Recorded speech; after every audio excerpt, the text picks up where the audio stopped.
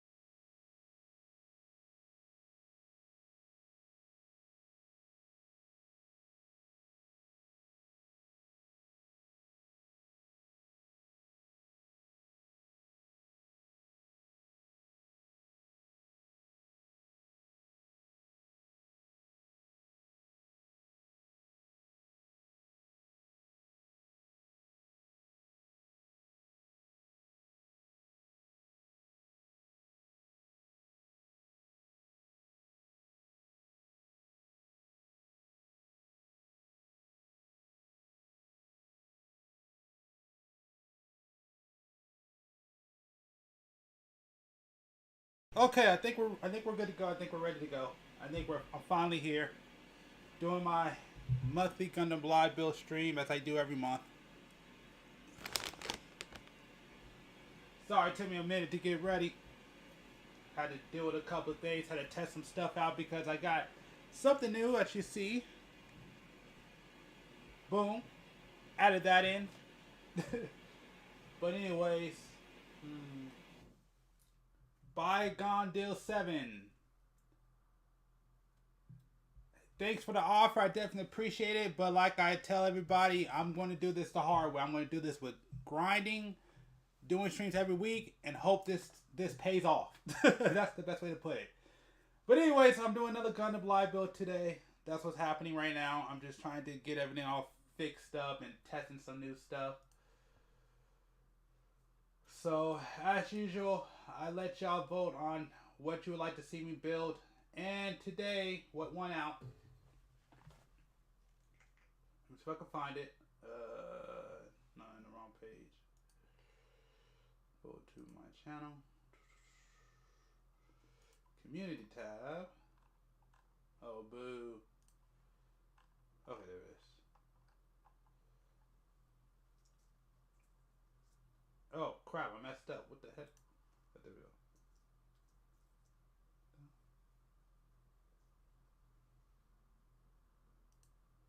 Why is that doing? Stop it.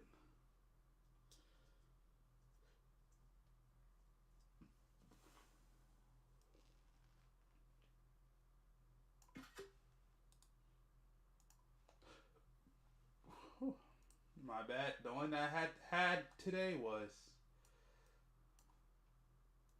a breath mint and a soda. So, but anyways, so as you see, y'all voted on what you would like to see me build this month, and what went out is the Gundam Mark II. So we're gonna go ahead and build that today.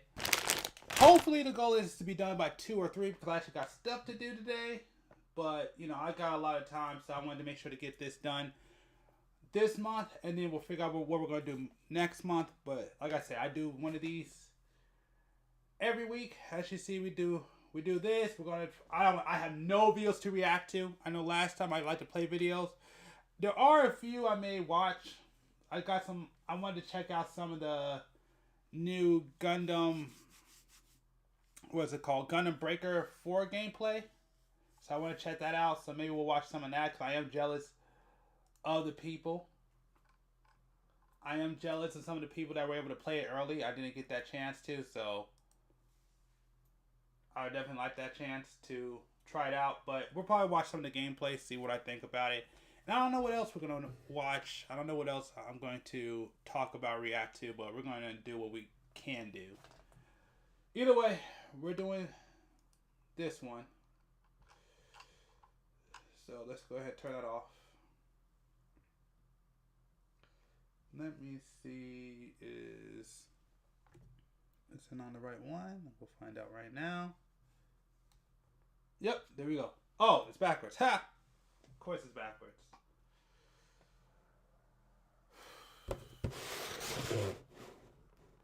So like I said, that's what we're going to be building today. Actually, let me see if I can brighten this up a little bit.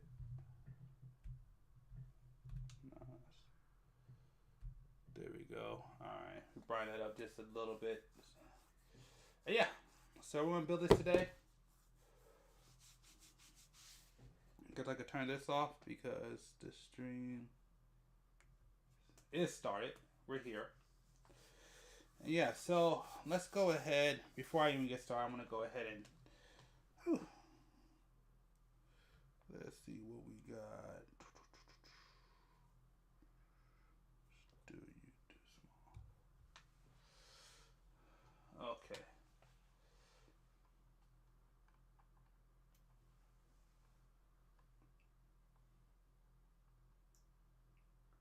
Where is it at? There you are.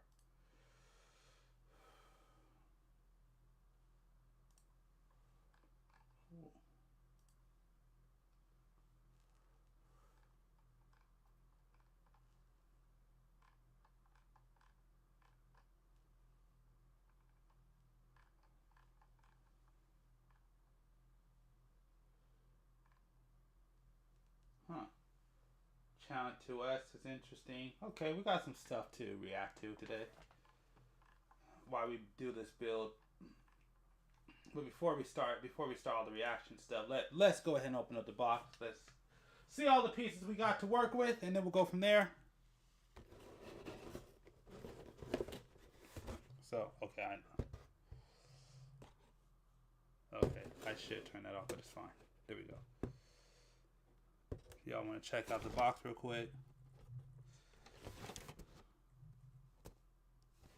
So I actually wasn't going to build this one. This one was actually supposed to be a kit bash. That was the goal. I was going to combine it with different kits, but why not build it? So let's go ahead and check it out.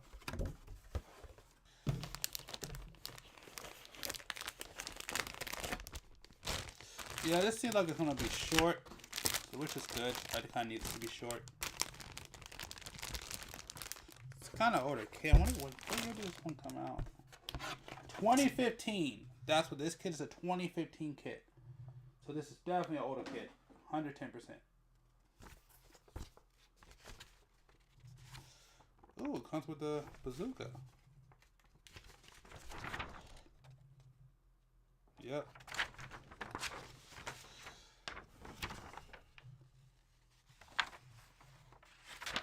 The funny thing is, I didn't even know I had this kit. I wound up finding this kit at like the bottom of my closet.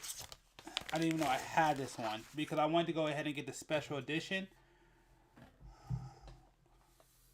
But I guess I bought this sometime during the pandemic and just never looked at it again. So I am surprised I actually have this one. But either or, let's go ahead and let's play some stuff.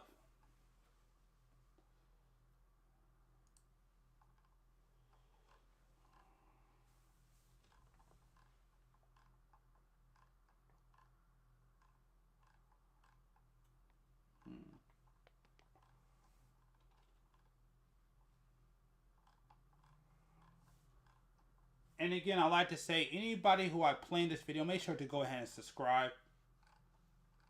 And I'm going to try not to play the entire video. We don't do that. I just try to play parts of it or skip around.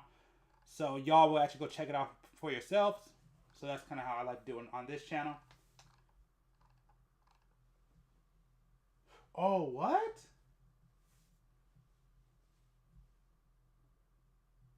Whoa, hold on. I need to, what? Hold on. I need to watch this. The people of Cornea are suffering, Rex, crying out for whatever help will hear their pleas. Oh, the Earth may be theirs, but the heaven... If you don't know, I fixed a lot of things on this channel, but the one thing I haven't fixed was my ability to monitor what goes on my channel.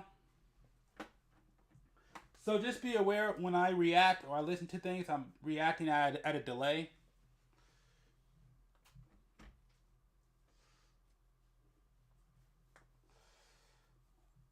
Because I thought I had it fixed, but the fix didn't wind up working. So I got to figure out a new fix and how to...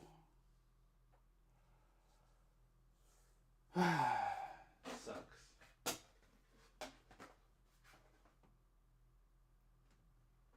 The heck?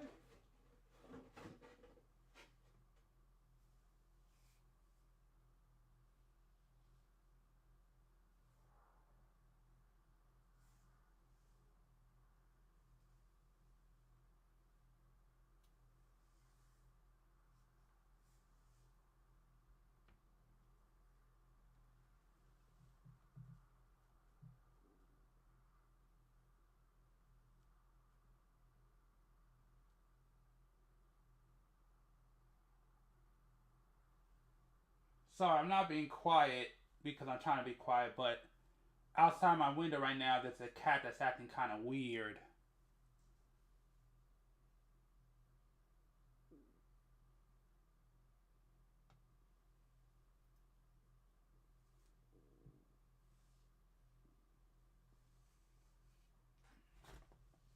Yeah, one thing about where I live, we have cat problems, so I'm not pausing because I'm just trying to see if I gotta get this cat out of here. So my bad. That's the only reason why I'm quiet right now.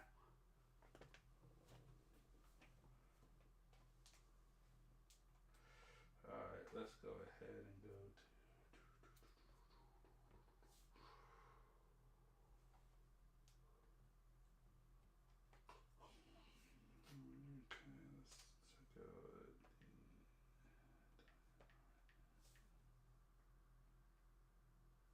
I don't want to be in there.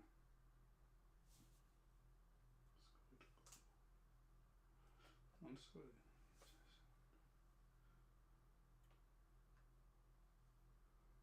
All right.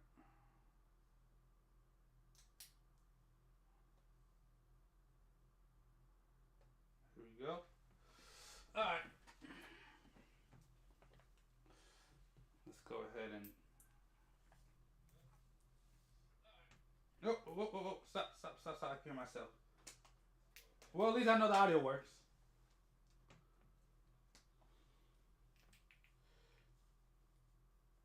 Alright. I know you can barely hear me. I know the echo. I'm getting back. Give me a sec. Alright.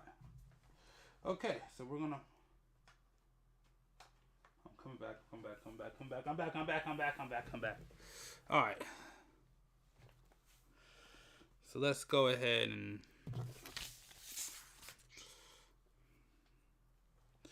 and play that because what I just read there. Okay, I can hear me very well. Get that out of my ear. Oh yeah. Oh, that you can see me. Don't want to be seen or perceived. But yeah, what's going on here? This is really big news. I really want to know what's going on with this because I remember when this was announced. So I'm very interested on what's going on. Oh, excuse me.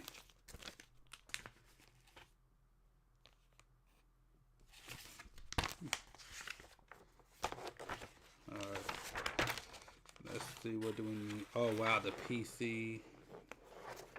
So we need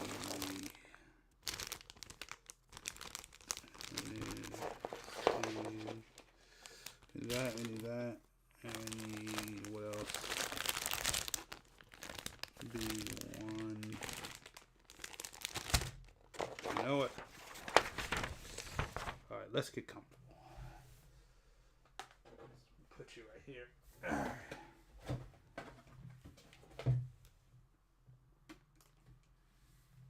Oh, alright. I actually need this phone right now.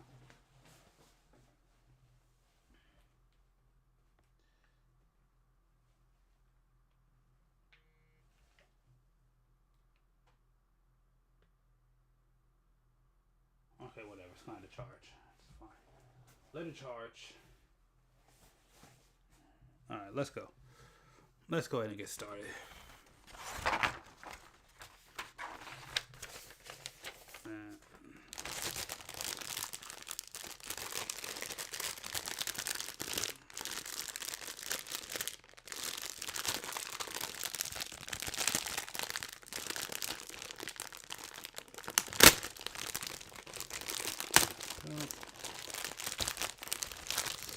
It sounds like Christmas morning.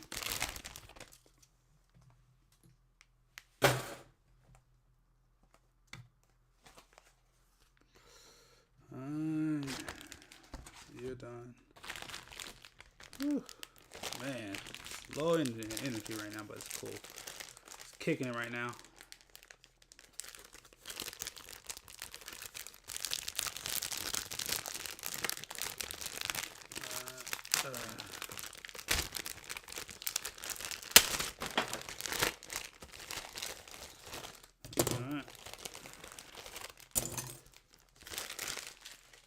Oh crap, my trash can is not over here. Ah! Why did I put it over there? Whatever, it's fine. Let's go ahead and do a build. So let's see what's going on with this Pokemon Bank. I'm very curious on what's going on. Oh, and once again, my bad for not the last stream, but the stream before. I didn't realize my audio was not working. So for all y'all who hit me up and why I didn't respond, why I didn't talk to y'all, is only because I did talk to y'all, but I didn't realize my stream wasn't on. I mean, my fault, my audio wasn't on. So that entire stream, shout out to Big626 for taking that one over. But yeah, I kind of messed that one up. That's on me.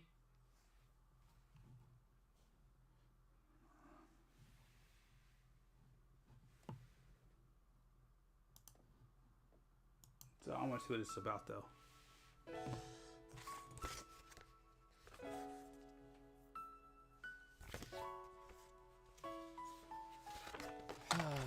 Hey guys, sorry, I'm just not in the whole 100% Pokemon Home mood today. Earlier I had a moment where I was thinking about how Gen 4 was my first generation I played on release day.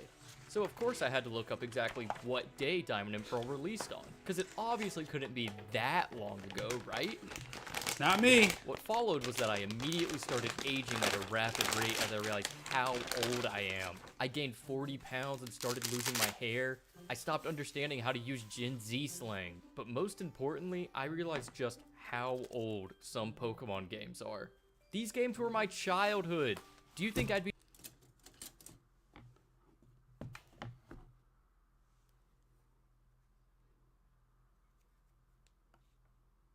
Oh, yep, my bad. the man I am today if I didn't grow up seeing the original Porygon sprite?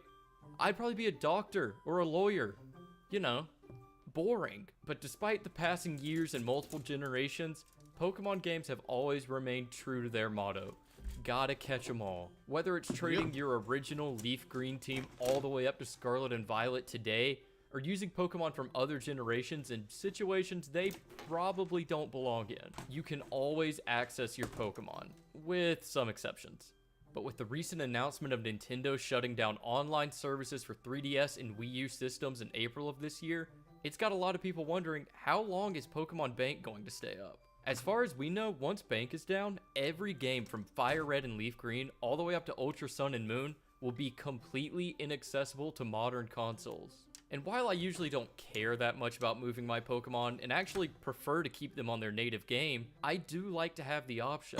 Plus, with this series being all about 100% clearing Pokemon Home, there is a large portion of challenges that require all of the older games that will one day become uncompletable.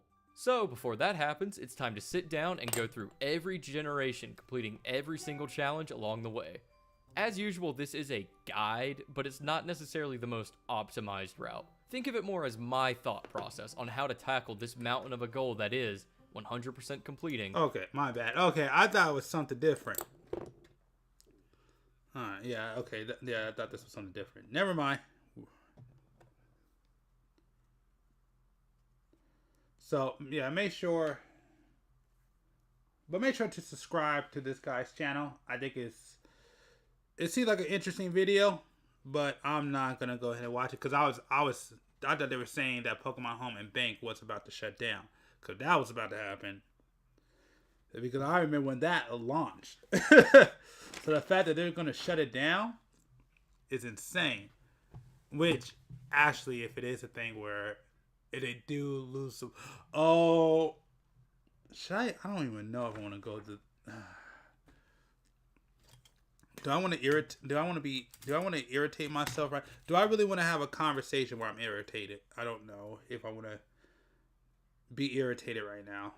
I'm trying to decide if I want to have that rant. Nah. I'm kind of chilling right now. I don't feel like being irritable right now. I'm enjoying the day. It's kind of nice. Well, it's not nice out actually. It just got done raining, but I don't know. I just want to kind of have a chill day today. Chill stream. Nothing crazy. Yeah, no, I won't. I won't go into the whole entire gaming industry rant and, the fact that people are losing their games and the fact that put it like this. This is just my answer for all this, to correct all this. Just buy physical. Because I keep hearing stories about that where people buy games online and then they're just games. I know movies, but from my understanding, I guess Sony was doing that where a bunch of people, the movies that they wound up making, I guess got discontinued. Wait a minute, can you see my hands? Hold on. I need to check. Oh yeah, I'm good. So basically, all the old videos that people bought digitally, basically, I guess they said they lost the licensing and they weren't going to be able to recover those backs, and they weren't going to be able to recover their videos back. And I didn't really like that answer. The fact that you spend all this money on movies and stuff digitally, and now at a whim they just said, well, we lost the licensing, so they're no longer yours. It's a problem. That's why my rule is always buy physical. I mean, I know with the, I'm going to look at that. I'm going to look at the gameplay right after this. I do want to look at the gameplay. I want to see how it looks. Very curious. But I know with Gundam Breaker 4 for the PS4, it's only going to be digital. But I know for the 5, you can buy physical. So what I'm thinking about doing is probably buying both of them so I could play it day one. That's what I'm thinking about doing. Because I kind of want to get this collector's edition. But I don't know yet. I got to see where my finances are going to be in the next couple of months. Because I got certain bills to pay. Oh, man. And, yeah. Alright. But I'm not here to complain. I am going to complain about that because, no, I just don't agree with the fact of you went ahead and spend your money on something that you thought was yours, and all of a sudden they could just say, nope, you don't own it anymore, and we can't play it, and you lose access to it. Yeah, I have an issue with that. I think it didn't happen with me. I think it happened with me with Marvel. I think it happened with Marvel. Didn't it happen with Marvel vs. Capcom 3 where it was digital? I think if you had the game, if you have it downloaded, it's fine. But I think if you go on to the actual store, you can't find it anymore. I don't know if that's true. I don't know if that's true. Something to look into.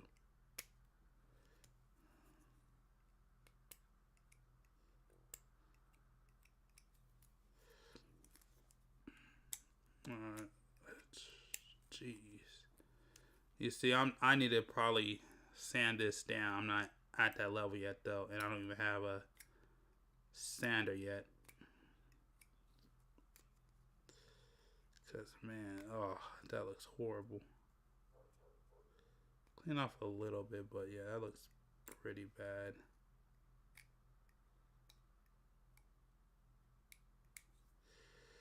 I did what I could.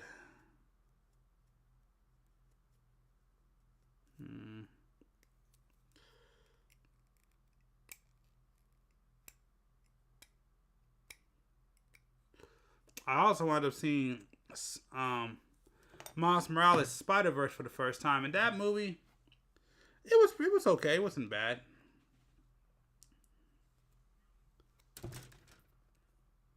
You know, I actually watched it. I actually enjoyed the movie. It was actually pretty good. I didn't think it was going to end on a cliffhanger. That was the one thing that surprised me, but I haven't really watched a lot of Marvel movies in a while, so, you know, I said I always wanted to check out Miles, and I went ahead and checked that out. Yeah, it was actually a pretty solid movie. Nothing really bad. Nothing really to complain about. It was solid.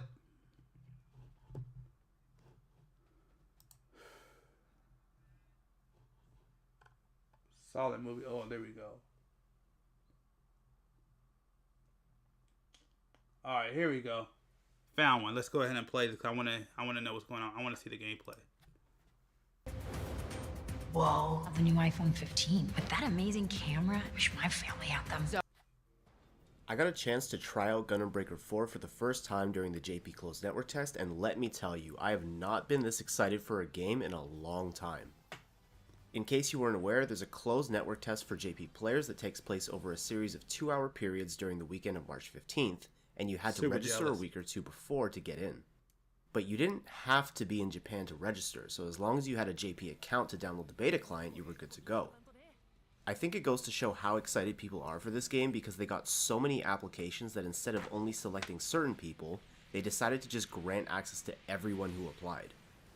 I'm here to give y'all my first impression of Breaker 4 after actually playing the game and hopefully show you why I'm so excited for the launch. Now I will say there are some limitations to what I took away from the beta because it was all in Japanese, so there's a bunch of stuff I didn't understand. Lynx and I even resorted to opening Google Translate on our phones and pointing the camera at our monitors to help us read certain menus. Thankfully, because I used to import all my Gundam games when I was a kid, I have some experience navigating Japanese games and was able to find my way around for the most part. I don't know what they want me to do for this one. Double, maybe? Yeah, okay. Look at that. Intuition, chat. Can't even read the menus. Still got it. This is what? Gallery, I'm guessing? This looks like gallery. It is gallery. Look at that. I can read Japanese. I can see my friend code, but... Oh, I can't find my friend code. So you go... You hit... Let's get into the real stuff. The beta had 3 missions, the second of which was the one from the dev stream that ended in the unicorn boss fight. As you would expect, these missions got progressively harder, with the last one having you fight 3 bosses at once on the last wave. You could even change the difficulty to hardcore to see how it would feel to fight while you're underleveled. The missions were enjoyable, and I liked how the boss fights played. The only thing that I wasn't the biggest fan of is how you move from wave to wave. It reminded me of certain missions in Gundam Breaker Mobile because you despawn after one wave and respawn into the next one, and I feel like I would have preferred one large area that you progress through. But this format does let them include multiple maps in each mission, which I guess isn't the worst thing. I would have preferred if they had included something like 5 missions total, but honestly, it didn't feel bad rerunning the same ones at all because each... I do want to say this when it comes to Gundam Breaker Mobile. I was not a fan of that one. I hate to tell y'all that, but I tried playing it, and that one just wasn't for me, so just want to put that out there. I was not a fan of the Gundam Breaker Mobile series at all. Wait a minute.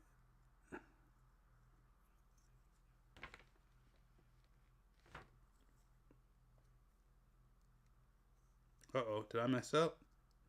Damn. Oh, my. I think I already messed up. Ah.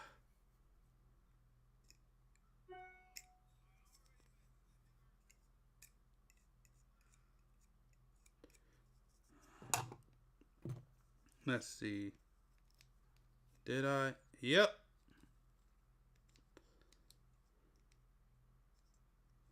Yep, absolutely.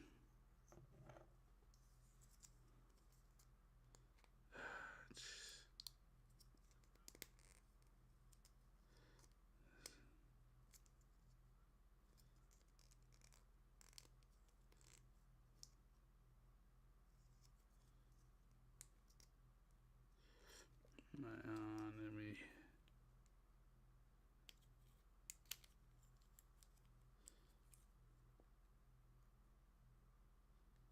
I guess it's supposed to go on right here, right? Yeah. Okay. Already screwed up. It's alright.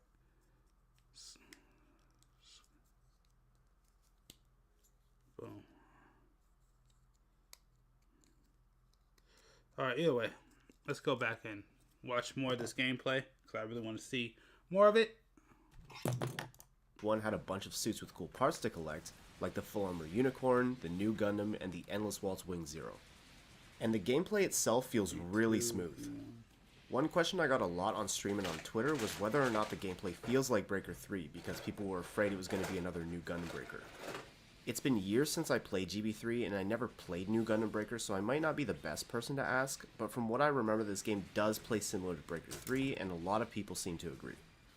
I've also seen some people compare it to Dynasty Warriors Gundam, which I don't really think is a fair comparison.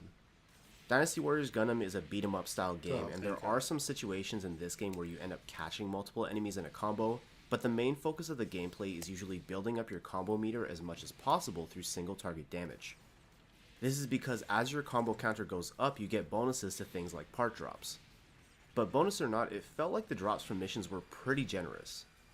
Then again, it's possible I just got lucky because there were a ton of parts I dropped that Lynx apparently didn't. Oh wait, I have a full armor Gundam backpack? I didn't even see that! I'm so jealous. I do not have. Where's this?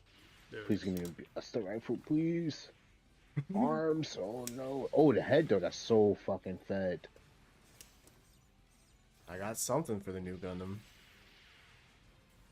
Yeah, I think I got the arms or maybe the head. I think I got a saber and the legs, maybe? Oh my god, I'm so jealous of both. To properly chain things together, you can do some pretty flashy moves. Like for example, if you launch an enemy upward and do your air combo and knock them away, you would probably expect the combo to end there, but you can actually input again to chase them and keep the combo going. Even through using things like shield bits, I was able to stagger my opponents in midair and extend my combos even further. There definitely were times where I couldn't figure out how I did what I did though. For example, sometimes my combos would end in kicking the enemy away, and other times I would finish with a downward helm breaker that caused me to land. Again, these are things that I'm looking forward to experimenting with once I have more time to play around with the controls. One thing I will add is that sometimes the tracking for melee felt a little janky, especially when it came to EX skills. I had some instances where my Gunpla would dash forward to land a melee EX skill, and others where it would stay in place and just completely whiff. And speaking of your EX skills, in this game they work almost like special moves in a fighting game. You have an EX meter in the bottom left of your screen that you fill up by landing combos, and each EX skill has a cost associated with it that you can see on its icon. So if you build enough meter, you can essentially spam your EX skills back to back. On the flip side though, your option skills all share a single cooldown, so once you use one, you can't use any of the others until the cooldown is over. This isn't horrible, but it does kind of feel bad because some of the option skills are really cool and it would be nice to be able to use them more freely. Me personally, I'm still getting used to the controls. I play so much Gundam Extreme Versus that my muscle memory is kind of hardwired to play like that, so playing with a different button setup is pretty jarring. Like in X Versus you double tap X to boost, so I would instinctively try and do that in this game and just end up jumping in the air and then landing really fast. This also meant that I immediately forgot that the block and quick dash buttons existed, which became an issue when the unicorn boss got mad at me for stealing his drift. We're about to fuck you up, guy. Yeah, this guy's getting cooked, for sure. I'm gonna launch a fuel tank at him immediately. That's crazy. That's his own thing. Yeah. He hates me. There are some parts that even have multiple skills now, such as the FA Thunderbolt and FA Unicorn's backpacks, and these can be a combination of both EX and option skills. I mentioned in my last video that this game seems like it's really embodying the Gunpla is freedom quote from Build Fighters, and I don't think I could have been more right. In fact, I'd argue in some cases you almost have too much freedom. Look at how the High Gargoyle holds this fucking beam rifle. This is so dumb. That's so nasty. Oh, that is gross. That's disgusting. Why is it posed like that? I want to see this. When I equipped it, let me see. Because I'm cycling through like all the parts right now, or all the options, and it's not doing. Oh, never mind, I found it. That's cool. All right, so that's cool. Make sure to subscribe to that. Make sure to subscribe to their channel. So good information on it. I think I want to watch another one. I'm probably gonna watch another one, but hold on, I wanna. There's one that I see that I'm kind of. What do they say? Oh yeah, I want to watch this one. We'll watch one. We'll watch like 2 more of these, and then maybe we'll go ahead and check out another video. I just got done playing the network beta test for Gundam Breaker 4, and I am already sold. Bandai Namco did a network test last night for Gundam Breaker 4. This is an upcoming Gundam game that they've been working on for a while now. And it was technically supposed to be only a Japanese thing. I snuck in anyways, and I suspect a lot of other people did too, because they said they had far, far more applicants than they were expecting. It was supposed to be some sort of lottery thing where only a few of the applicants would get in, but they ended up just opening it up to everyone. Unsurprisingly, in the first few minutes, the servers just completely crashed, and I was a little worried I wouldn't be able to experience the game at all. However, about 10 minutes later, I was able to get in. Here it is. Here it is. We're finally in. So just for a quick little bit of background before I talk about my experience with this game, I did play New Gundam Breaker on PC. It was pretty bad. I pretty much hated everything about the combat and the actual gameplay, and for the customization, I ultimately ended up just downloading someone else's 100% save to unlock everything, so I could basically just treat it like a Gunpla customization simulator. And while it got the job done in that regard, I was well aware that it was nowhere near the level of quality as the first 3 Breaker games on the PlayStation. So when I saw the Gundam Breaker 4 trailer get announced at a freaking Nintendo Direct of all places, I was unbelievably hyped. We finally had a real Gundam Breaker game coming out for PC, but was it going to be any good?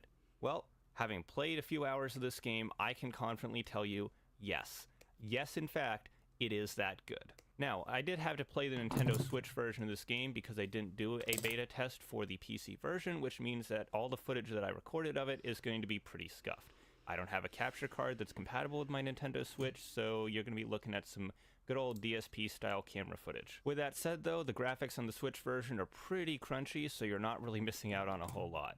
Even when I played it the next morning in docked mode, it still was pretty hard to see some of the smaller details on the models, although the UI elements that had text on them did seem to be a lot sharper. And from what I've seen, that seems to be pretty par for the course when it comes to the Nintendo Switch. After all, it's basically a 10-year-old tablet. So once I got in the game, the first thing I noticed is there's a really smooth transition from the menu screen to the in-game lobby. Unlike the previous Gundam Breaker games, where you had like kind of a pilot character that you'd use to navigate around the lobby, in this game you are always inside of your Gundam. And I like that a lot. I like building my own custom Gundams, and I like being able to see my Gundam when I'm playing the game. So having more parts of the game in which I can see my custom Gundam and walk around with it and interact with other players using it, that's really cool. I like that a lot. There are also little emotes that you... I kind of wish you could just be a pilot. Like, I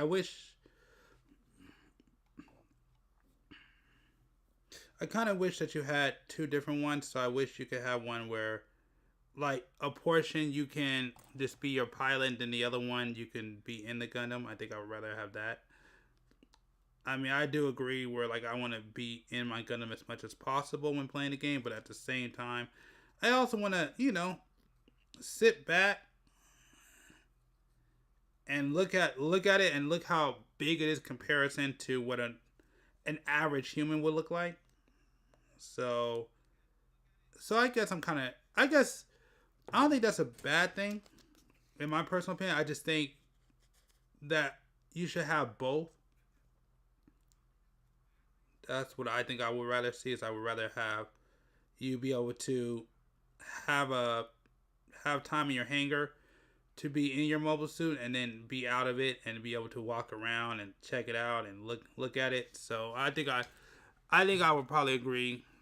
I don't hate that feature, but I just wish they would expand it to have both, where you could walk around outside of it, you could walk around inside of it. But that's just how I feel about that.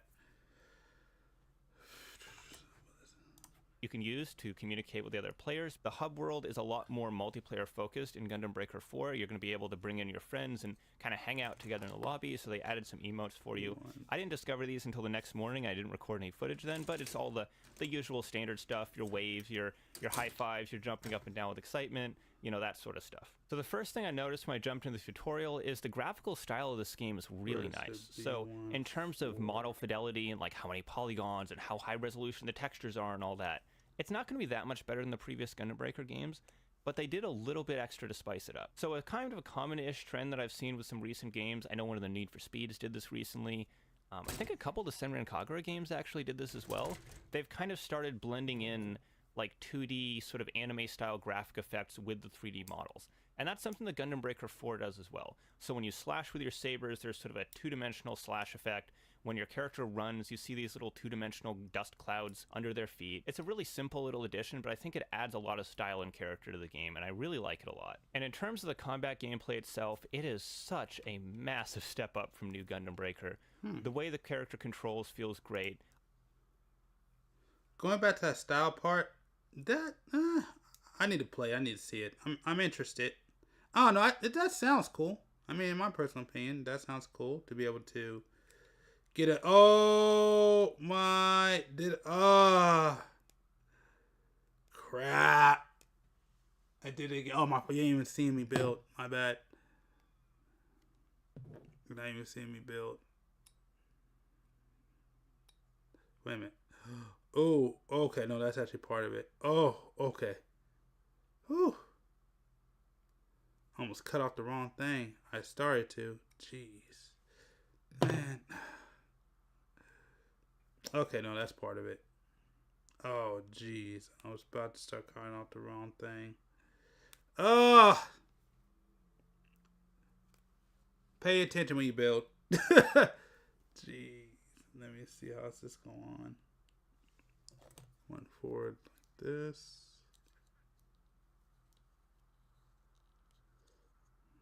Yep, almost cut off the wrong thing messing around. Alright. And then B2's down there. Alright, let's keep going. The melee is fun. There's some really cool new mechanics they added to the melee that I'm going to get into a little bit later, but just giving a general overview, the combat is hugely improved. Melee feels fun, range attacks feel fun, the animations don't look as stiff and janky as they were in New Gundam Breaker. Maneuverability is for the most part okay.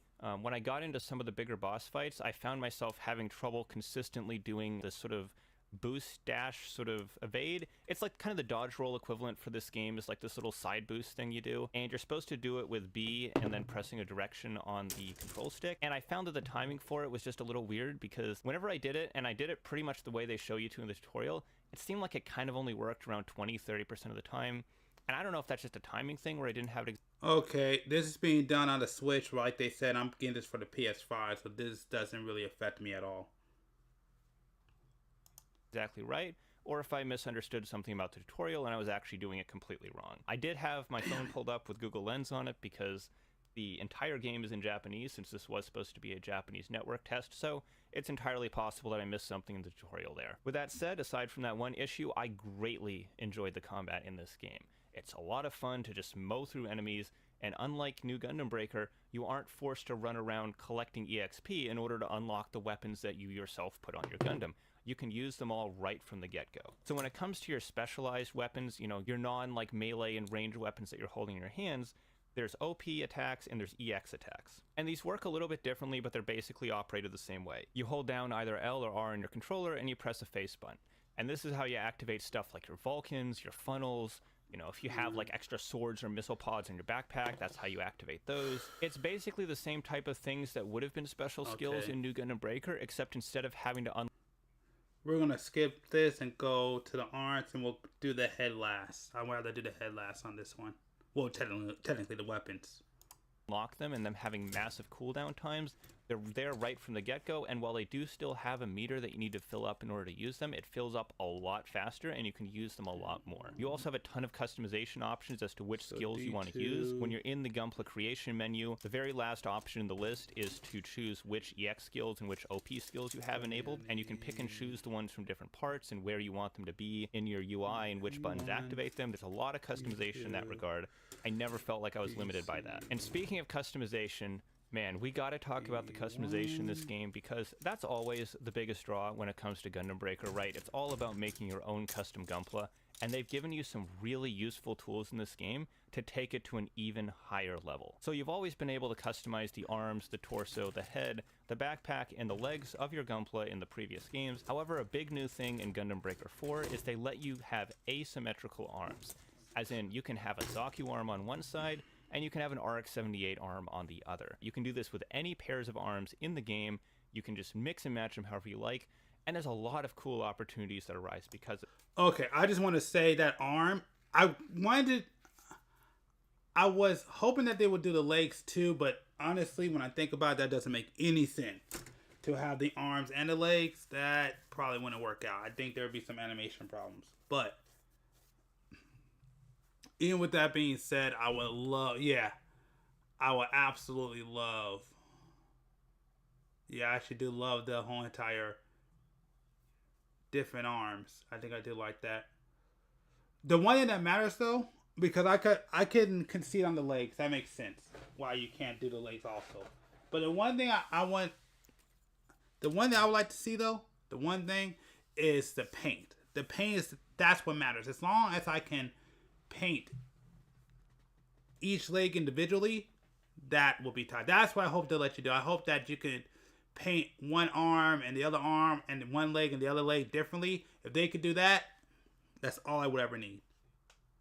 To this. One thing that I was really curious about that I was kind of hoping would be in the game, I haven't seen any confirmation of it yet, but I'd really like to see them add this. There are some Gundams that already have asymmetrical limbs, right? Like the Gundam Astroth, for example. He's got the big blue punching arm and he's got the standard white arm. I think it would be really cool if the game included mirrored versions of those asymmetrical parts, so you could make a Gundam that has both of the giant Astroth arms, one on each side, or has the launcher strike arm that has the extra equipment on the shoulder on both sides to do like a double launcher strike. I agree. I think that'd be really neat. I haven't seen any indication of that being in the game, but I hope it's something they at least consider adding. This was all in the trailer though. This was all stuff we knew before going to the beta. What really took me by surprise was there's even more new customization features added beyond that. In adjustment, you can adjust the size, position, and orientation of the mecha parts, display the shield, and set the type of movement. You can also select parts to be removed. This is where things get interesting. So not only can you mix and match different arms, but you can scale and position them, and this is such a huge, huge addition. So obviously when it comes to Gunpla, there's a lot of varying body types and designs, so not every pair of arms looks good together. So what the game allows you to do... Wait a minute. Hold on. Wait. The ability to position...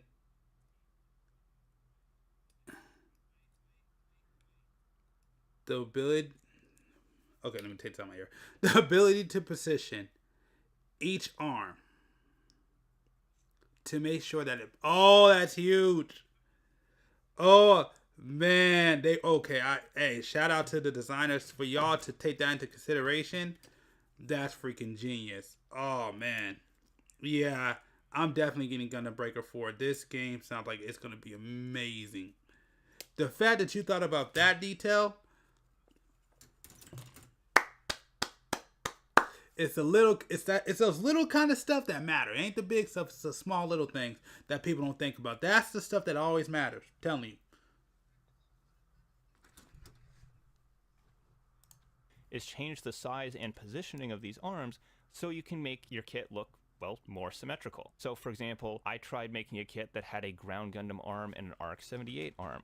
And the shoulder positioning of these two sets of arms is a little bit different. The Ground Gundam's arm sits up a bit higher on the torso, and the RX-78's arm is a little lower. So what I was able to do was adjust the Ground Gundam's arm to drop it down a little bit, and now the arms of my Gundam were at the same level, and they look like they belong to, well, the same machine.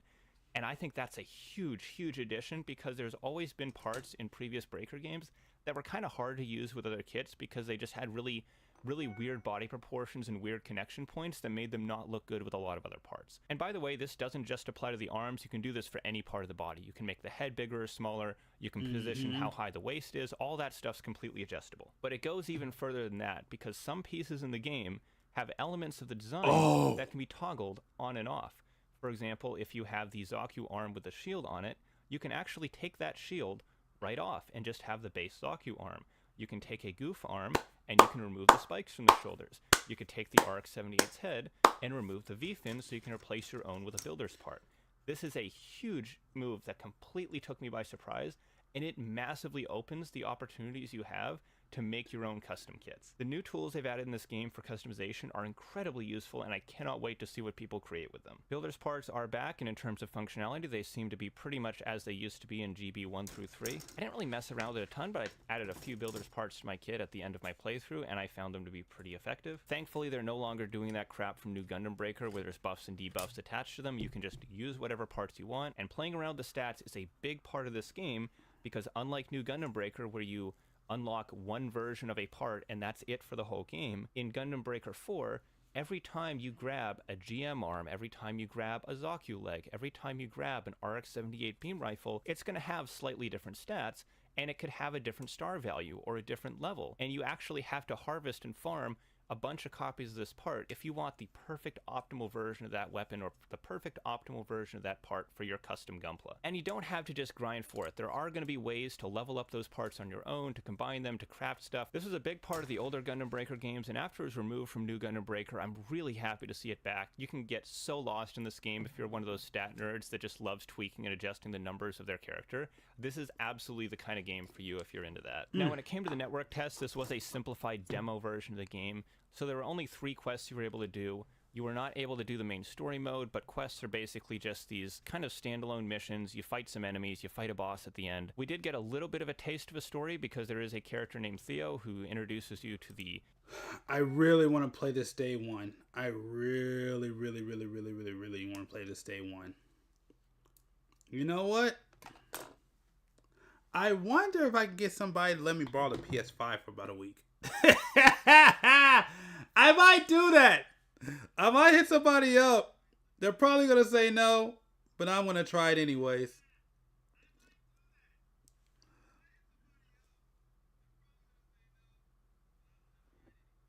Because I really want to get it for the PS5. Because, again, my goal by the end of this year is to get the PS5 Pro.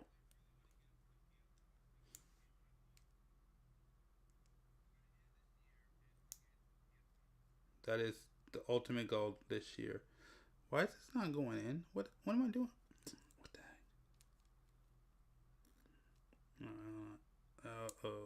Is it? Oh, there we go. Ha ha ha ha ha ha. Gotta work. That's it, right? Want to make sure. Yep, that's it. Yep, that's it. That's all I need to do.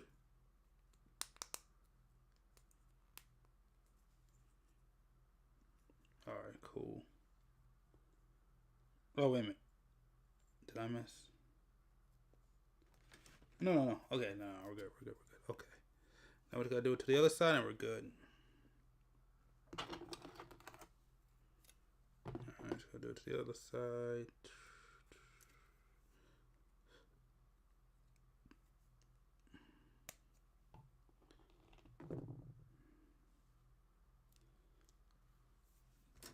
This is A2. You know, I'll just put this in right now. Why waste the time when you can get it done now? Boom. Just do it like this. Okay. Okay. Let me get that done. Alright. We're good with that too. Alright, let's keep going. Kind of the main hub environment. He's in this little SD Gundam. I already like him a lot more than the characters in New Gundam Breaker. They're not doing the super generic high school visual novel thing. We've actually got characters that are interacting in real cutscenes in real time. It's a little thing, I know, but just having actual cutscenes instead of visual novel cutscenes makes the game feel so much nicer. In terms of characterization, they already have a lot more personality, the characters that I interacted with in the demo, than any of the characters in New Gundam Breaker. So on the story side, even though it's a game that probably a lot of people don't play for the story, I think in that sense it's still going to deliver a lot better than New Gundam Breaker did. So now it's time to loop back around to the combat, because there's something else big about the combat that I haven't brought up yet, and that is that this game introduces asymmetrical dual wielding. And this applies to both ranged weapons and melee weapons. And it is so much fun. I ended up using a combination of a Heat Hawk with a Beam Saber for melee, and it was a really effective combo because the Heat Hawk is really...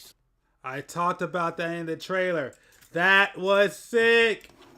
I love the dual weapon. I love the dual wield. I saw that in the trailer. That's one of the things that had me super excited about this game. slow, it's really heavy, but it has a ton of knockback. And the Saber is a lot faster, it's a lot quicker, you can do longer combos with it. So mixing and matching these two weapons, switching back and forth between them in combos is super, super satisfying. And the same applies to ranged weapons as well. So for my character, I chose to use a ground Gundam rifle in one hand, and the beam spray gun from the GM in the other. This meant I had a lightweight, high rate of fire gun in my left hand, and a more powerful beam weapon in my right, and I was able to switch back and forth between them. And this is the fun part, you can just go guns blazing with both hands at once, unload both of your beam weapons full magazines at once, and just obliterate an opponent, and it is so much fun to do. Going further into the painting system though, they have changed it up. You can still chip your armor, you can still add airbrushing, you can still add like all the weathering effects you could before, but they're even more in depth. So for example, with the chipping, you can actually choose the color of the exposed metal underneath the chipped areas. You can make it so that the bare metal is bronze or like a metallic green color or gold instead of the standard silver, and that gives you a lot of different options for customizing your suit. You have a ton of options, and I'm sure we're going to see some really amazing customs with this system once the full game comes out. Once everything's perfectly organized, I'll start working on my thesis. Grammarly will ensure you feel confident nailing your final thesis by supporting your writing journey from start to finish. Another little quality of life thing that technically doesn't matter much, but I found really helpful, is that when you select a new part for your kit, you can choose to either keep its base color or automatically apply the existing custom color scheme to it. And again, maybe that's a thing that was already in the older Breaker games, but because it wasn't in New Gundam Breaker, it's new to me, so I gotta give it credit here. Now, despite this being a network test... Oh, wait, what? Wait a minute. Are you kidding? So basically, if I have a color theme, what, it will automatically change the color for me? If that's what they're talking about, if that's what he literally is saying, that is freaking sick. Yes, absolutely. Instead of having to do it myself, it just does it automatically. As soon as I pick a color scheme, it just matches my current color scheme. Oh, yeah, that's great aid, good news. That's the stuff. Yeah, that's what I want to hear. Yeah, that's sick. Yeah. No! Crap! I lost the part. Alright. Time to go for search. Alright, time to search. Alright, let's go looking for this part, because I cannot continue this build without that part.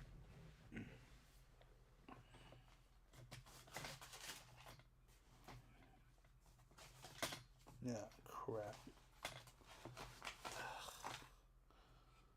hate this.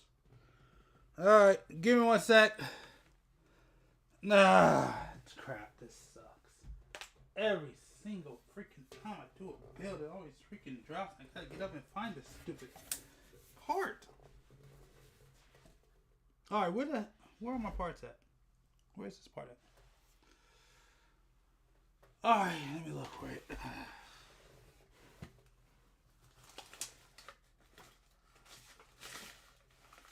What's that? No, that's not it. This is what takes these videos so long. When I drop parts.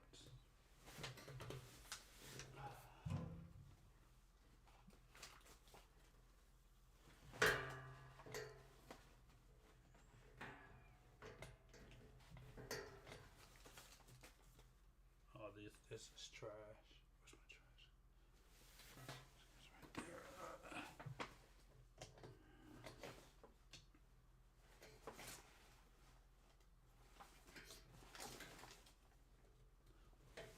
Oh no.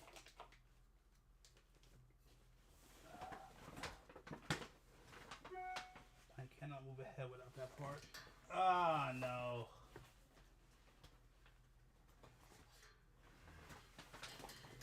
Does it drop and then it drops? Can't be found.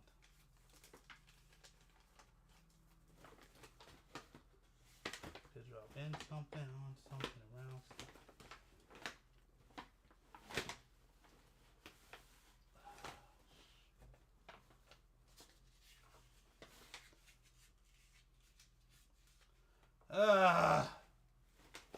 Throw this trash away real quick. Dang it. And I can't move ahead without that part, because that part's important.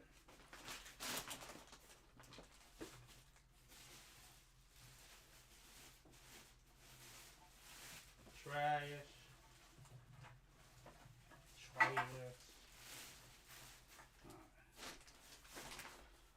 Where did it go to? Anything.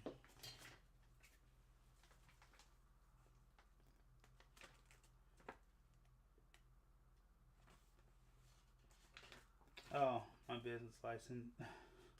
Well, that's not my business license. Oh, you don't even know about that. We're not going to talk about that on the stream. Don't worry about the business license. And my bad, I can't see y'all. If there's any chat in there, I can't see y'all right now. Not until I find this part.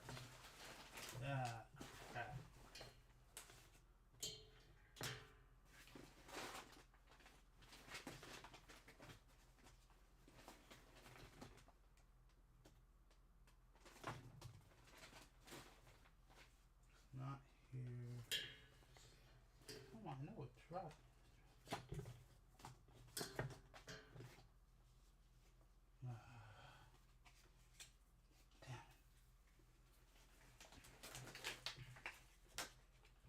This is the worst.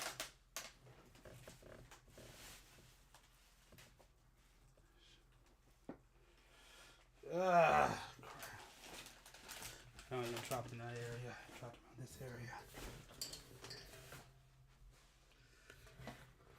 Alright, let's keep looking.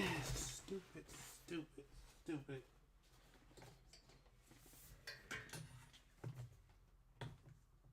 Oh, yeah, this hanger's trash.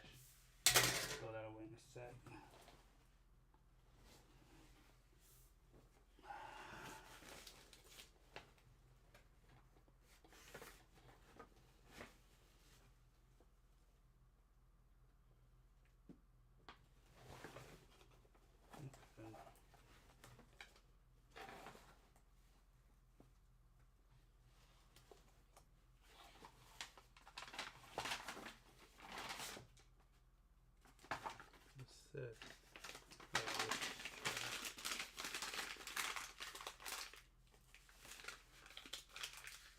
This is trash. I need this.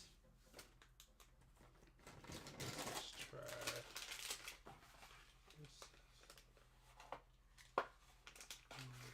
This is trash.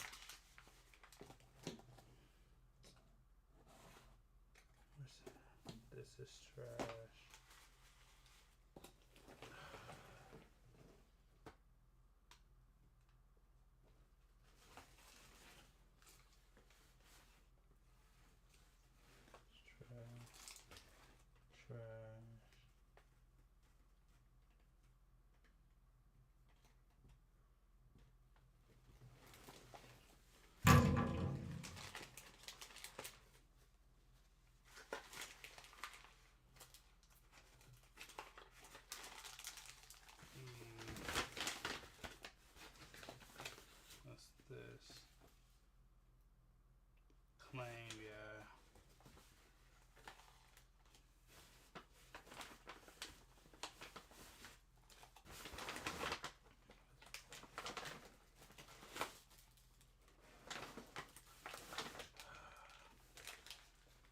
Kidding me. Crap, I really need that part. I can't move ahead without that part.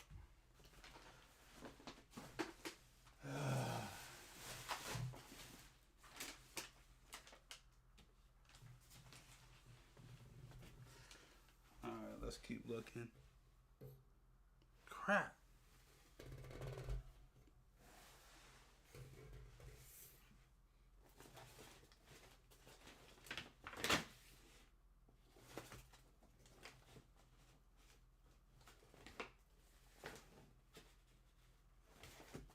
When it drops, just like disappears. Doesn't make any sense. Ah.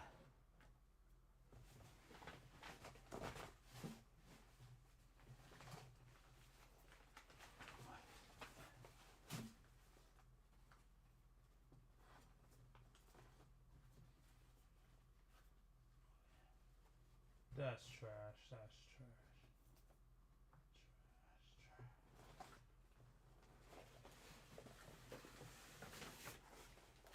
Oh my god. I knew it! I knew it was hiding on something. I found the freaking stupid God. I knew that crap. It was like, literally.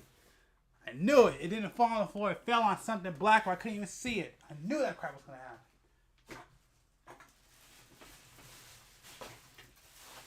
I knew it!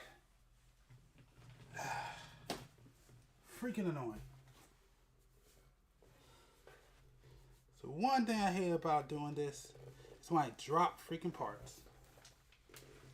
God. Always got to freaking find one and then have to. It's all this part. Boom, done. Look at, man,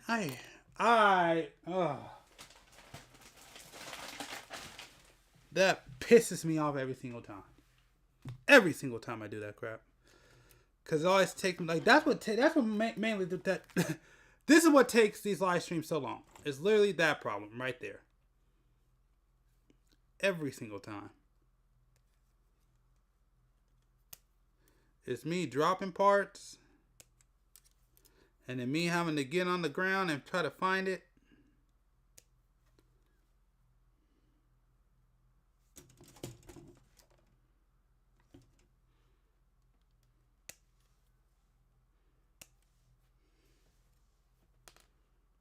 You.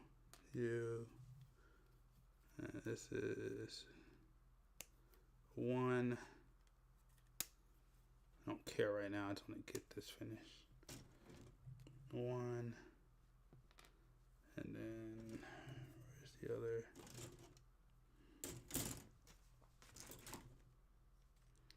B1 was 35. There it is.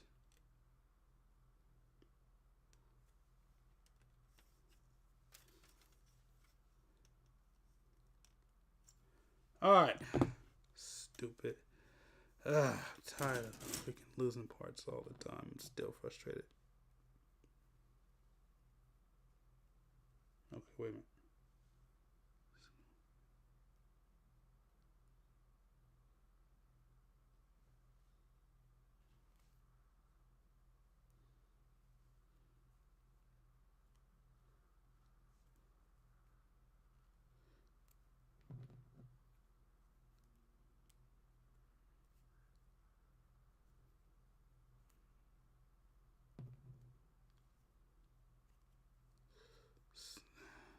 Alright. Just gotta put this together. Okay. Alright. I feel good. Now I feel good. Now I feel confident. Let's move ahead because I'm irritated like a mug right now. Alright. We keep going with the video. test. Ironically enough, I did absolutely zero online play. I'm just not really like an online multiplayer game kind of guy. I'd really rather have my own single player adventure, so I didn't really play around with any of the multiplayer features. I'm assuming they work reasonably fine. I'll probably play it with some friends when it comes out, but I was so wrapped up in the single player mode when I was playing the network test that I didn't actually test any of the network features. But I'm sure they work fine. I'm sure they're going to be fine. The rest of the game was great. I'm sure the multiplayer is not going to disappoint either. Now, one other feature that I was kind of hoping to get to try out that I unfortunately wasn't able to is the diorama mode. I don't think diorama mode was in this demo of the game because I couldn't find it anywhere. Maybe it was. Maybe I was just looking in the wrong places, but they did show off in the trailers that there is a full diorama mode for the game. It's kind of like the gallery from the older games, but taken to the next level. You can add effect parts like explosions and lasers and environmental pieces like buildings and rivers and stuff, and basically create these giant diorama scenes. It looks like a ton of fun. I was kind of hoping to play around with it. Unfortunately, I was not able to find it in the demo. Maybe it was there, maybe it wasn't. Either way, that is something I'm looking forward to trying when the game comes out. Now, in terms of new units being added to the game, everything that I saw in the demo was just standard stuff we've always had in Gundam Breaker. New Gundam, Jigen, F91, Unicorn, stuff like that. However, we did see the Gundam Aerial in the trailers and promotional material. We also saw a couple glimpses of a standard type Graze and some more screenshots that they took for the Steam page, so we are getting at least a few new units. Now, the total unit number they said was going to be around 250, and New Gundam Breaker did come with exactly 250 kits, so chances are it's probably going to be the NGB roster with maybe 10 to 15 new additions on top of that. I would not expect to see a lot of new Gunpla in this, and I would definitely not expect to see a roster on the same level as the mobile game. With that said, just the quality of life improvements, just the improved gameplay, just the improved customization on its own is already enough to make me strongly recommend this game, even if they didn't add a single new kit to it. If this was just existing kits that... I just want to say, I don't know, that's kind of upsetting that they won't have a roster that big like the mobile game. I feel like they should. You know, like, since this is the next one. The only thing I care about seeing, though, is my Gundam Geminas. That's all I care about seeing, because I have an idea what I want to do with it.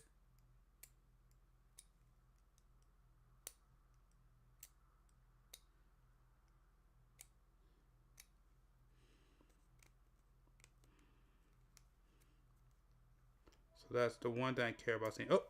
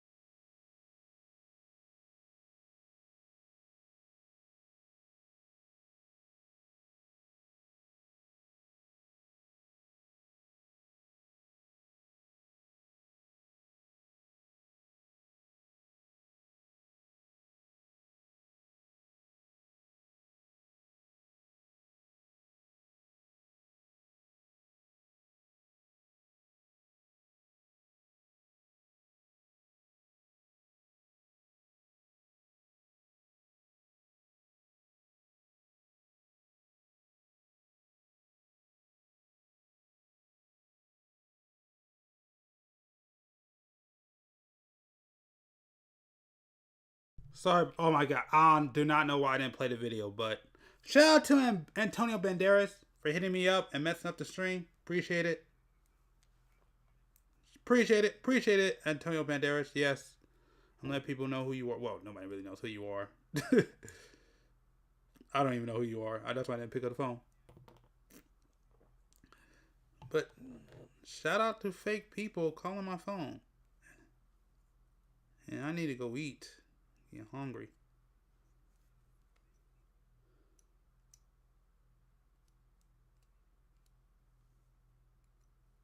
But it's alright. I'm not leaving till this is done. Till this is done, I'm staying on the stream. no matter what. Well, certain things matter, but for the most part, no matter what. That we already had in 3 and New Breaker, I would still strongly recommend this game. It is a ton of fun.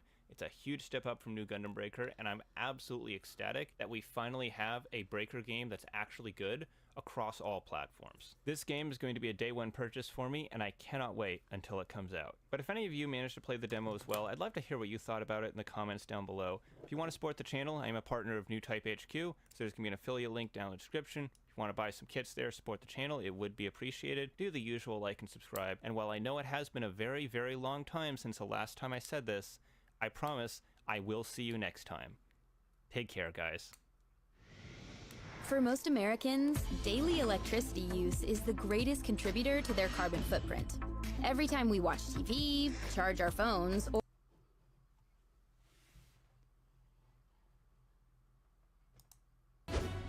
Oh, I haven't seen this student forever. Oh, shoot. Yeah, we definitely gonna watch. I ain't seen this channel in forever. Yes, we are absolutely. Yeah, we were. Yeah, if you're a Transformer fan, you see, that's one thing that y'all don't know about me. I'm a huge Transformer fan. I just never got into it, never had an opportunity to. So, yeah, we're definitely going to check out this video. Wait a minute, is it new? Oh, we can't, it's too new. Nope, no. We will not check out new videos. We're not going to do that. Let's see if we got the older one. Let's see what we got.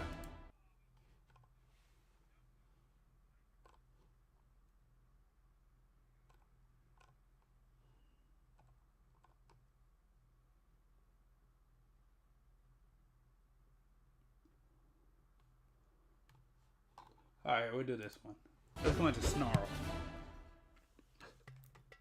Time to act prehistoric again this week with a look at another member of the Dinobots. It's the basics on the silent, surly spike-tail, Snarl. The toy that would become the original Snarl was first released in 1984 as part of the Japanese toy line Diaclone. The figure was part of the Dinosaur Robo subline of mechanical dinosaurs and transformed into a Stegosaurus. All 5 Dinosaur Robo were imported by Hasbro and released as part of the second year of the Transformers line in 1985 as the Dinobots, a team of powerful, rebellious Autobots who resented the command of Optimus Prime. Marvel Comics writer Bob Budiansky wrote a profile for Snarl, characterizing him as the loner of the Dinobots, a morose spot who said little and only found happiness in war. He hated being stuck on Earth and loathed his clumsy dinosaur mode, though the form did have its advantages. His dorsal plates could absorb solar energy, supercharging his strength. In the original Transformers animated series, Snarl and the Dinobots were built on Earth by the Autobots, and were primitive bots of low intelligence.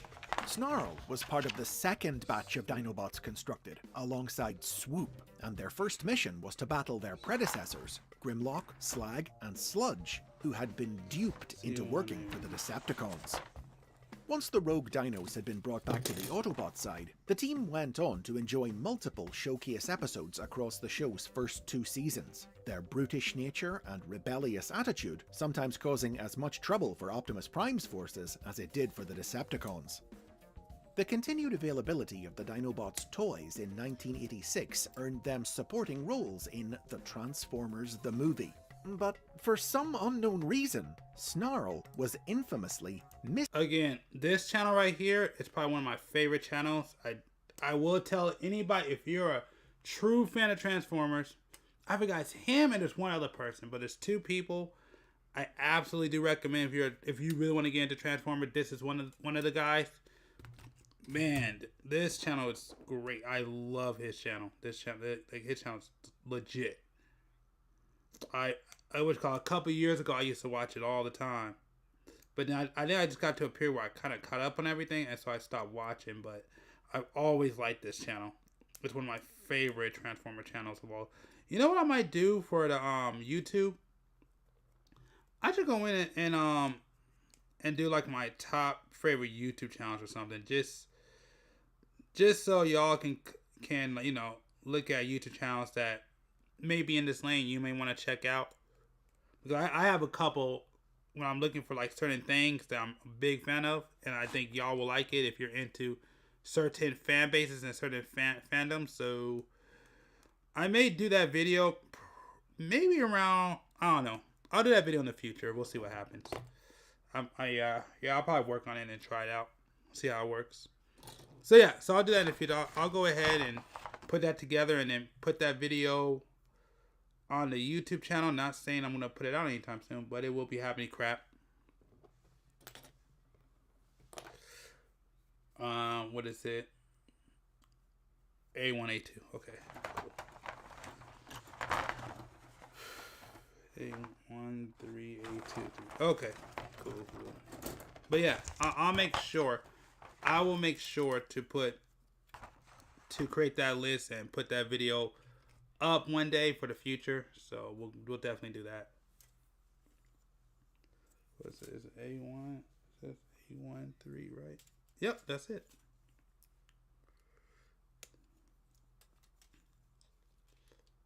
A1, 3. Boom. And A2, 3. I probably should be doing this a little bit better, but I'm not. And that's on me.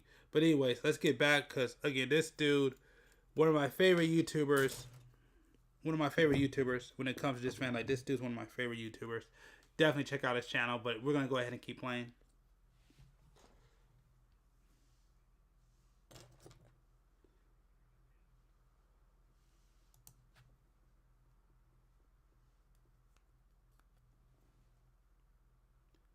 Oh, what the heck? No! Why did you turn it? Oh, hold on. Yeah, want to turn it. There we go. Missing from the team during the film and could be glimpsed only in a few brief crowd scene cameos. Fortunately, he was back during the subsequent third season of the cartoon, which, following the precedent set by the movie, depicted him and his teammates in more humorous roles, now playing their lack of smarts more for comedy. Snarl and the Dinobots were handled very differently in the Marvel comic book, in which they were part of the crew of the Autobots spaceship when it crash-landed on Earth 4 million years ago. Regular bots of normal intelligence, they were given their dino modes by the ship's computer when it reactivated them to battle the Decepticon Shockwave in the Savage Land, a prehistoric lost world hidden in Antarctica. It was Snarl who ended that battle by collapsing a mountain on top of Shockwave, but unfortunately, the avalanche also knocked the Dinobots into a tar pit where they lay stuck for millennia until being found and reactivated in the modern day. The team quickly became favourites of British writer Simon Furman and starred in multiple exclusive stories that he wrote for the United Kingdom's version of the comic, striking out on their own adventures, including one in which a malfunctioning Snarl laid waste to a US military base. The discontinuation of the Dinobots toys in 1987 saw them phased out of the comic, some of the many victims taken offline by Starscream when he acquired cosmic power, but they weren't gone for good. In 1990, a new toy of Snarl was released, a non-transforming Action Master, whose partner droid Tyrannotron converted into a cannon for him to wield. Though he never adopted this form in the comic, the toy's release did ensure that he and the other Dinobots were brought back online to star in new adventures. In particular, UK stories showcased Snarl's struggles with the rusting disease Corrodia gravis, which required the Dinobots to temporarily transfer his mind into a real Stegosaurus from the Savage Land to keep him alive until they could heal his body. In 1991, Snarl's original toy was re-released in Europe and Australasia as part of the Classics line of reissues. Then it was made available again in 1993's Generation 2 toy line, in new red and rarer green colour schemes, ensuring him further appearances in Marvel's tie-in Generation 2 comic. Snarl was the only Dinobot other than team leader Grimlock to appear in all three of the Action Master. Yeah.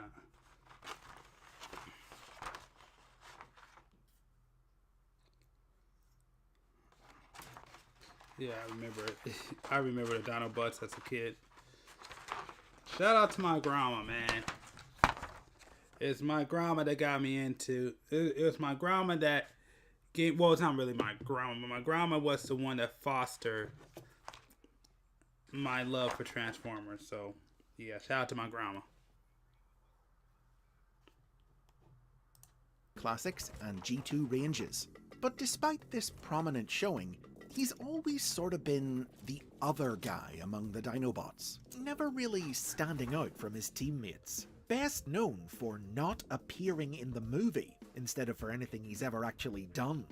Punctuating this lack of notability, after G2, Hasbro took to recycling Snarl's name, repeatedly reusing it for multiple brand new characters unrelated to the original, to an extent that no other Dinobot endured.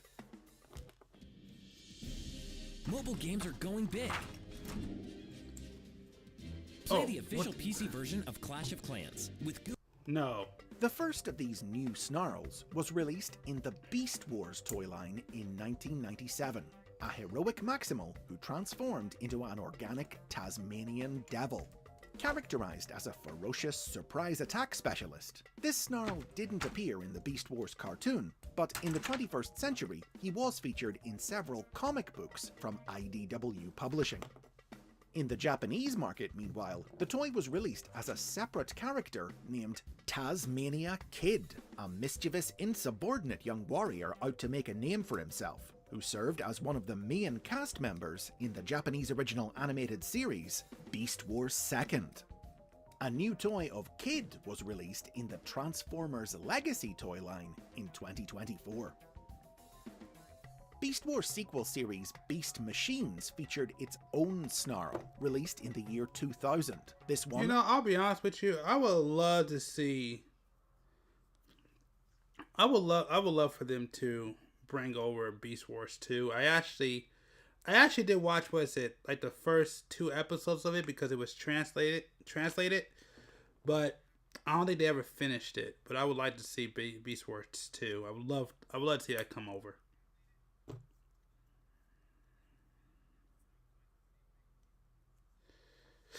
Oh, yeah, we're done with the arms. This is right here. This one's here. What time is it? We're not making it as good as time as I thought. Dropping parts didn't help at all, but sorry. I was hoping to be done at 2. It doesn't look like I'm going to hit my 2 o'clock deadline. Oops. Oh, no. No. That's right.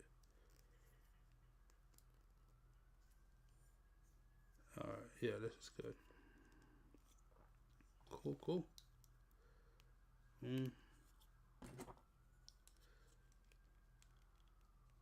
on, there we go. Alright. We're getting there. We're getting there. Cool. So now what's next on the list? Is it the feet? Oh, it's the entire leg. Yep, it's the legs.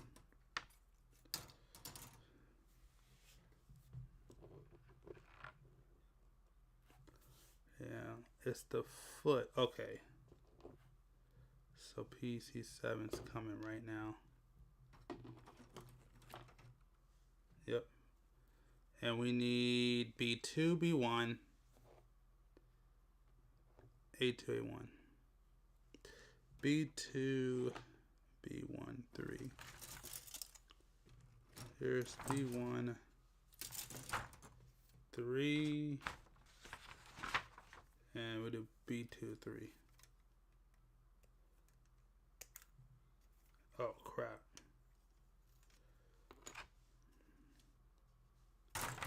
B1, 3. Oh. Oh, no way. Oh, no, here it is. There we go. Okay. I lost it for a second, but I got it back. Cool. And one of these days, I'm going to have to... Oh, crap. Stop. Alright. Okay, this is going to be one of those... You know what?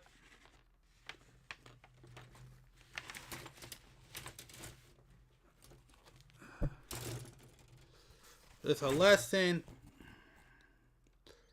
a couple of people over the years taught me. And I'm going to teach that to you right now. And it is called, don't work harder, work smarter.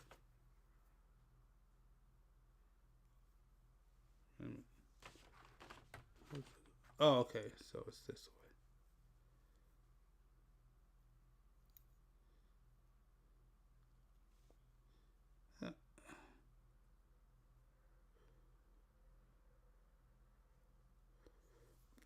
This is what we're going to do.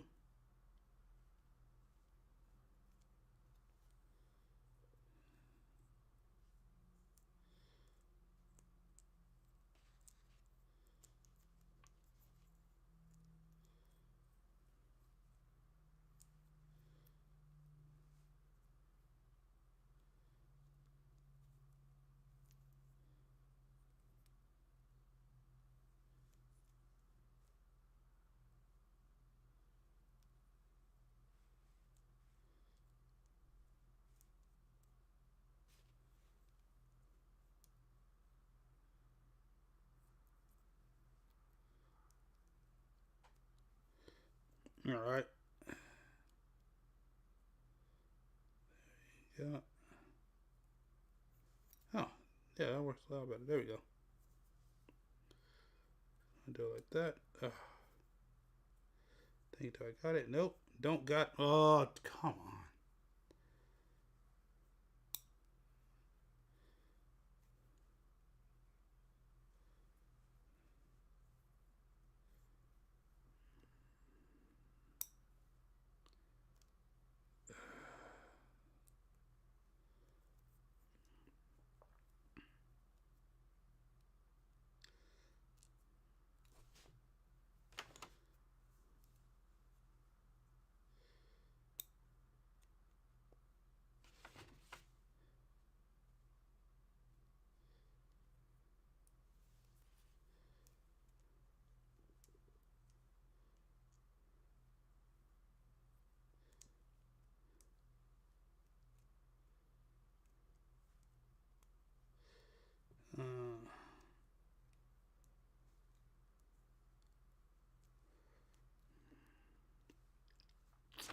All right, I know I said the smarter part, but this is starting to backfire.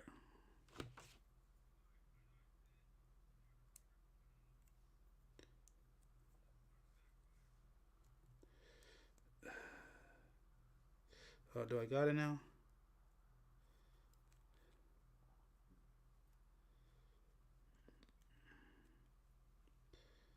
All right.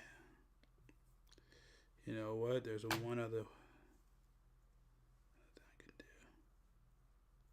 There's one other thing I can do that I'm gonna try. See if this works. No, it doesn't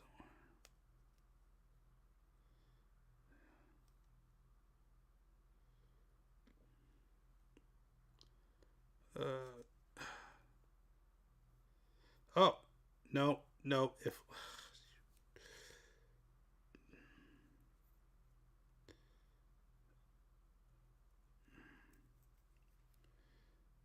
the problem is it's flipping on. Oh, do I got it?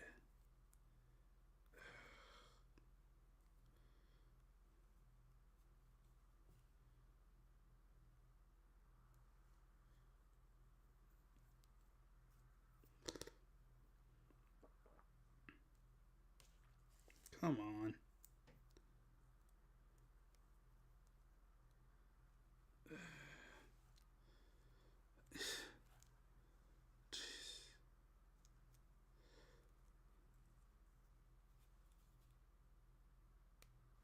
Oh, there we.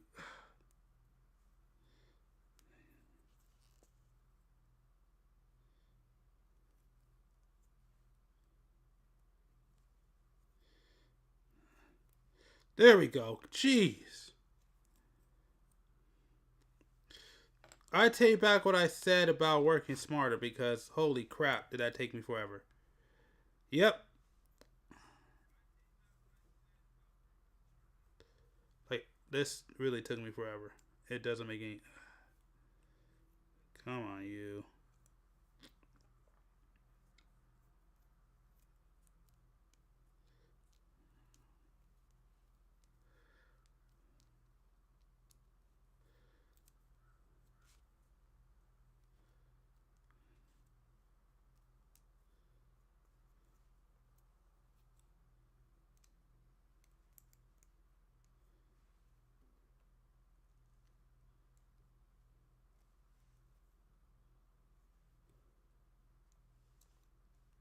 Come on. Come on. Come on. Stop being a prick.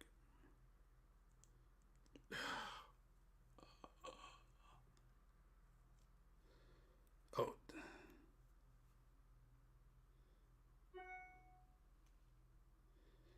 There you go. Come on. There we go. Nope. There it goes. There we go. Come on, work. Just work. Just work. Just work. Just work.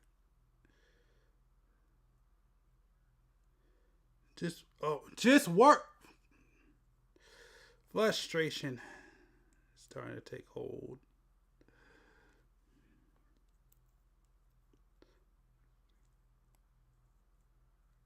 I'm getting freaking annoyed. This is really pissed. No. My fault. Let's stay. Let's stay here. Frustration is taking over. There we go. Get back to. There we go. Ah, finally. All right.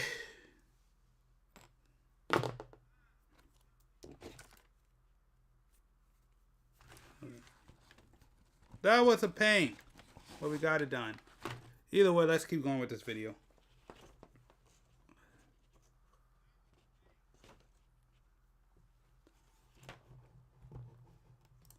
A maximal tactical genius who turned into a techno-organic lion. In 2003, this figure was recolored for the Transformers Universe toy line, earning Snarl a small role in the Universe comic published through official convention BotCon as a Matrix Templar, able to channel the power of the Transformers god, Primus. 2005's Transformers Cybertron featured a wolf named Snarl, a cunning warrior from a race of beast mode Transformers that evolved on a Cybertronian colony on a jungle planet. As seen in the Cybertron cartoon, Snarl had once been friends with the jungle planet's tyrannical ruler, Scourge, before his rise to power. But when the Autobots came to his world, Snarl was inspired to side with them against his former friend, on their mission to save the galaxy from a colossal black hole. Finally, a Decepticon Minicon named Snarl, who transformed into a tiger, was released in the Classics toy line in 2007. This figure brought a decade of wild animal-themed Snarls to an end. The next year, in 2008, the name finally, permanently returned to the Dinobots in Transformers Animated. Except, in this series, the name was repurposed for the Triceratops Dinobot, who back during Generation 1 had been named Slag, while the Stegosaurus didn't appear. Check out the basics on Slug for the full story on the Triceratops and the saga of his changing name. Now, despite all this name reuse, the Stegosaurus Snarl hadn't been completely forgotten. A Snarl with an organic Stegosaurus mode, a recolor of Beast Wars Neo Saberback, was released in 2003's Transformers Dinobots line. And the classic character had continued to appear in new Generation 1 themed media, including comics from Dreamwave Productions and IDW.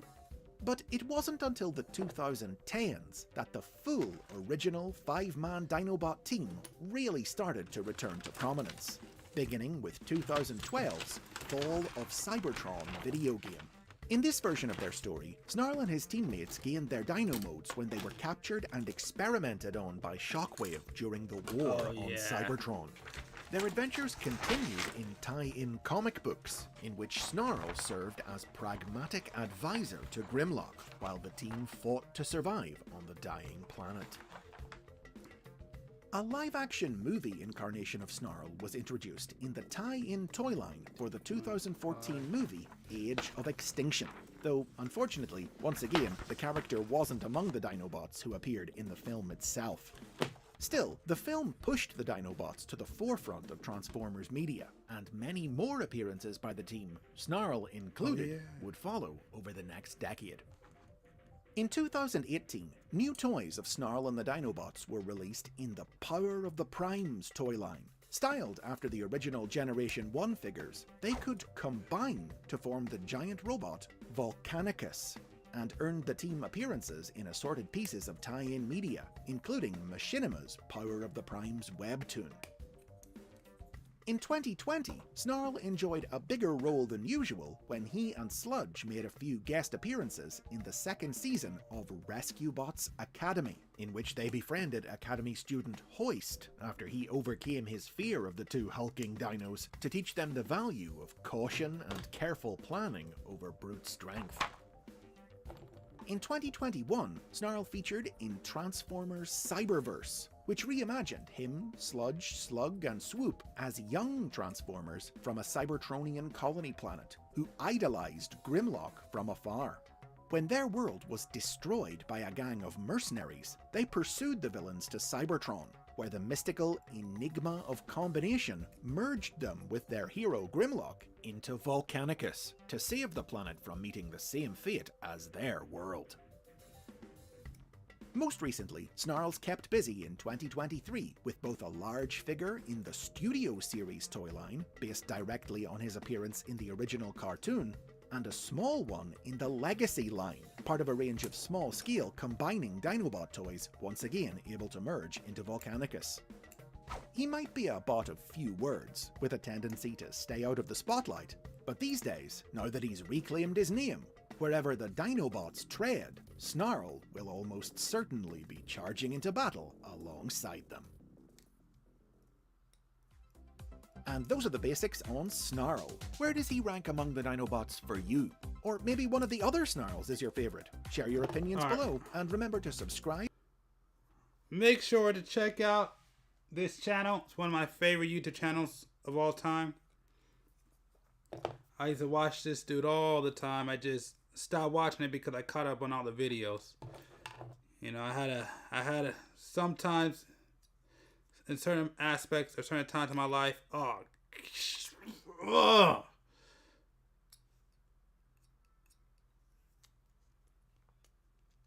in certain times in my life, I had time to like just sit back and, you know, watch different shows and watch different YouTube channels. And yeah, this dude was absolutely one of my favorite guys of all time. So definitely subscribe.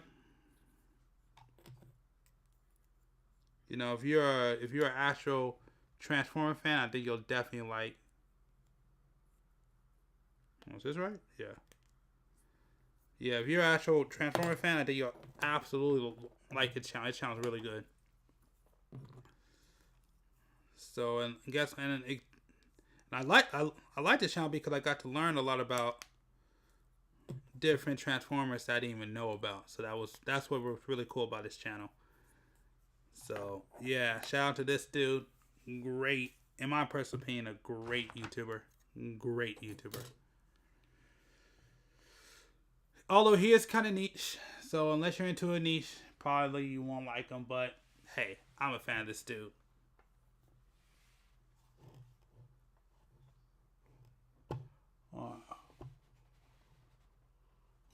Let's see what else we got.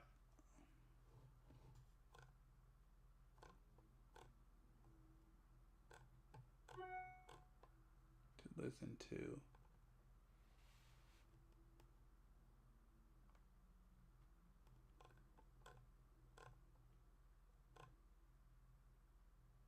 Oh, I heard about this.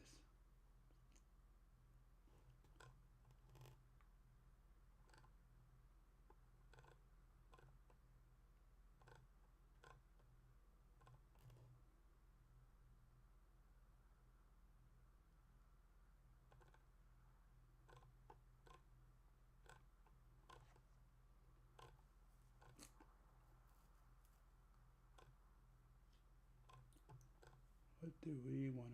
Wait a minute, what? No way. Smudges on a first date? Not a good look. Need a whole body deal that doesn't leave white marks? Get native.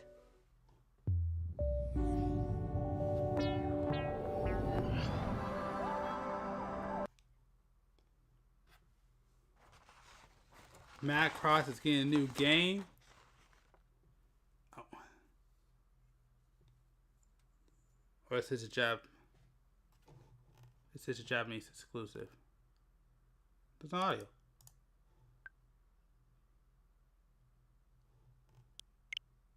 Oh yeah, it's Japanese. Alright, well we're good.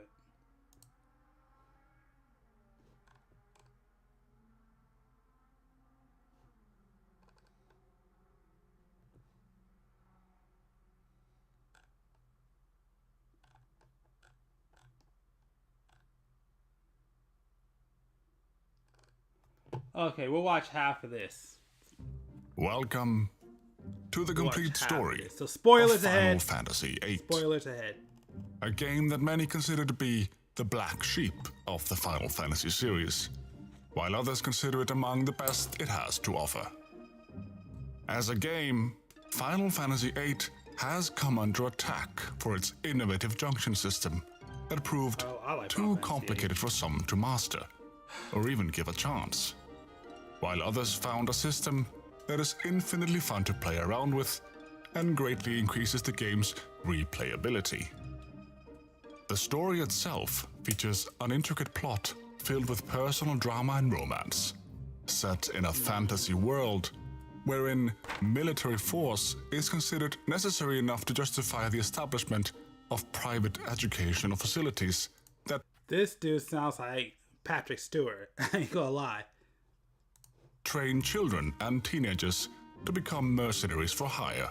But at least it lets us live out our fantasies of being students in high school anime. Yay!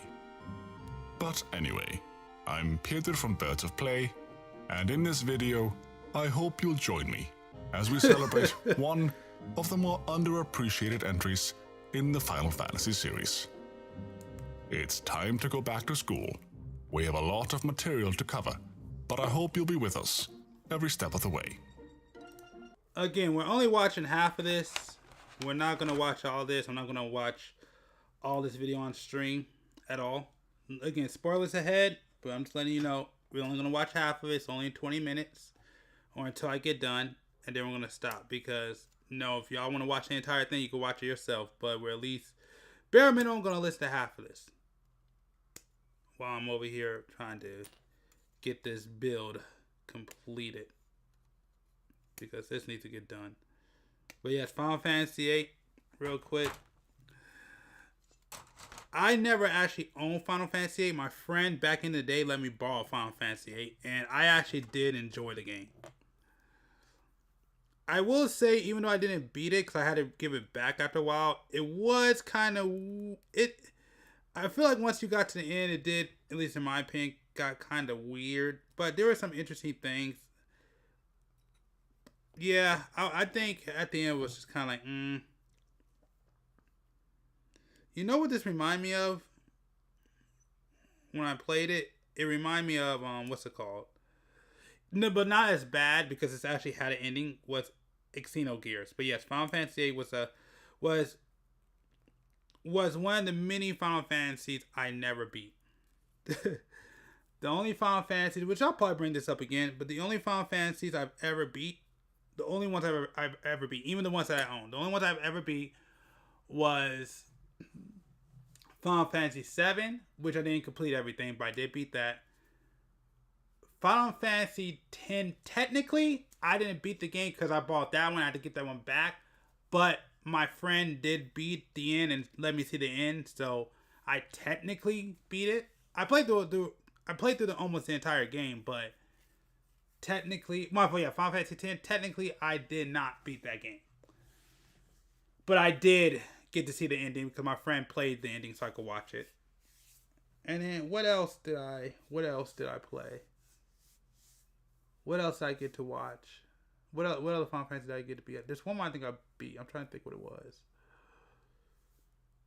Oh, Final Fantasy 13. Final Fantasy 13 is the other one with Noctis. That was the last one. That's the last Final Fantasy I beat. Other than that, I have not beat it. Other than that, I haven't beat any of the Final Fantasy games, even though I played a ton of them. I played 1, couldn't get through it. I played 2. I played 3. 4 is one of my favorite ones I never beat. Played 5, and then 6 is one of my favorite ones I never beat. Played 7, beat. Played 8, didn't finish. Never played 9. Played 10, technically finished. Played 11, that was interesting. Got nowhere near the end. What was 12? No, okay, no, Final Fantasy 15. What's 12? Well, I don't know, I forgot what 12 was. No, 13 was with Lightning. That's what it was. 14, I think it was online again. Then 15. What was it for? Either way, I get confused once we get to the end.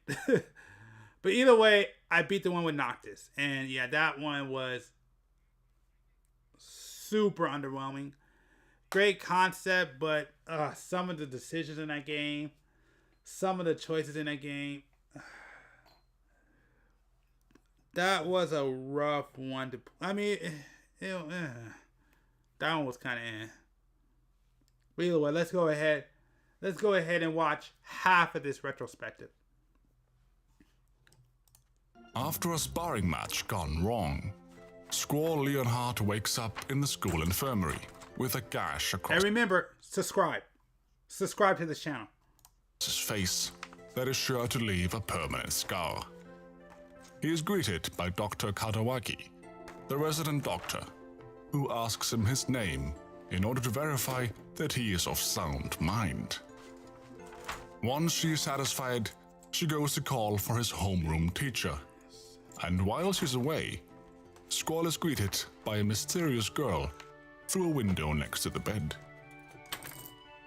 A while later, Quistis Treep, Squall's teacher, enters the room, sighing at the sight of Squall in the infirmary bed.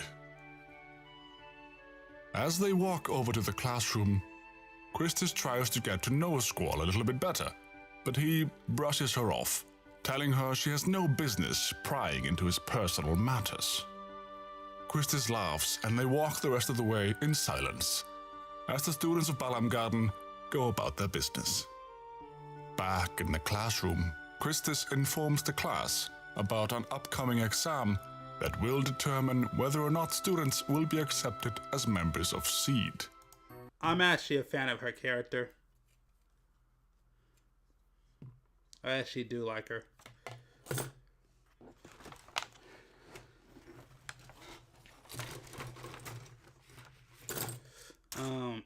Yeah, that's a spoiler. I'm not gonna go into that. An elite mercenary force trained at Balam Garden. After giving the announcement, Quistis addresses Cypher Almasi, Squall's sparring partner from earlier, who is sitting at the back of the room and reprimands him for causing injury to a fellow student, telling him to be more careful from now on. As everyone leaves the class, Quistis calls Squall over and reminds him that he has yet to finish a prerequisite assignment before he can take part in the exam later on. Quistis tells him she will be waiting for him by the main gate so that they can take care of it. On his way to meet up with Quistis, Squall runs into Selphie, an energetic transfer student who is still learning her way around the school.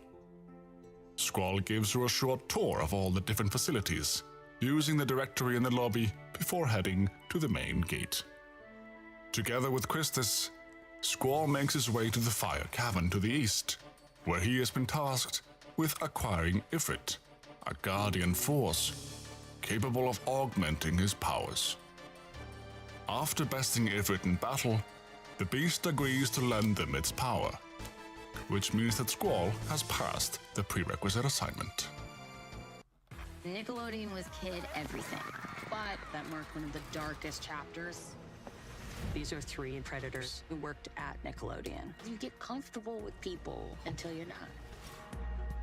I'm not gonna lie, In order I did to like the prepare for the summoning in exam, that game. the 2 of them hurry back I'm not gonna lie, I did like the summons in Final Fantasy VIII. to Balam Garden, where they part ways, but not for long. After changing into his uniform, Squall meets up with Quistis in front of the directory, where the team assignments are announced. Squall's first teammate in Squad B is Cell Dinkt, a lively fellow who Squall doesn't appear to care much for, due to him being obnoxiously loud. Cell, yep. Cell, on the other hand, seems thrilled to be partnered up with Squall. Lastly, Quistis announces Cypher as the team leader for the squad, which Cell seems less thrilled about. Before they depart, the headmaster, a man named Sid, comes to see them off. And afterwards, the group drives west to the nearby town of Balam, ultimately boarding an assault boat in the harbor that will take them to their final destination. Aboard the vessel, they get briefed on the finer details of the mission by Sue, a Seed operative, who tells them that the Dole Dukedom has been occupied by the Galbadian army, and that their objective is to liberate it. Cypher orders Squall to go outside to see what's going on, and as they approach Dole, Squall witnesses the conflict from afar. The assault boats make their landing at La Pointe Beach, and as the members of Squad B disembark, Quistis gives them the order to secure the central square. On their way there, they eliminate the Galbadian soldiers that stand between them and their objective, as well as the soldiers patrolling the square. As they hold the square, Cypher gets impatient and orders Squall and Cell to follow him as he chases down some more soldiers. They track the soldiers down to the communication tower on top of the hill, and as Cypher charges in by himself, Selphie catches up with the others with new orders. However, with Cypher gone, she I just want to say, that dude is a beast. can't relay them to the group leader, so she goes after him together with Squall and Cell, all of them entering the tower. At the top of the tower, Biggs and Wedge, a pair of Galbadian soldiers, are busy tampering with the equipment, and as Squall and the others reach their location, the tower becomes operational. As they are reunited with Cypher, the trio makes short work of Biggs and Wedge, before Selphie is finally able to relay the orders to the squad captain. Their new orders are to withdraw and assemble at the beach where they made their landing before. With little time to spare, Cypher orders everyone to make a run for it. But as they descend from the tower, Biggs activates XAMT-092, a spider-like robot, hell-bent on seeking them out and destroying them. The robot persistently chases them all the way down to the shore, and Squall only narrowly makes his way to safety thanks to Quistis, unloading the full force of the assault boat's machine gun turret on the robot, allowing them to make their escape. Back in Balam Garden, the examinees wait for the test results. As they wait, Cypher gets scolded by Quistis, Zoo, and Headmaster Sid for failing to follow orders. When the test results are announced later, it is revealed that out of all the participants, only 4 passed the exam. The 4 being Selphie, Nida, Cell, and Squall. As Headmaster Sid attempts to deliver a rousing speech to the foursome, he is cut off by a member of the garden faculty, who reminds him there is other business to attend to. As Sid hands them their Seed rank report, however, he is able to give them each an individual message, telling Selphie he's looking forward to the garden festival, Nida to do his best even if he doesn't stand out, Cell to try to control his emotions a little, and Squall that he is happy to see a gunblade specialist graduating. Upon returning to the dormitory, Squall is greeted by Selfie, who tells him to get changed into his Seed uniform for the graduation party. At the party, Squall mostly keeps to himself, until he's approached by a girl in a white dress who asks him for a dance. The girl drags him onto the dance floor, but Squall tries to escape her grasp, as he doesn't know the steps. As he is forced to participate further, however, Squall starts to master the dance, just before the moment is cut short by a fireworks display. As he watches the fireworks, the girl slips away, seemingly having spotted another person of interest, leaving Squall by his lonesome. Going out onto the balcony, Squall is approached by Quistis, who compliments him on his dancing. She then orders Squall to accompany her to the secret area in the training center, where students secretly meet up after curfew. When they reach the secret area, Quistis asks Squall for the time, and when he tells her it's past midnight, Quistis tells him that as of now, she isn't an instructor anymore. Quistis goes on to unload her worries on Squall, but Squall brushes her off, telling her he doesn't want to carry anyone else's burdens. Metagenics calms menopause intensity with Estrovera, a once-daily plant-based supplement clinically proven to cool hot flashes, night sweats, and 10 other symptoms. No hormones, no drugs, just lasting relief. Finally, bring your whole body back into balance. Naturally, Metagenics, the science that creates balance. I'm about to cash this check for $50,000 for an accident I was involved in over 5 months ago. The same accident that As they try to make their way back through the monster-infested training center, they come across the mysterious girl from the infirmary, being attacked by monsters. The girl calls out their names, and they rush in to rescue her. But once the threat has been eliminated, a pair of white-clad men swiftly jump in to take her away, thanking Squall and Quistis for their trouble. The next day, Squall, Cell, and Selfie assemble outside for their first mission as members of Seed. Headmaster Sid tells them that they are to go to Timber, where their mission will be to assist a local resistance faction. Cell is surprised that it's just the 3 of them, but a member of the Garden faculty explains that the Garden has accepted this mission for unusually little pay.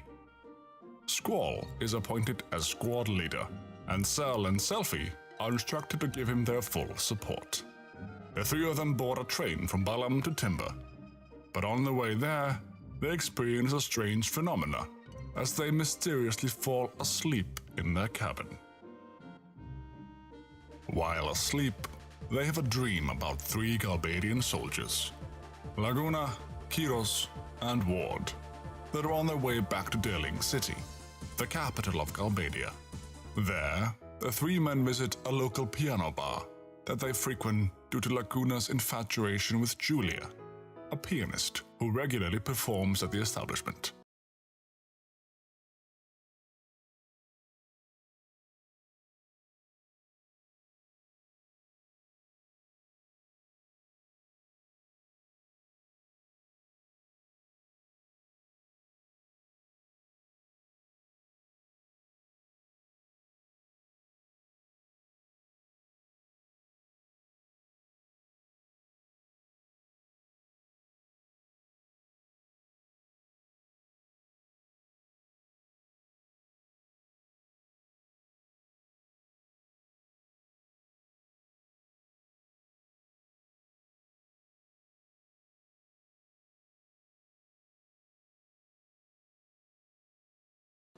Each time Laguna tries to approach her, however, his legs cramp up, forcing him to retreat back to his seat.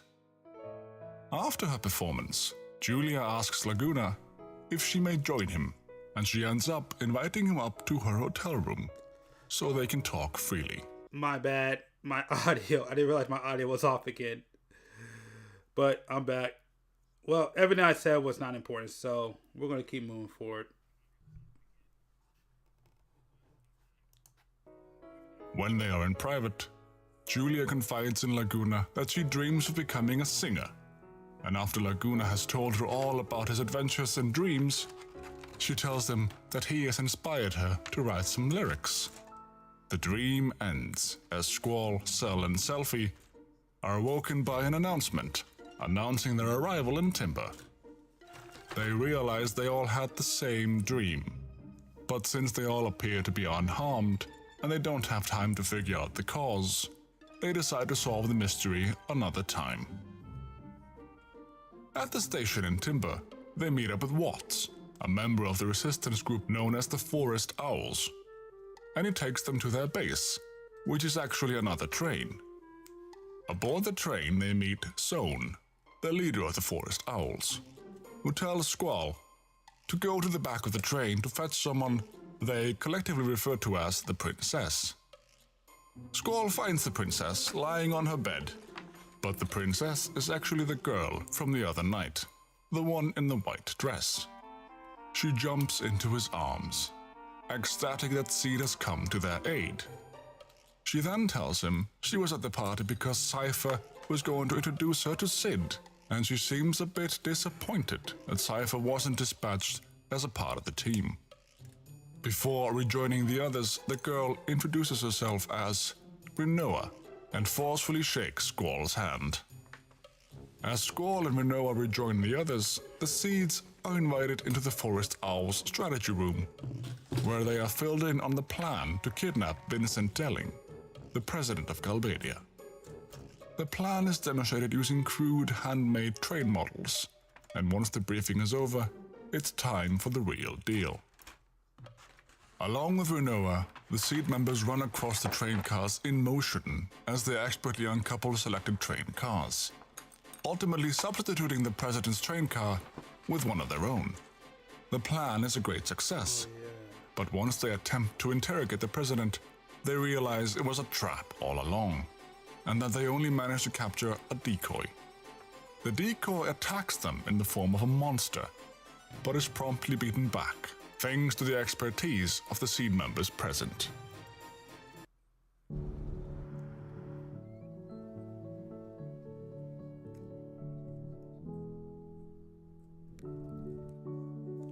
Commercials, boo! We don't like you. As they recover from the trap sprung by Galbadia, Watts comes in with some new information. Apparently the real reason the president of Galbadia is visiting Timber is to use the local TV station, since it is the only TV station that can broadcast over the air, making use of the newly operational communications tower back in Dole. The technology hasn't been used in 17 years, but if it works, the Galbadians will be able to send a message to the world. Rinoa gets the idea to hijack the broadcast in order to announce Timber's independence from Galbadia, and the Forest Owls squat on the floor in the corner of the room for a special meeting. Before they go any further, Squall asks to see the contract they have with Garden. Rinoa passes it to Squall for him to read.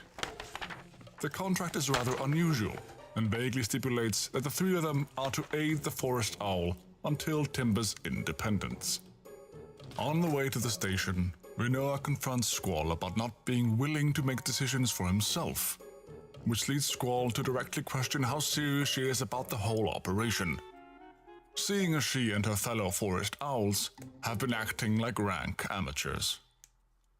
Upon being subjected to Squall's criticism, Rinoa takes offense and retreats just as the broadcast starts.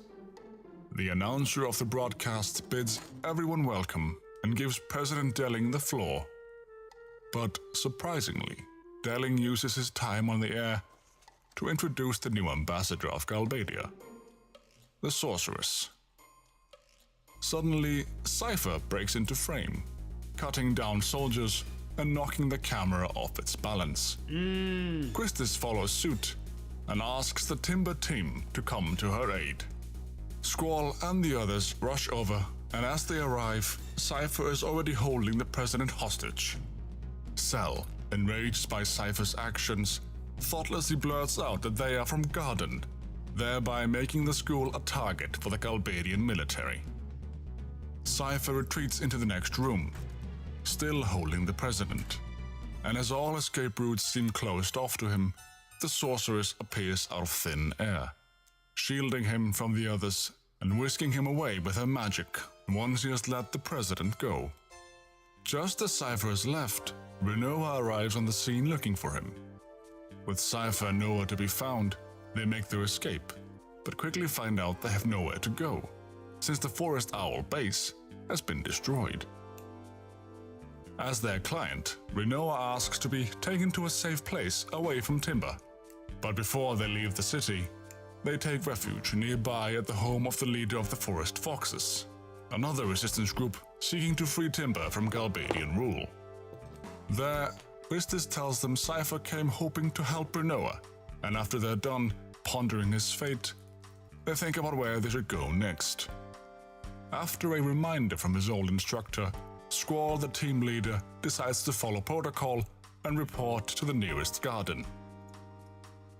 They board a train and get off at East Academy Station, which is the closest station to Galbadia Garden.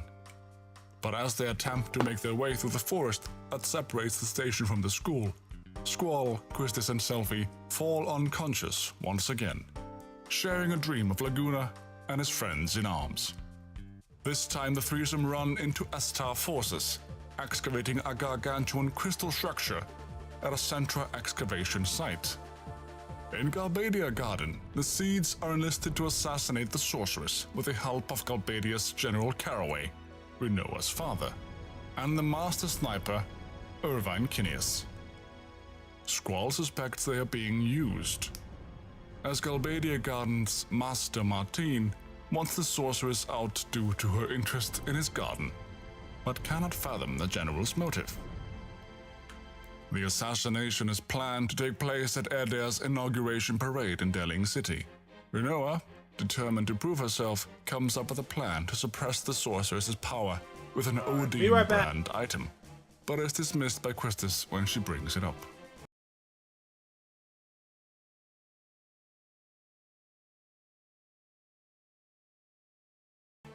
Rinoa sets out to carry out her plan alone, but is struck down by the sorceress.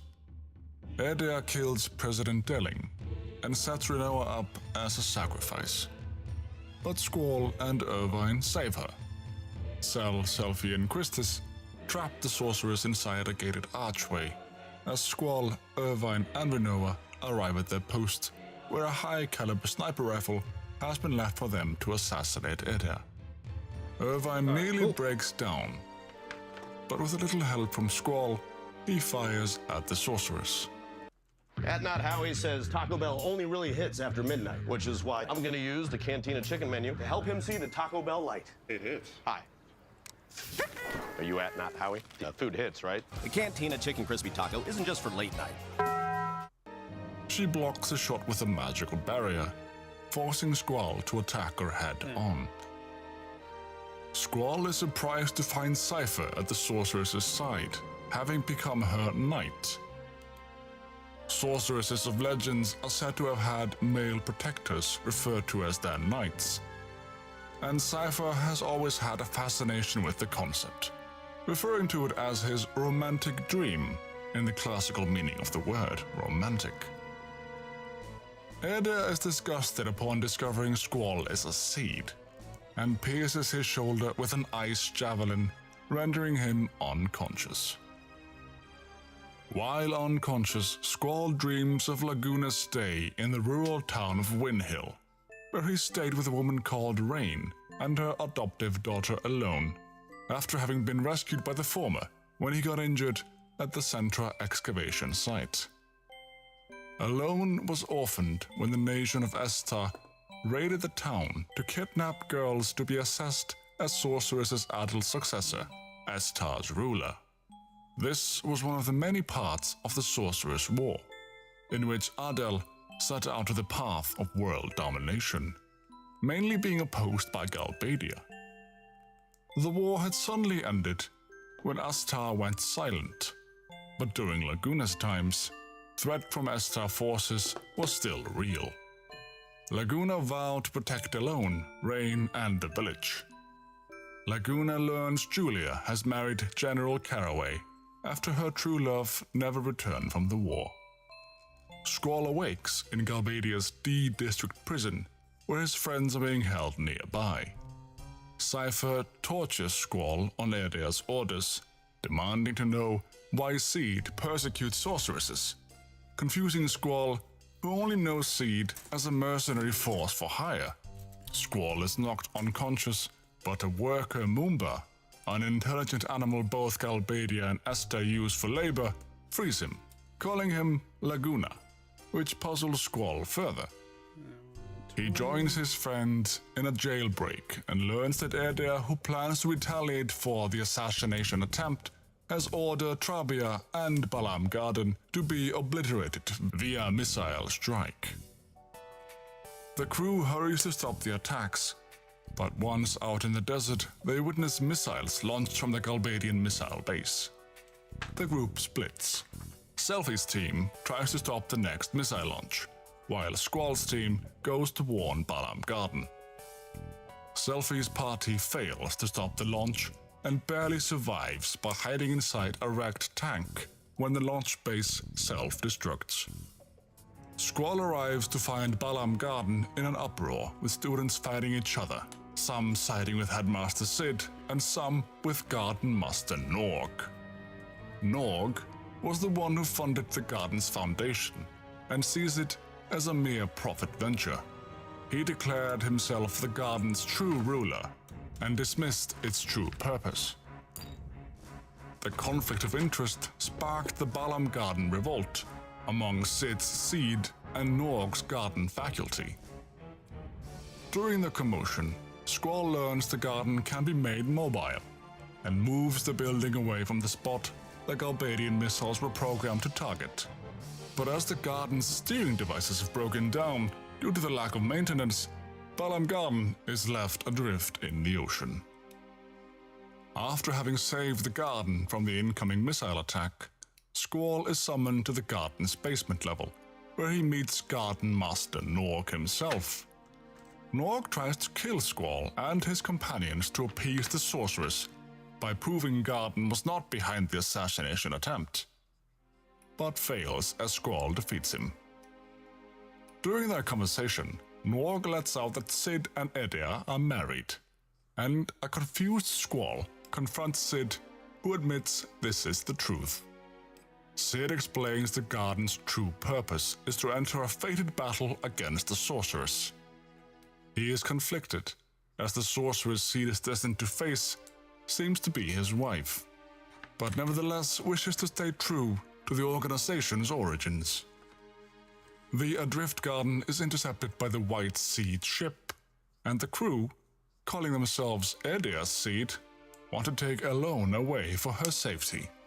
Squall is asked to look for her, and he recognizes the name Alone from a Laguna dream. When he locates her, he discovers she is the mysterious girl who seems to know him. Squall demands to know what is going on, but Alone is saddened Squall has forgotten about her. She reveals she is the one sending Squall back in time into a dream world, but won't reveal why. Alone leaves with the White Seed, leaving a bemused Squall behind. Balam Garden crashes into Fisherman's Horizon, a pacifist town built around a defunct train station on the Horizon Bridge. Squall is reunited with a missile-based team when Galbadia sends its military to occupy Fisherman's Horizon, and the tank where Selfie and her comrades were hiding in is sent over as well. The Galbadians confront FH's mayor, demanding for Alone's whereabouts, as Erdea is now searching for her. But the Seeds drive the G-forces out, and the local technicians restore the garden to full functionality. Sid places the garden under Squall's command, a duty he accepts reluctantly. Sid claims this is Squall's destiny, but a confused Squall rejects the notion. Okay, we're gonna stop here.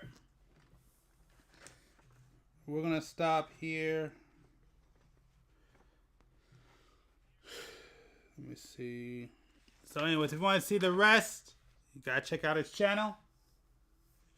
So just wanted to check this out. But that's as far as we going. I ain't giving y'all nothing else. What I will say, I'll say this much. Okay, let me take that out of my ear. Final Fantasy 8, it's actually probably, like I said earlier, I'll say it again. Final Fantasy 8 to me was a really good one. I will say at the end, mind you, I didn't beat it, but at the end it did, at least for me, got a little weird.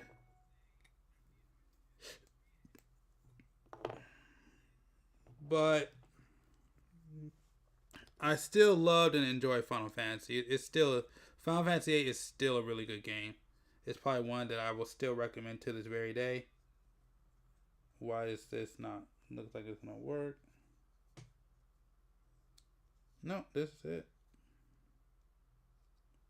Yeah, no, that's right. Okay. So this is right. And come here. Ooh, wait a minute. Hold on. The way I'm moving, how fast I'm moving. Oh.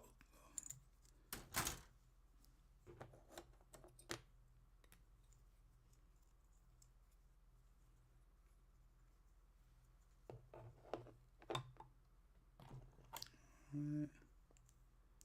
You go right in here. Yep. Oh, why does this one feel better than this one? Looks like it's about to fall out. This one feels like it's snug. What the heck's going on? Okay. Whatever. I don't really like that one because this one does not feel that snug compared to that one. And then yes, B1.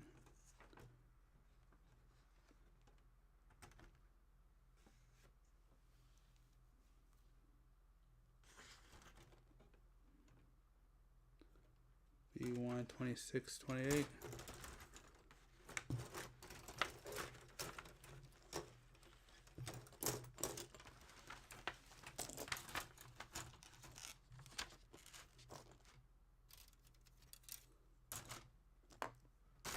All right. So B1 26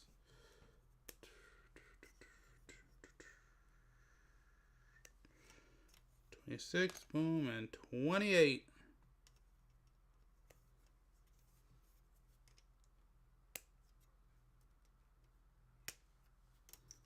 Put you right here. Then 25.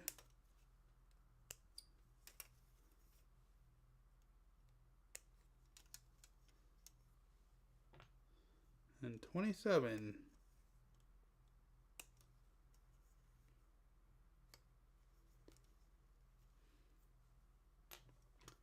There, and then PC 6.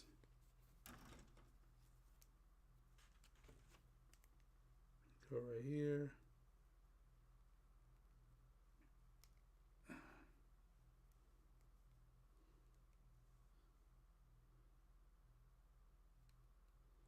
That's right, yep. And we also put PC 6. Alright.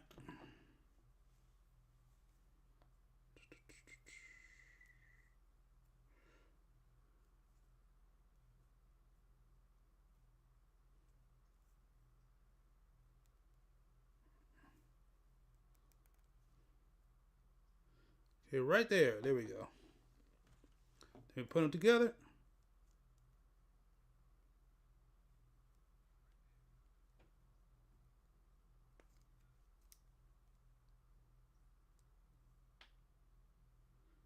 Is this right?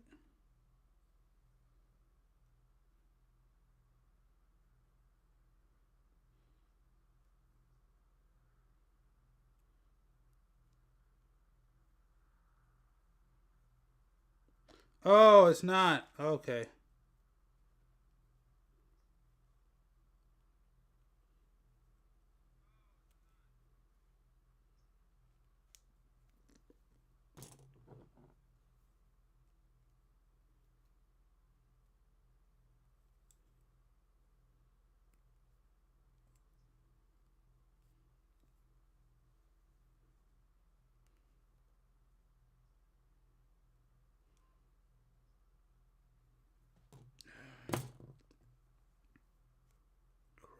put this on backwards. Take this out.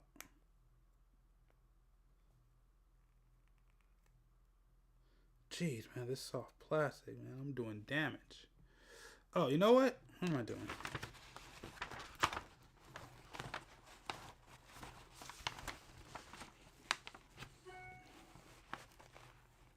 Doing damage, so we're gonna fix the damage that I'm doing.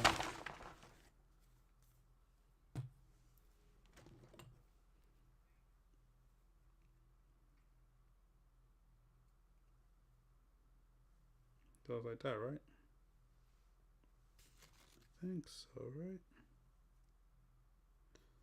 Yeah, that's it.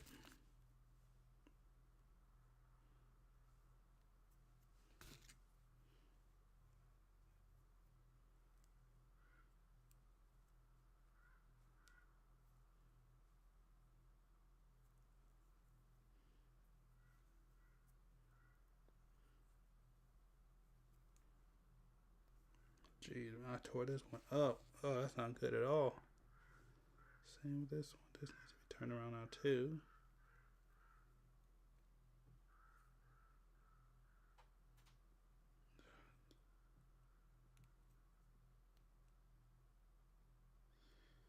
Yeah.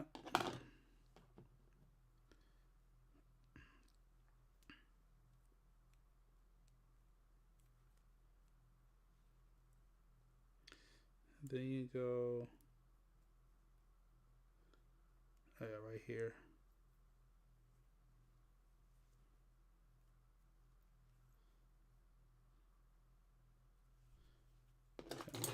Oh, no. Okay, there we go.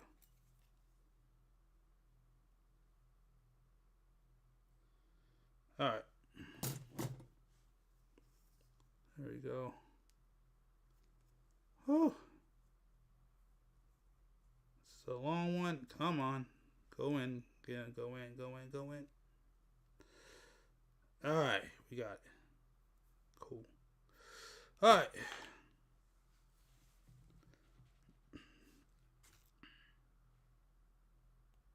And now, oh, I guess it's time.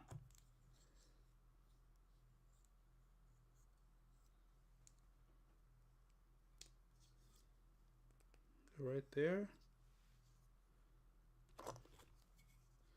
You go right there.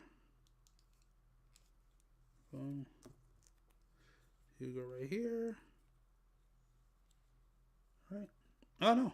Okay, it's this way. Go right there.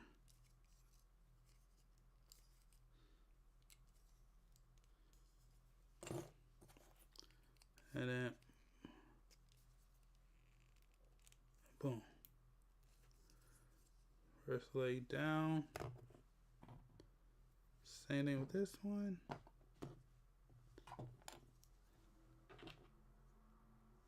You go right here.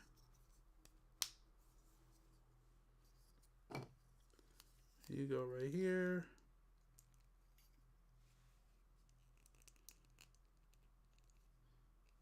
Let me see if we clean this up a little bit. Clean that little piece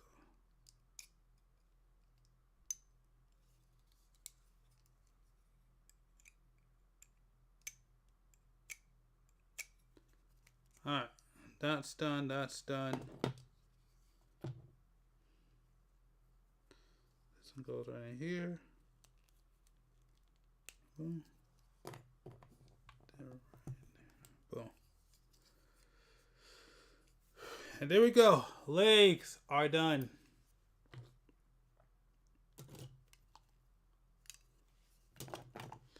Alright. Then we got the waist. Then we'll go back and do the head. That's what we're going to do. Either way, let's put on something else to watch. Ah, crap. That's killing me. Let's go watch something else.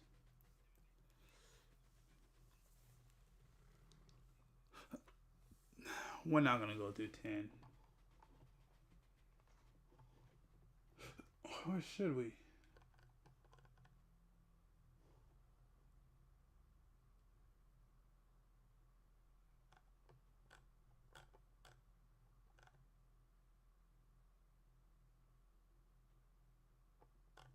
No, I'm not gonna ruin that one for me.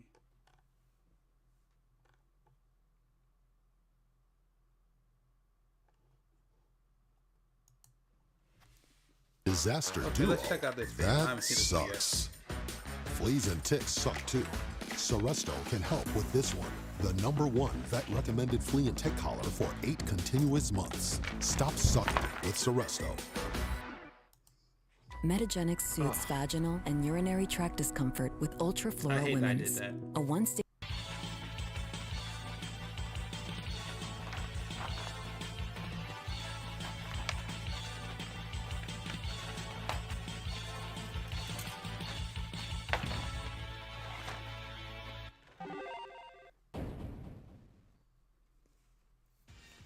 When you think of the X-Men, the first character that comes to mind might be Oh, different yeah, for a lot of Naruto. people.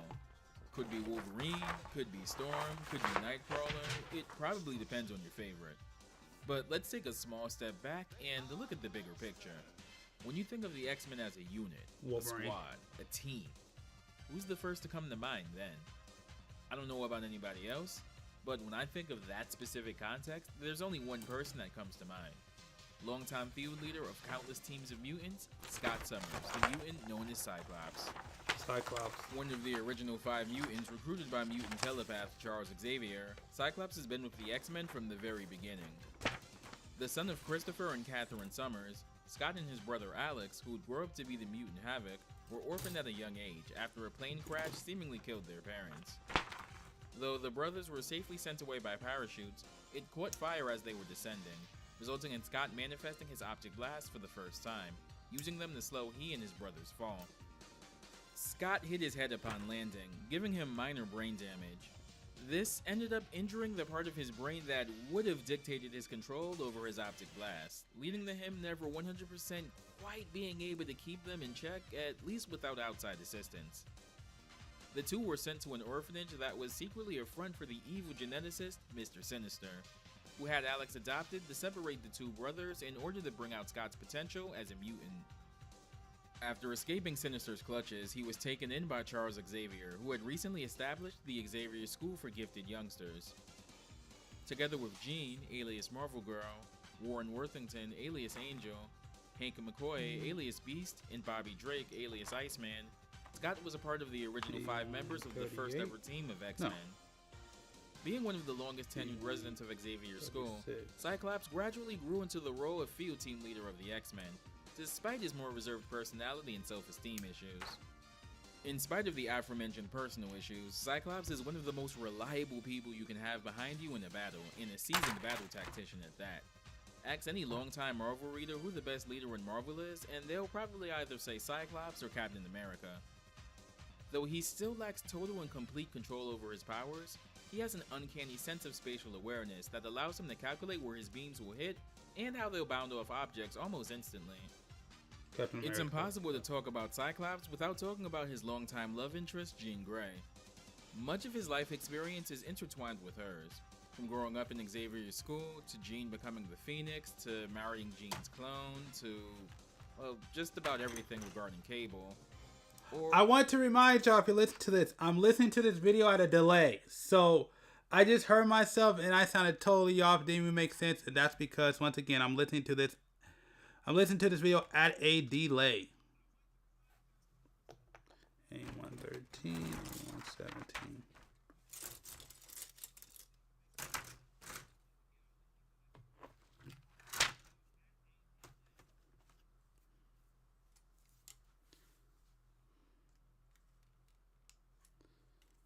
A117. Do do do do do do do do.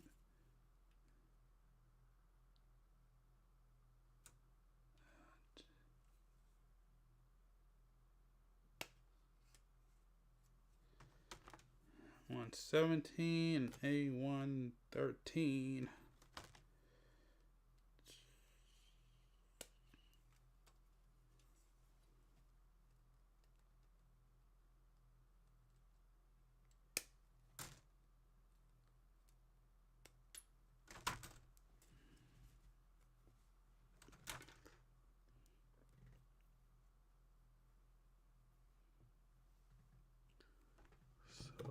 this goes.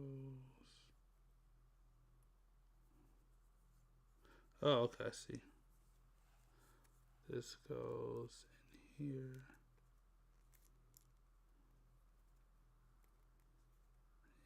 Yeah, there it goes.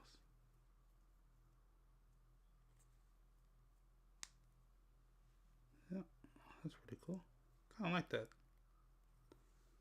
What is this for, though?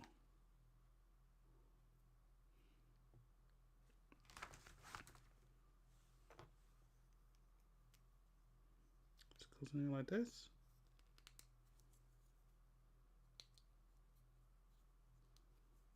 Okay. Interesting. C2. There. Let's go with C2. No, this is D1. Where's C?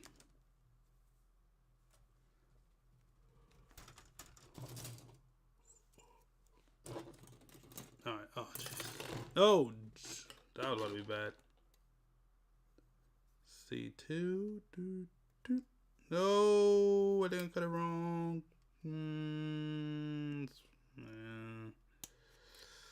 Alright. Okay, either way, let's go ahead and get back to the video.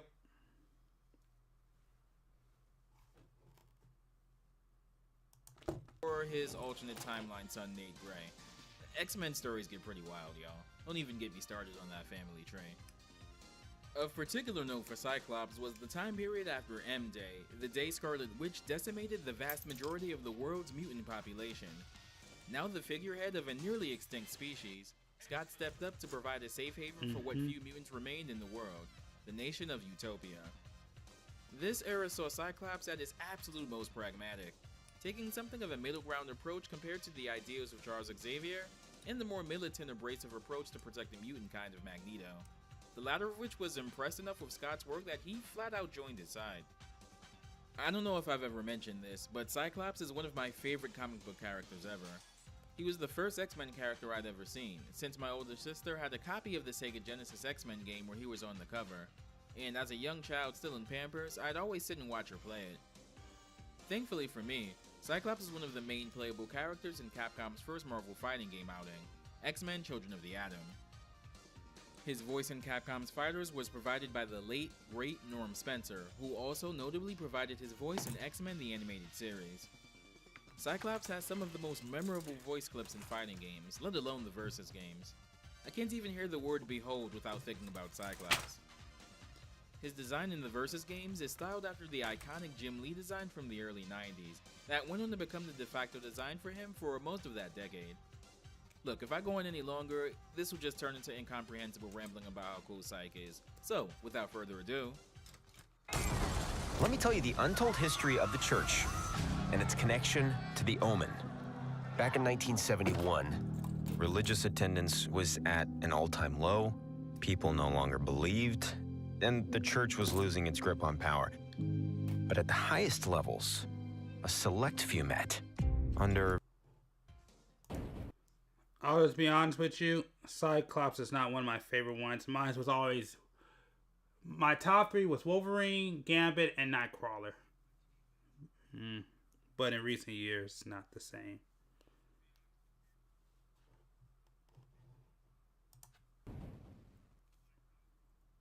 Cyclops is, as you'd expect, a character with some effective projectiles.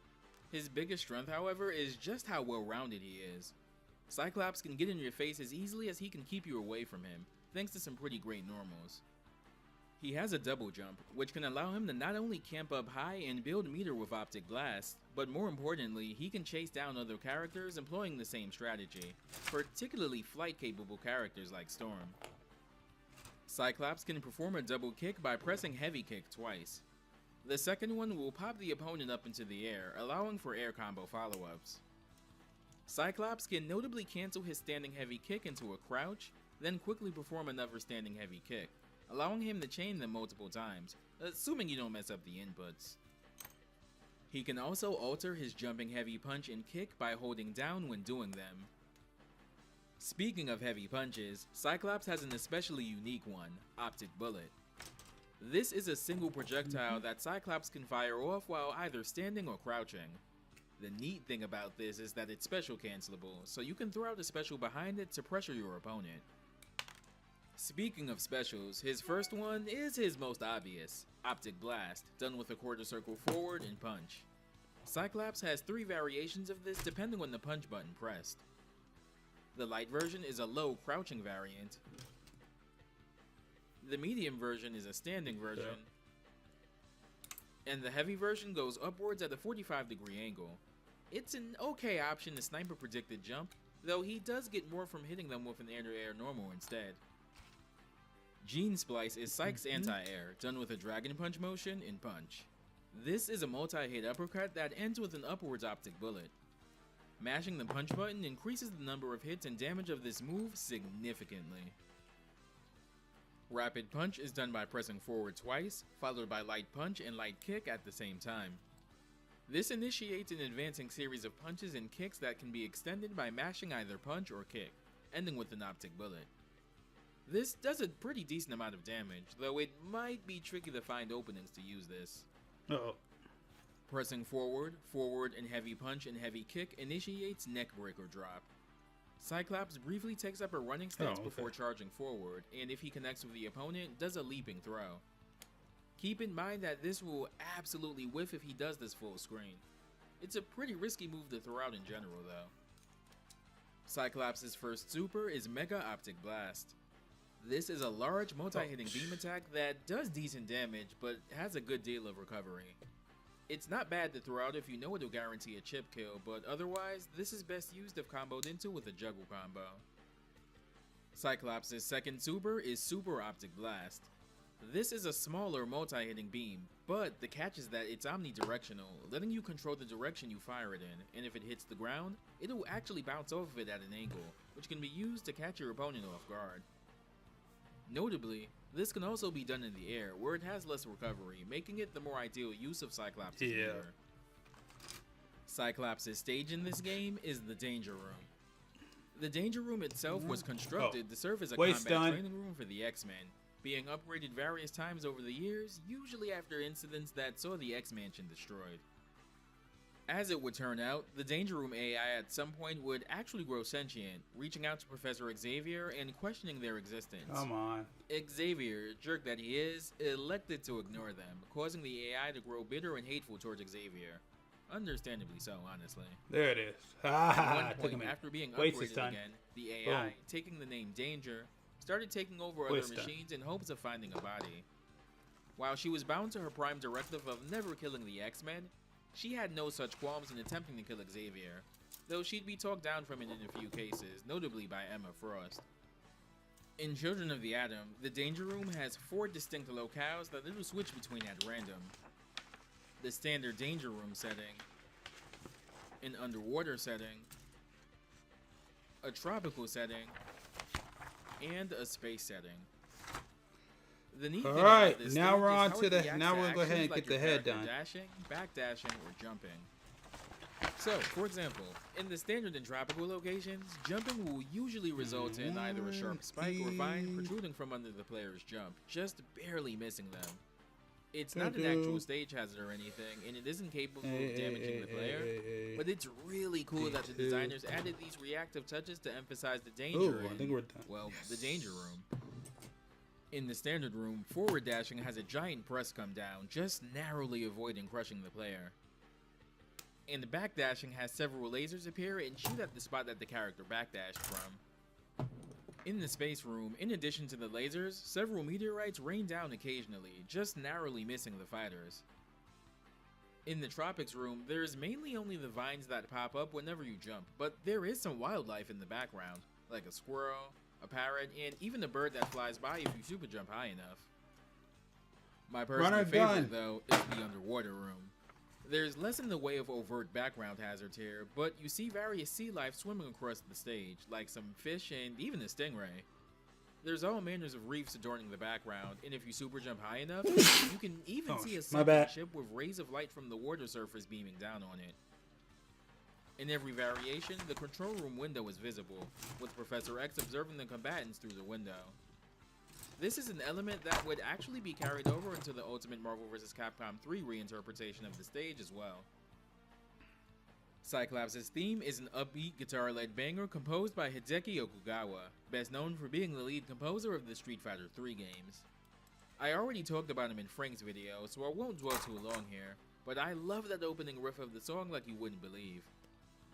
I think the track itself manages to fit the stage pretty well, which is kind of an accomplishment, given that the stage switches visual themes more than once, but the composition still seems to fit without any kind of major tempo changes. That's talent. It also bears mentioning that if you're good enough to face Akuma in Children of the Atom, his home stage is also the Danger Room. Considering that Akuma overrides the fight that takes place before the last two bosses of the game, I've always liked to believe that in Children of the Atom, Akuma was like, I don't know, a Danger Room simulation meant to test the X-Men's prowess before they go off to fight Juggernaut and Magneto. That's just my dumb little headcanon anyway. Here are Cyclops' colors. And here's his ending.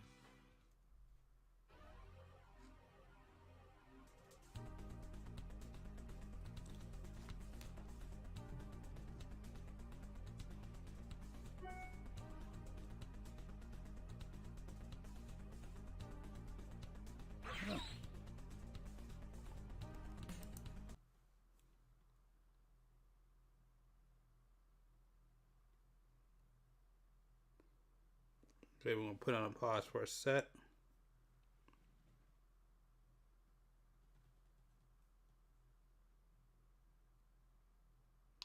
I'm probably gonna stop that video there. Hold on, let me just finish this. Just finish this part real quick.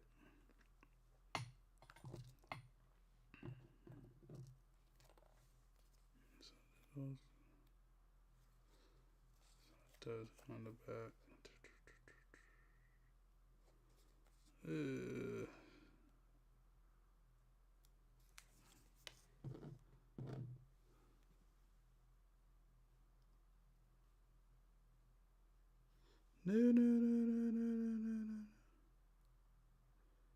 There you go.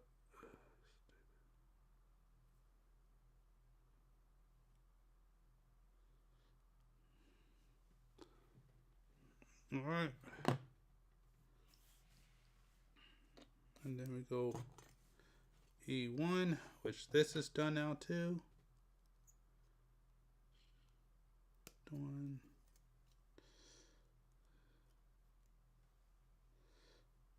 Let me know 11.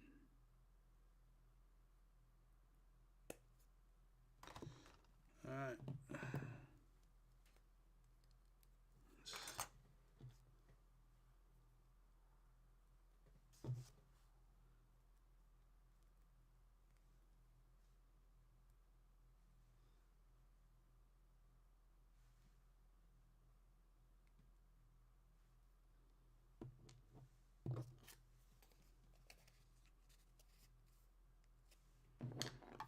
Alright, my bad, hold on.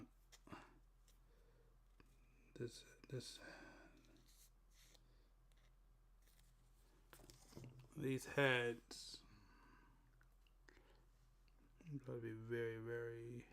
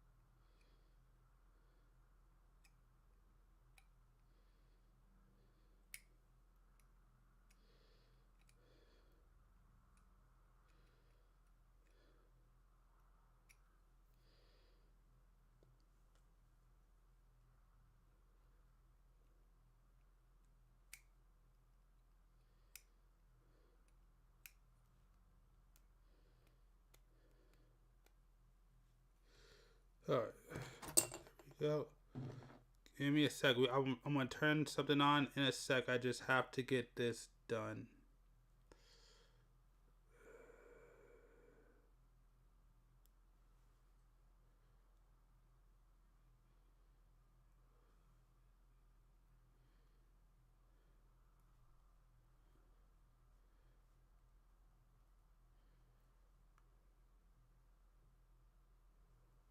Yes. All right.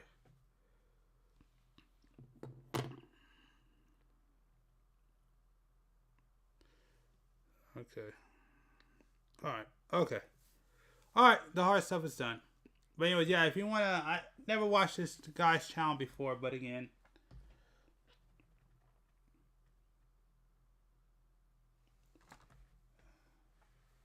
I shush. I wish I could see the name. I can't. But yeah, if you want to see the rest of it, you gonna have to look it up yourself.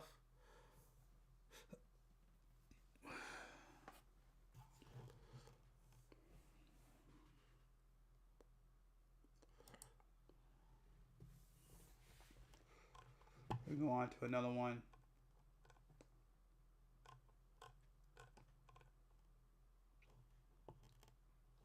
Huh. Okay, let's check this out. On the left, on the right side. Oh, okay. Cool. I didn't see anything. Oh, wait, I see it. I see it. I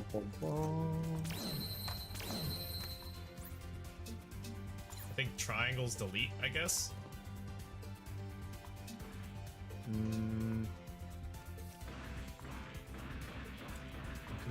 Did you accept? Well, I think so. Okay. Because I sent you a request. Hold on, I'll double check. Because hold on. Translate, please. Yeah. I got that from you. Yeah. Oh. You should Yeah, be able fine. to... You're probably gonna have to send me a friend request again later. Alright. Is the game still there? All you have Game's to still do there, is... but the lobby's filling up. Wherever the hell I'm in. Yeah, no, go to the robot dude. Yeah. I mean, right here. The left.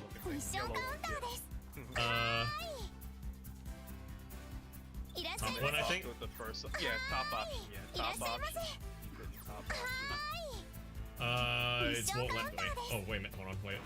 You're on the wrong one. So 1-1 and what? Oh, yeah. 111, and then just hit yes to it. Confirm it again, and it should bring up a list. You should only see his room, to be honest, your friend. Oh, okay. You should see like that. Yeah. I'm gonna record this. I'll try back and stop on recording. So. Well, that's kind of cool, though. Oh, where's the emote thing?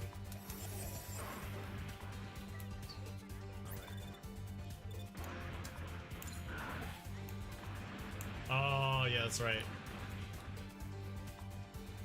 I missed my new backpack. I'm so sad.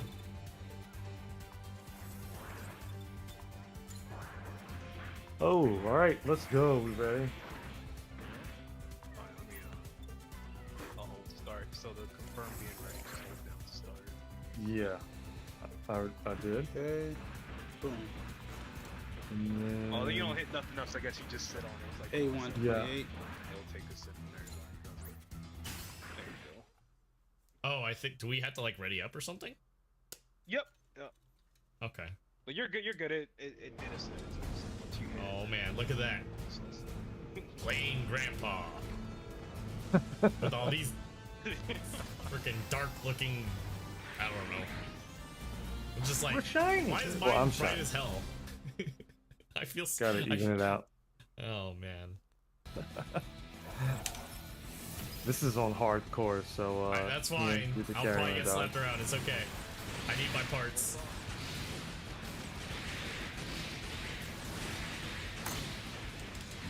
Oh, that looks tight.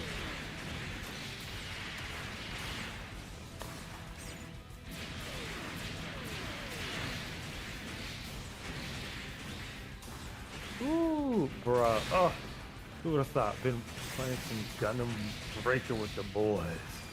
I'm really excited for this game. Not gonna lie, single weapon, I can still make it work. I can see where that tackle comes in from. You can time it. not entirely bad.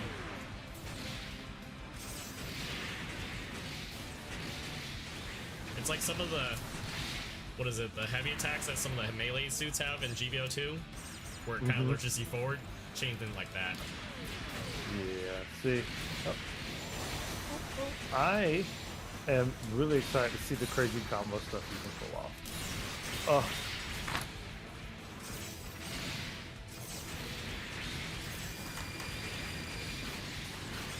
Jeez, come on. The best done. Got him. Man, I feel like it's so hard to break the stun in some of these suits sometimes. Or the armor. I'm like, bro, come on. Come on.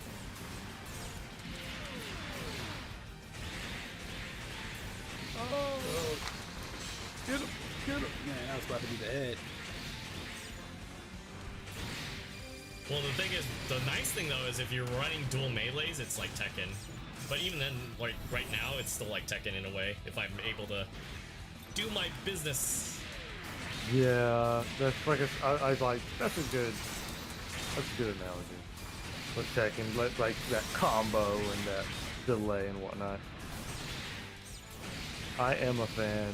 I just have to get used to using both of them because it's not like we said before the previous ones. It's like you know, you have your heavy and your light weapons.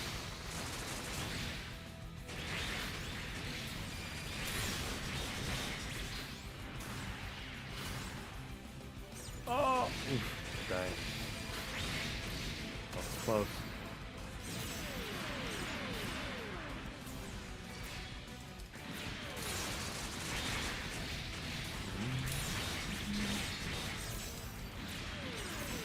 All I know is Like, I'm not talking as much because I'm genuinely just having fun with it. I'm just like, I'm in my zone.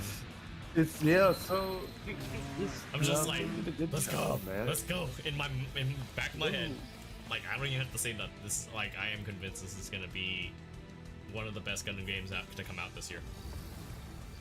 Yeah, it's definitely fun network test with things, you know, hopefully with feedback they can switch or work on or alter. But yeah, it's in a good place. Yeah. Hey, at least we got the takedowns too. When you break parts. Yeah.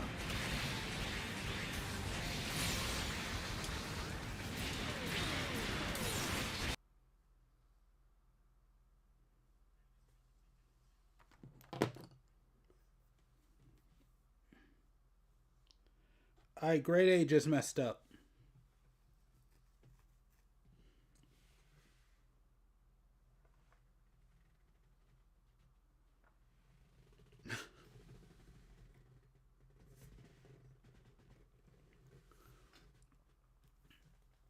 I lost the sticker. And I don't know where I lost the sticker at.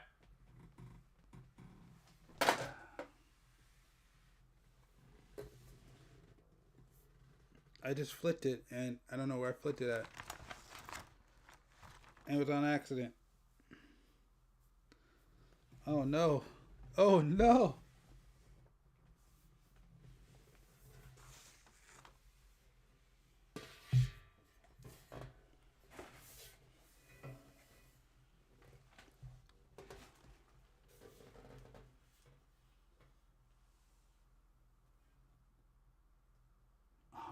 No, is that it? No, that's not it. Oh! Oh my god, I found it. I found it.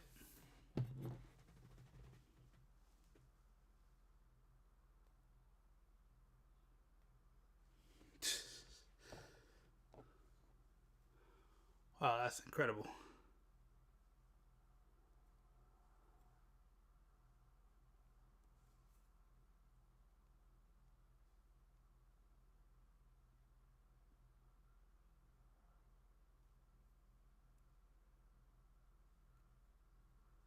It literally got stuck on my shorts. Alright, so this goes on right here. Right.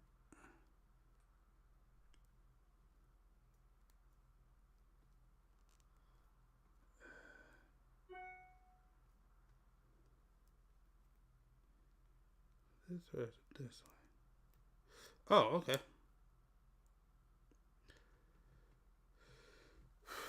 All right. And now I need D4. There's D. Nope, that's C. This has to be it. Yep. And D4.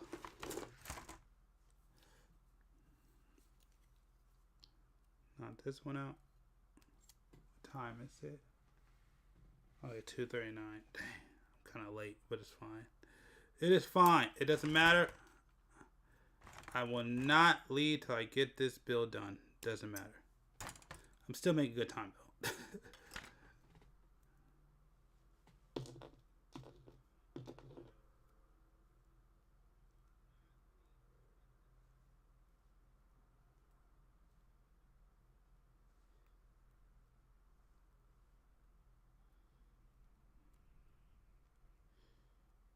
Boom.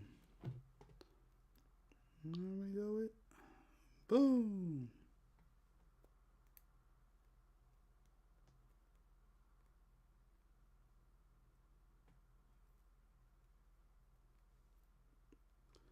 And we just finished up the head.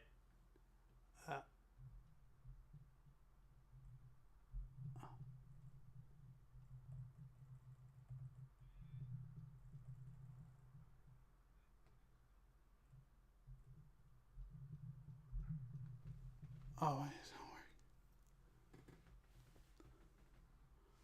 working. All right, yeah.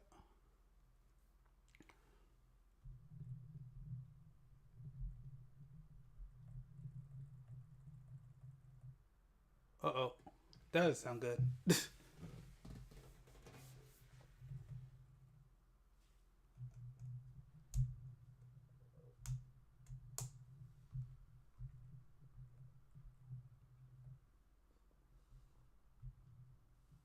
There we go. Let's get a crap out of me. Ah, and we got the head. Boom. The head's done. And now all that stuff is the backpack and the weapons. Oh, and the shield. Well, technically it's the weapons.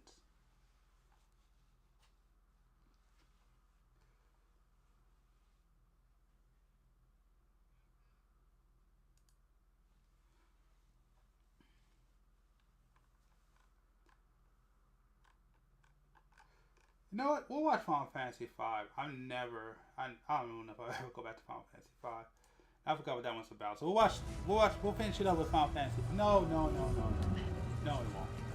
not gonna finish it up like that. So it's so close to being done. We're gonna finish it up with another Gundam Breaker 4 video. That's what we're gonna do. And to make sure I don't step on my phone and break it.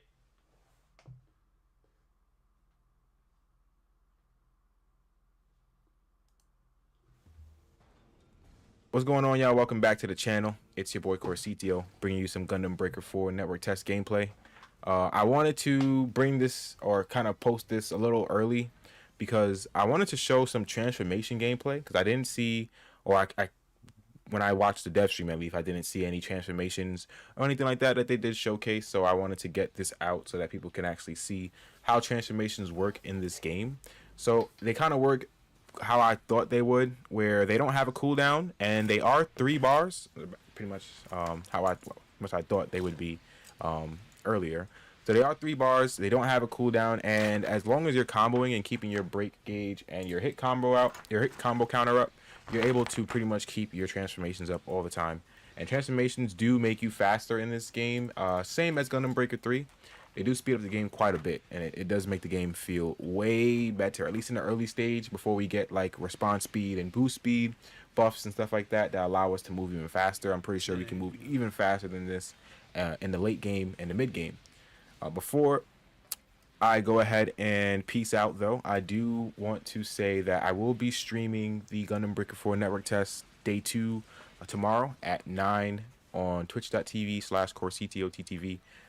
If y'all wanted to come through and kind of watch the game and just ask any questions or anything like that in regards to the game. But right now, what I'm showcasing in the background is the hardcore difficulty on the 3rd mission. This is also where you can get full armor Unicorn Gundam. I'm not sure if this will actually be the 3rd mission when the game actually drops. It seems that the network test was just the early game of Gundam Breaker. Like, it just shows you the tutorial in the first 3 missions. Again, I'm not sure if this is going to be the 3rd mission when the game actually drops, but if the mission order does stay the same, we're going to be getting some juicy suits in the beginning of the game, like new Gundam, G-Self, full armor, full armor Gundam, full armor Unicorn, F91. Like, we'll be getting quite a bit of suits, and right in the beginning of the game, which I think is pretty good as well. And a welcome change for me, because instead of us getting like Zaku's and stuff like that, you will get Zaku's and stuff like that, but you also get some suits that are, you know, some fan favorites, which is great. Thank y'all for watching, as always. And definitely let me know if y'all are rocking with the gameplay in the comments. Like, definitely let me know if the game looks appealing to y'all. Like, will y'all be getting Gundam Breaker 4 based on what y'all have seen so far? I know y'all probably have watched other people's gameplay and stuff like that. Based on what y'all have seen, like, are y'all hyped for the game? Are y'all still hyped for the game? Are y'all, if you change your mind about the game, are you still gonna get it? Definitely drop in the comments, because I definitely do want to know. And peace out.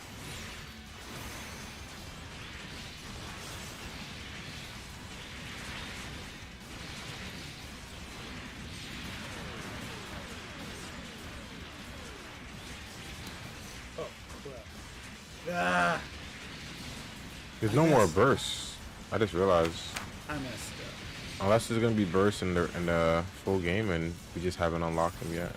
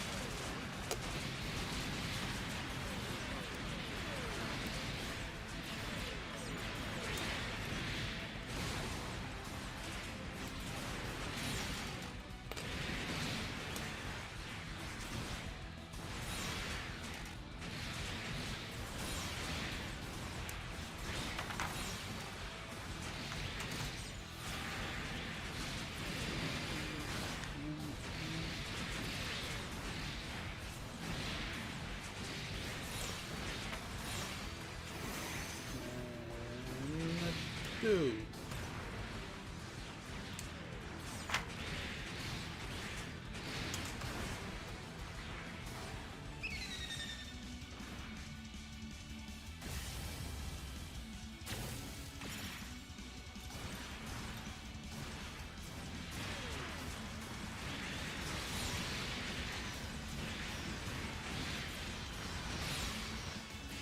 That sound like Gundam Breaker 3. 110%.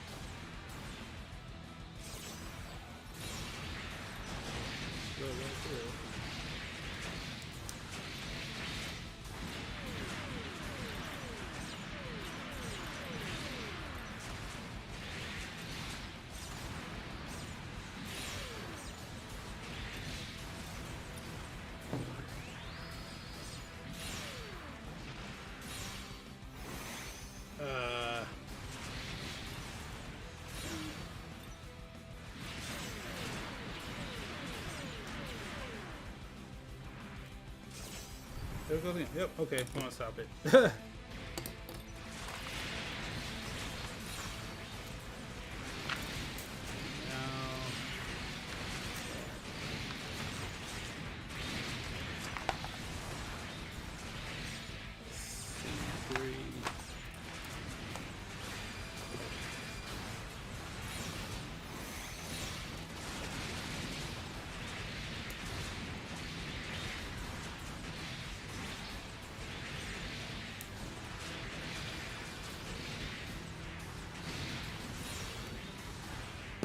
I'm gonna be able to get this done by 3 o'clock.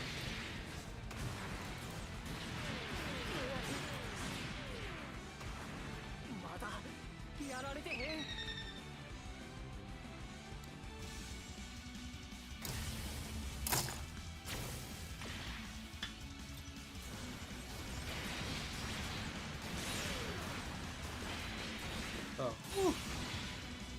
I was about to say never mind, but no. I'm good.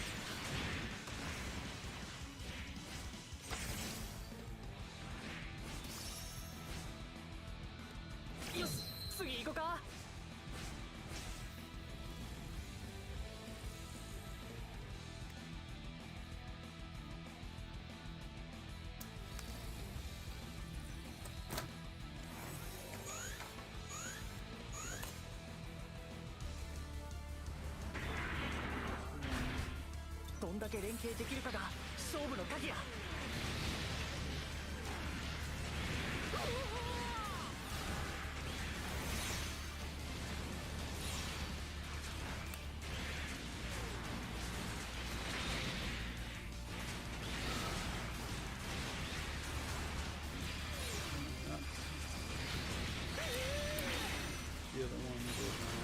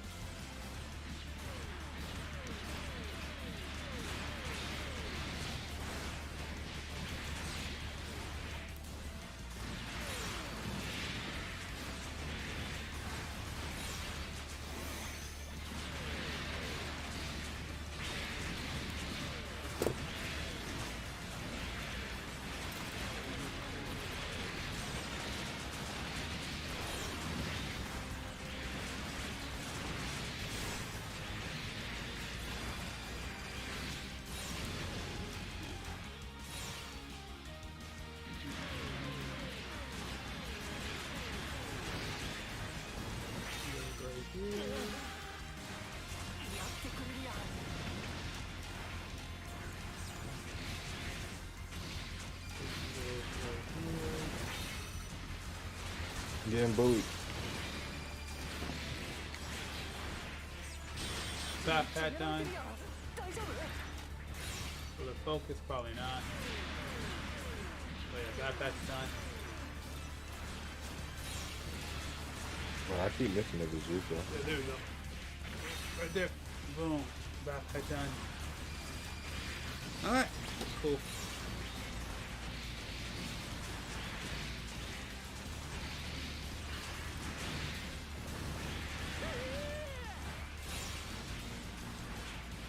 And now all that's left is... Ooh. What happened? What I just saw. Now it's just the weapons.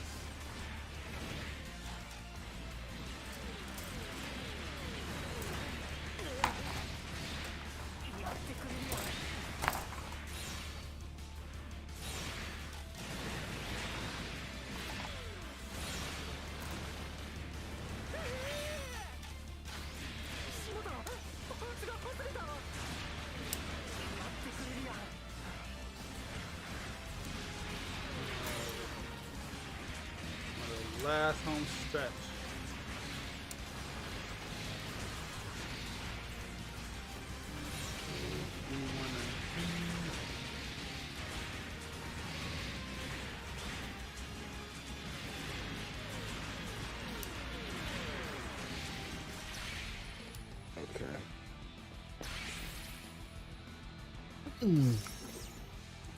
All right, y'all.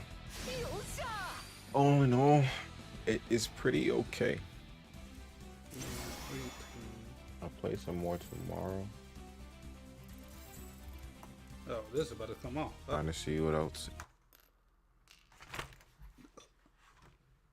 Oh, no. What? These are the people who help you stay well. Searching lower prices and brands you love on the shelves. Behind the counter or in the aisles. Healthier's better when it happens together. CVS Pharmacy. Healthier.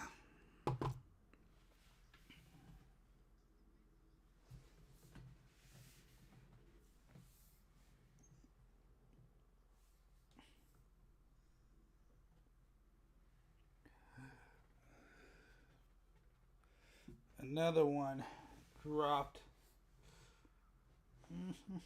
With the weapons are not such a big deal, but come on, man.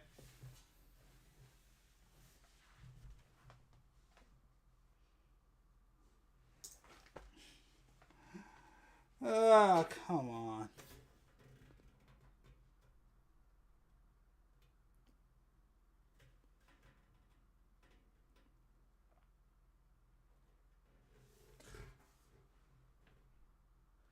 I felt it slip straight through my fingers. Let's see if I can find it. Oh. Whoo. Found it. That's what I'm talking. Oh. That was about to suck.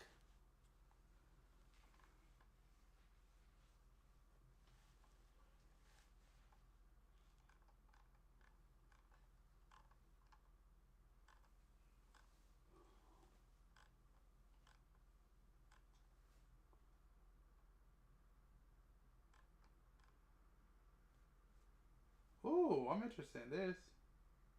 Yeah, let's check this out. When you have auto glass damage, trust Safelite. This dad and daughter were driving when they got a crack in Another their one of my windshield. favorite series. It's okay. Mega Man X. He wouldn't take his car.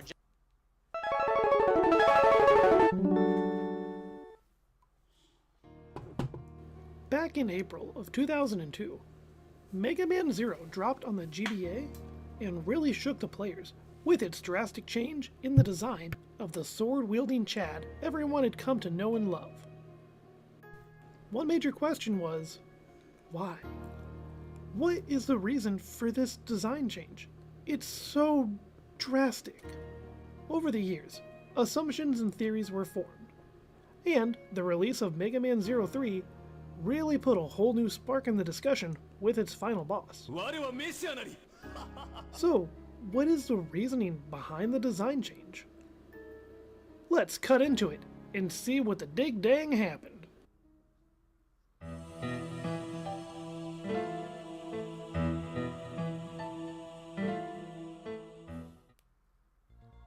Back in the day, NT Creates was a gaming company that was composed of some previous Mega Man developers. The group had a longing to work on Mega Man games still. And even at this day, there are some clear traces of their Mega Man roots in their NT games. To scratch this itch they had, a proposal was made to Capcom, a new Mega Man game, focusing on Zero in a somewhat post-apocalyptic world. The idea was for this to be a standalone game, more like a what-if kind of situation. The game was approved, and with Capcom's blessing, production started. Zero's design was obviously brought up.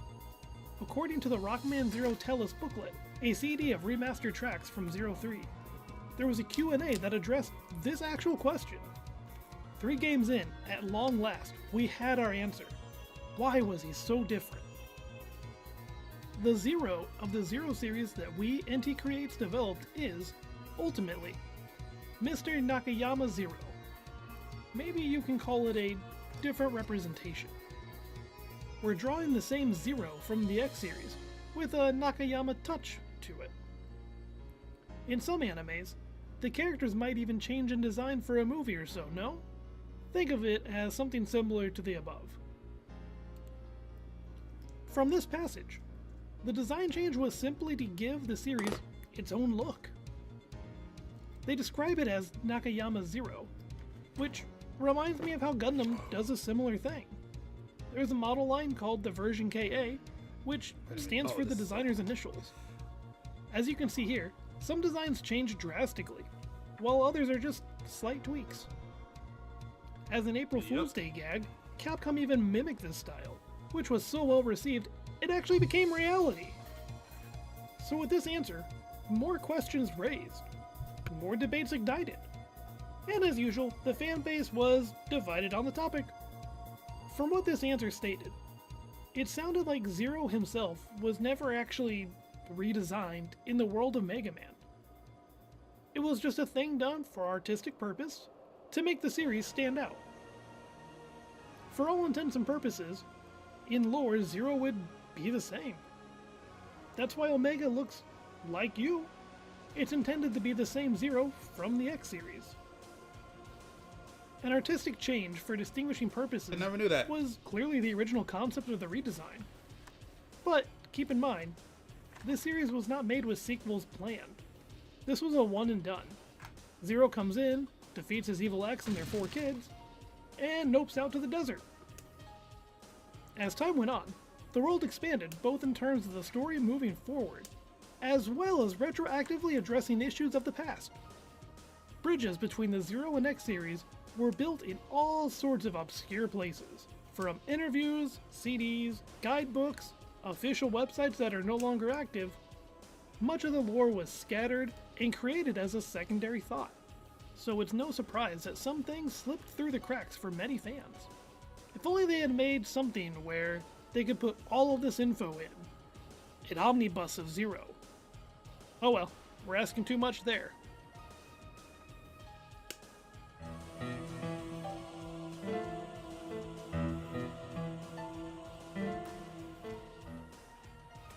If you thought the sole reason for the design change was just for artistic reasons, well, you would be half right. I mentioned that the world grew, and in its growth, much was retroactively added in, such as the Elf Wars, Weil, X's soul splitting into 5, but one of them still being him. There were some questionable add-ins, but in doing this, there were reasons dropped for the design change. Back in the day, there were some major Mega Man websites. Several of them have faded with time with, the rise of social media, forums being replaced by Discord servers and Facebook groups, and specific news outlets being overshadowed by big gaming reporters. While we still have some of our titans up and running, such as the Mega Man Network, Proto Dude's Rockman Corner, and the Rockman EXE Zone, one of those big boys fell off. Planet Mega Man.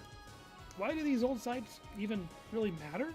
Because back in 2003, before the release of Zero 3, Planet Mega Man actually had an interview with co-producer of the Zero series, Keiji Inafune. During their interview with him, the following exchange happened. Reploids in the Rockman Zero look quite different from the Reploids in Rockman X. Is there any specific basis for this change, such as new technology, or is it merely change of art style? Of course, yes. Mega Man Zero takes place 100 years after the X series, so of course the technology has advanced quite a bit. And we had to redesign all the robots to reflect that. So, with this statement, a new twist has been presented without room for misinterpretation. Within the Mega Man world, Zero does look different. But is there anything to back up this claim? One man saying it when it isn't displayed anywhere else can only go so far. As well, shouldn't Omega look like the X-Series Zero? Thankfully, we do have some in-game examples to, back up this statement. While Zero was given a redesign, he wasn't alone. In fact, we see another character get Zero-ified, even if it is briefly. In Zero 2, at the end of the game, we get to see the original X in both a drawn cutscene and as a sprite. Both of these look to be identical to Copy X, which, like, duh, he is said to be a perfect copy. This is, however, showing that X himself went through a design change too. Something that is supported by another game, or games. Mega Man X8 showcases a new design for the whole slew of hunters. This was addressed in a Q&A that can be found inside the Mega Man X Complete Works book, where the reason given was that the models were made to be more efficient with the PS2. However, rather than just slimming down the boys, some other tweaks were done. Zero gets a haircut, X has new ears and a few other minor details, like some etching here or there. Even his Buster is not at all the same. Until we get a Mega Man X9, or I guess Extreme 3 if that happens to be post X8. It's up in the air if these designs will stick and are more than just, an artistic change. The point of bringing them up is that this shows the start of the new designs towards Zero, where Reploids are less bulky. There's one more game that takes place post X8 in terms of time. It's still a debate if it branches from X8, but this game also showcases the advancements of Reploid structure. Command Mission. Mega Man X Command Mission is an RPG X game that takes place during the same time as Mega Man Zero. It is just simply another branch in the timeline. Here, we see X, which is given a redesign, and more than that, his new armor draws elements from Mega Man Zero. X, Shadow, and Marino all draw elements from the Mega Man Zero style in their legs. So even in other timelines, the design changes do appear to be technological advancements, though slower in the Command Mission timeline. Professor Perry the Platypus does specifically say that X has new armor. This might sound outlandish, given how X and Zero have always been unique and unanalyzable, but at this point in time on the Zero timeline, X and Zero no longer appear to be the vast enigmas that they once were. Both have perfect copies built of them. But that leads to another question. Why does he look that way?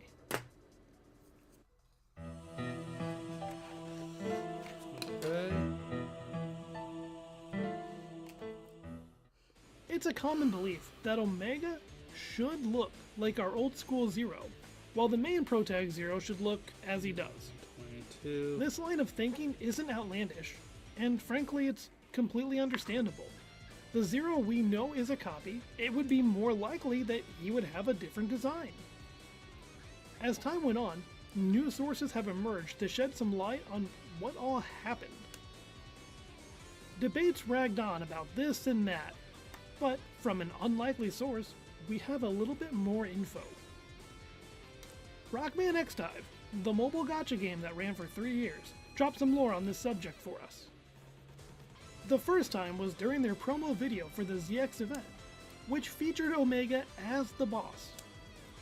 They talked about Omega, and most interestingly enough, they mentioned Omega was modified by Wild and that he himself built Zero's copy body. Now, that video I personally take with a grain of salt. Aside from the typos that plague it, they also show off a fan-made ZX game in it, thinking it's the original to explain how the new stage was a callback. Frankly, they're wrong there too. The stage is based on Oilfield from ZX Advent, and they show an Area K looking area from the fan game. But video editing errors aside, within the game, the description for Omega backs this up. At least they have some consistency there. Now, before you start throwing rotten veggies at your computer screens, hear me out on this one. I get it. X-Dive is a funky source given its whole story premise.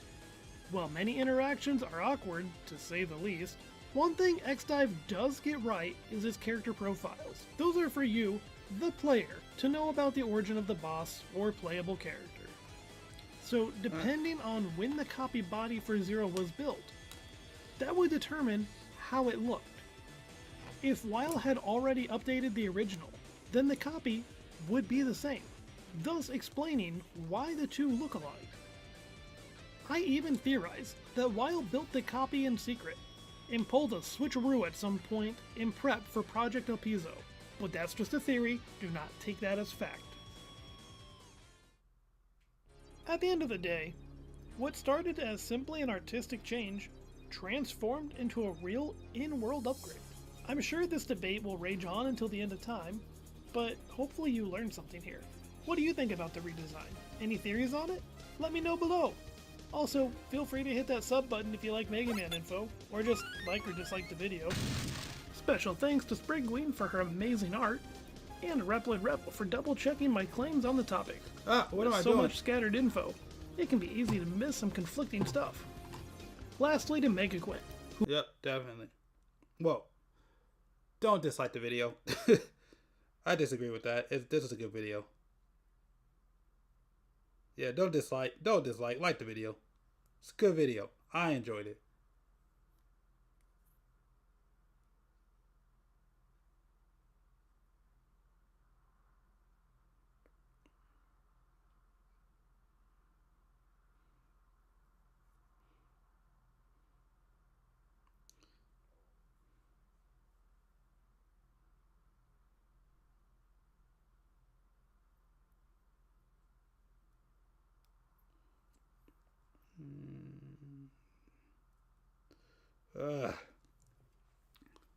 Let me do this so I don't drop it on the floor.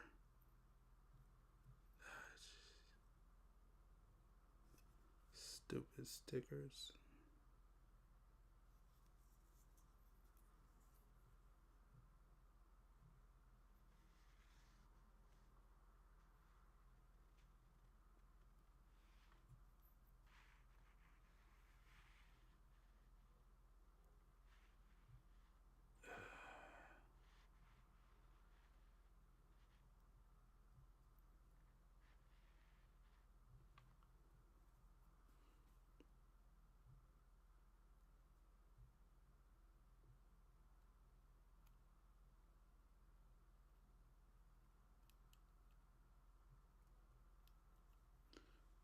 Come on, you're right there.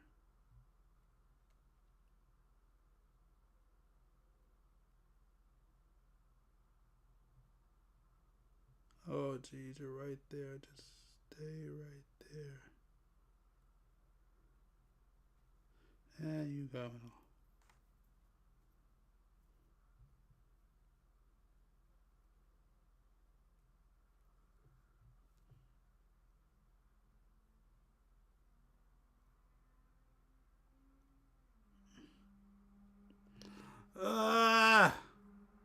What time is it? Wait a minute. I got a time right here. 3:12. Jeez.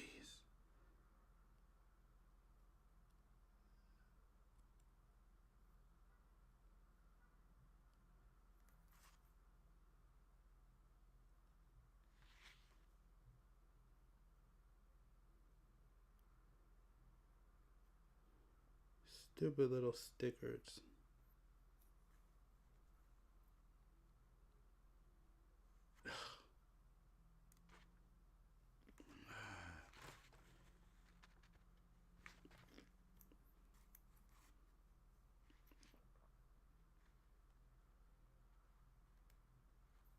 Oh,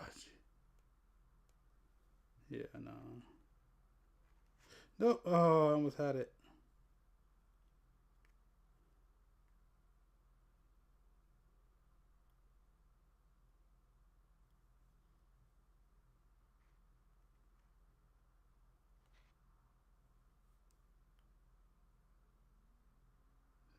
Right there. Okay, stop. No! Oh.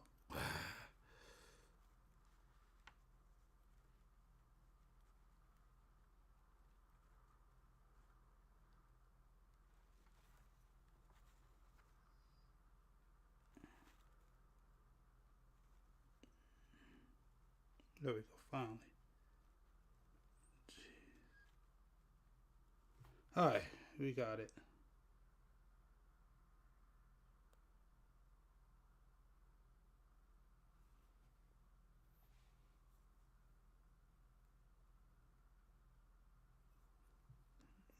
That's done. Sorry, when it comes to those stickers, I gotta concentrate. Alright, we're almost done. What else have we got left?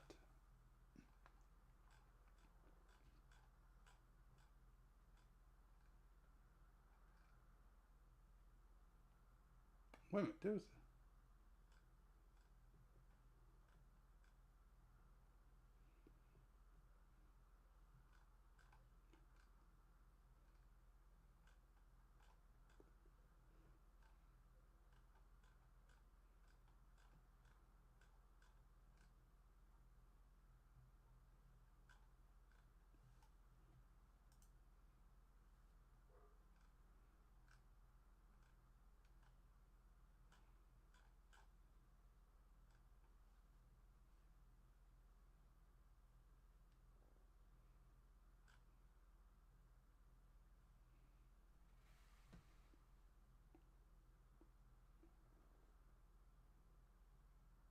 What is this? This will revolutionize your shaving routine. All thanks to manscaped.com.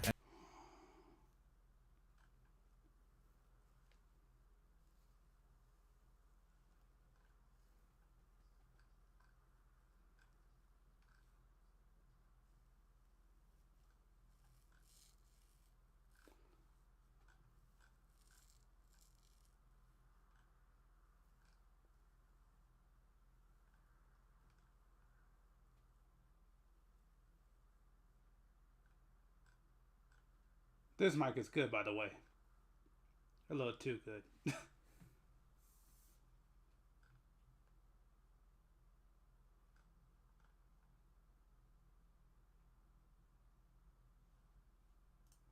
Do you like huge, muscular, buff men in full plate armor?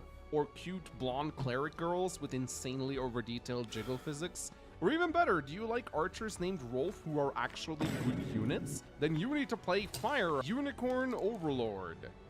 Ladies and gentlemen, my name is Mangs, and over the years there have been many games that have tried to scratch that Fire Emblem itch without actually being Fire Emblem. Some games have come close, but there's always been that little special something missing for my neuron activation to really kick in. But as I played through the demo of Unicorn Overlord, those long dormant dopamine receptors started kicking in. I experienced something that I haven't felt in a long time. The pure joy of a well-executed strategy game. Get out of here. Unicorn Overlord is the latest game from Vanillaware. A free demo just released to the public, and it allows you to play the game for up to 8 hours, which is pretty extraordinary considering most other demos don't even come close to this. Usually, they limit you to the beginning stretches of the game where they put in the most amount of effort and resources. The fact that Vanillaware just lets you play the game for this amount of time shows a level of confidence from the developers that we don't see a lot of these days. The devs are proud of this game, and rightfully so. They aren't ashamed of what you might find 6 to 7 hours into your playthrough, and that alone should be a stamp of approval. I will be honest though, one of the things that made me hesitant to try this game was its name, Unicorn Overlord.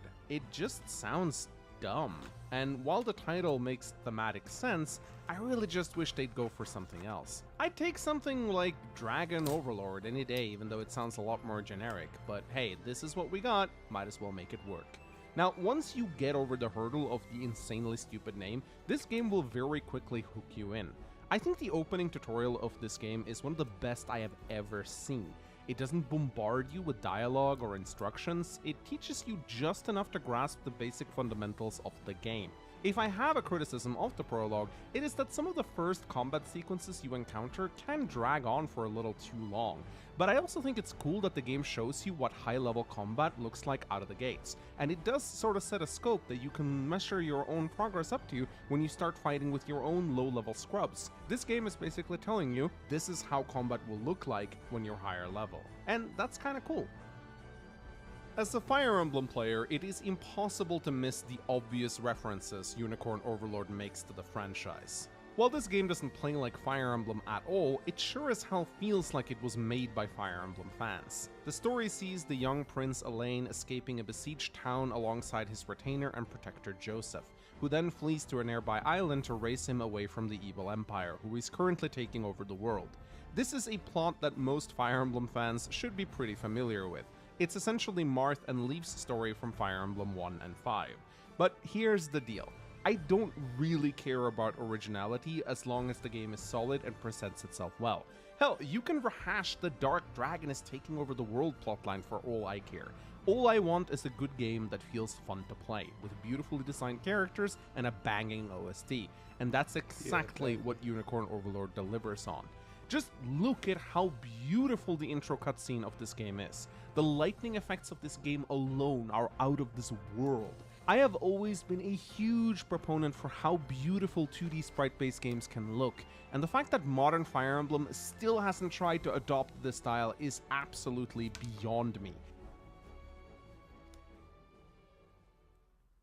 Ashley Sleep offers mattresses for every level of comfort, with affordable options that meet every style of sleeper, from cozy to cooling to contouring support. So shop Ashley Sleep today and get your best rest for less, exclusively at Ashley. Is that it?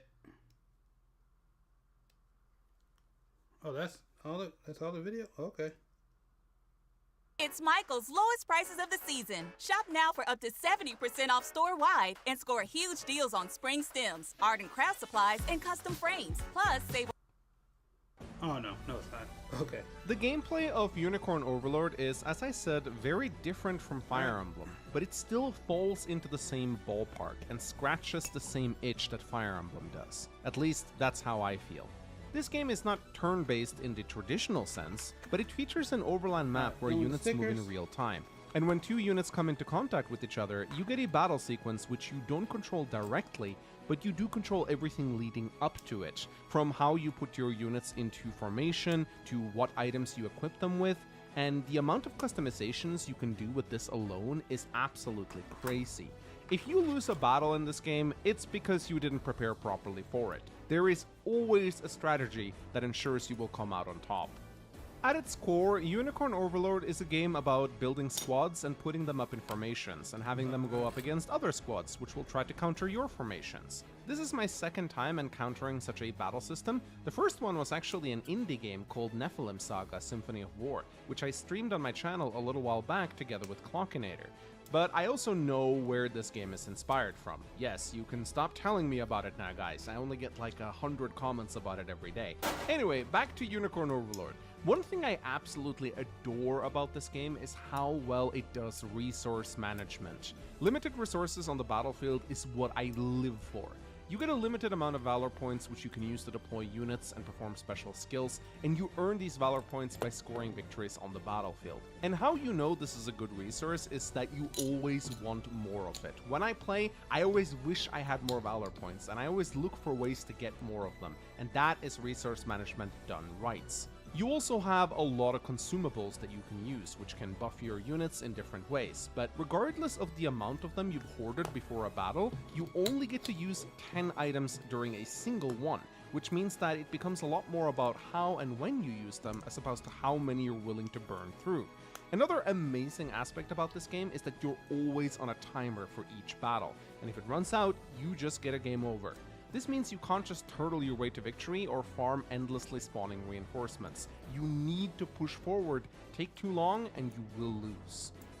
Your units also have Tracia-style stamina, which depletes when they fight, forcing you to make use of your entire army, and not just bulldoze your way through with one power squad. Some people are not big fans of these limitations, but for me, this is the bread and butter. Alright, cool. Alright, so we're pretty much at the end.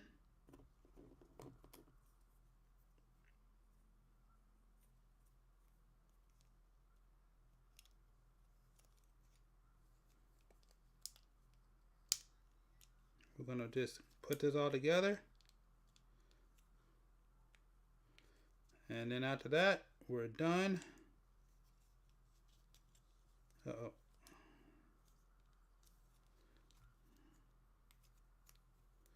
I'm gonna clean this mess up first.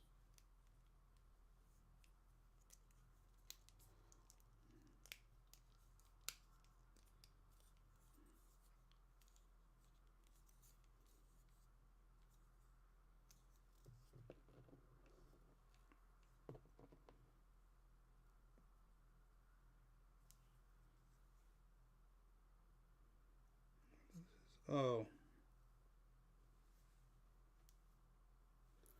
Okay.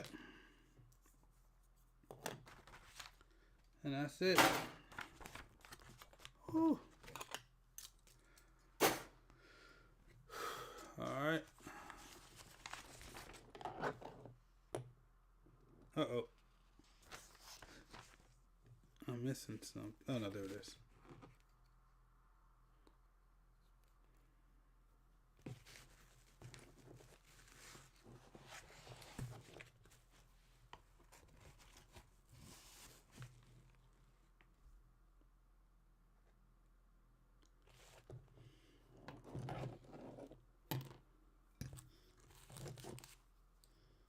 Alright, there's another uh-oh. Because I am missing something again.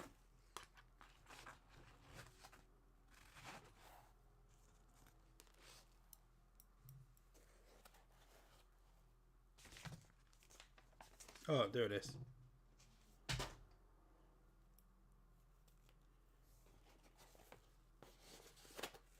Perfect, perfect, perfect.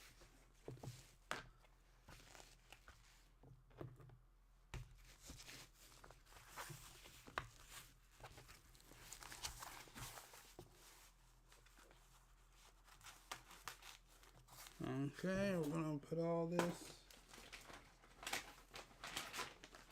away.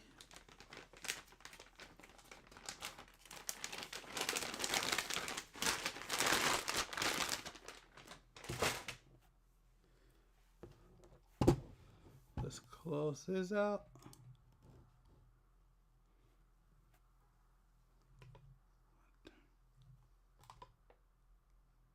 Turn off that. Turn it off. Oh, that sucks. It won't let me turn off. Huh?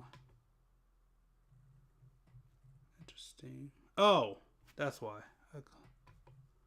I hit the wrong button. That's why. Alright, let's do this.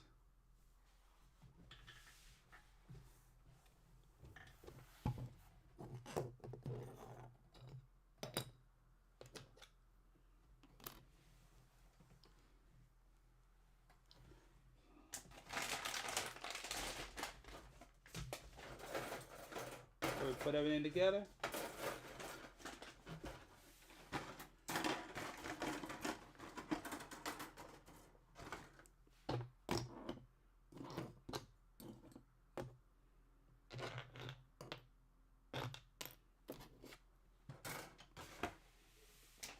Clean up.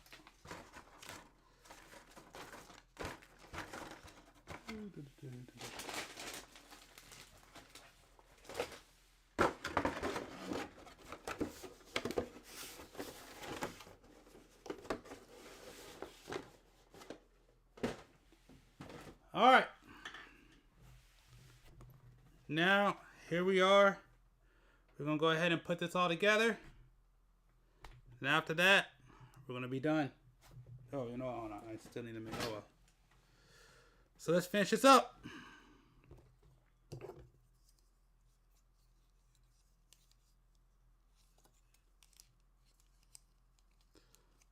Let's go ahead.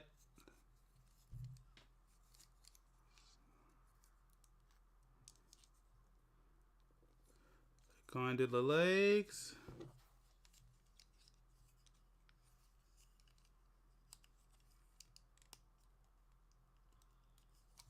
All right.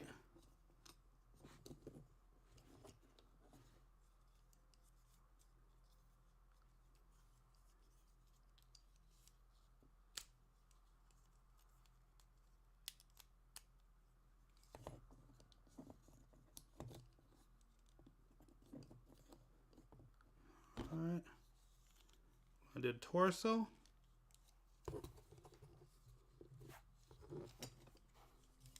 Let's go ahead with the backpack.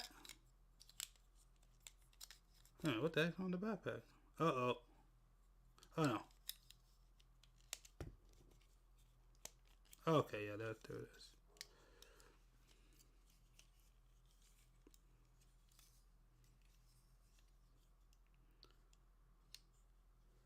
The shield, which I guess...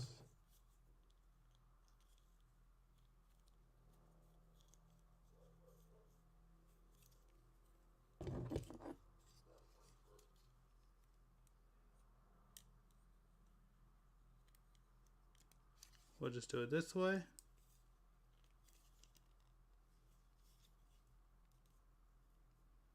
Oh man, I hate I messed with that sticker.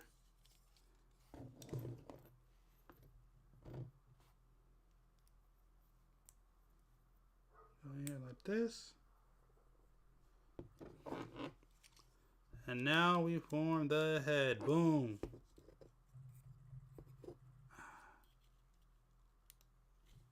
I think we're good. Yep.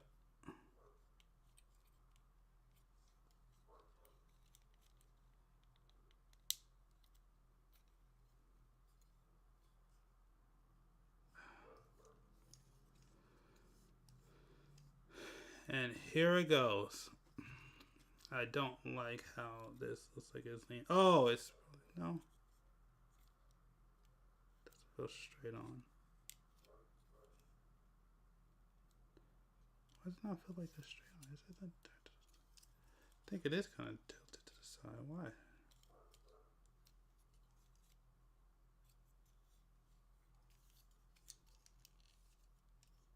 Is it tilted to the side?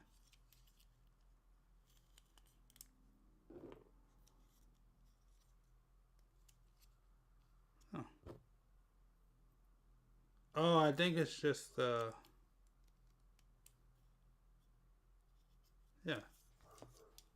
I don't know. Does that look tilted to the side to y'all? Just a question. Does that look tilted to the side? Or does it look straight? It feels like it's tilted to the side.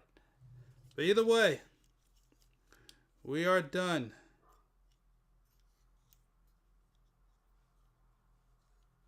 We are finished.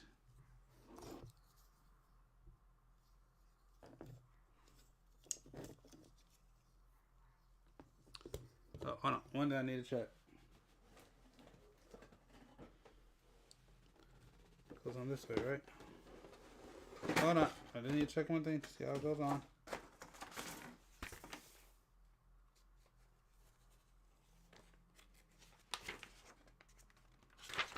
Not what I'm looking for.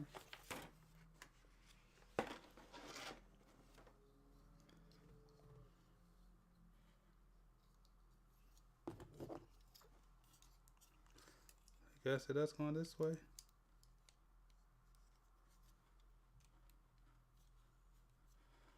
Oh, yep, it does work.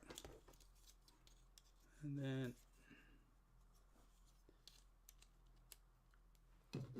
bring this down.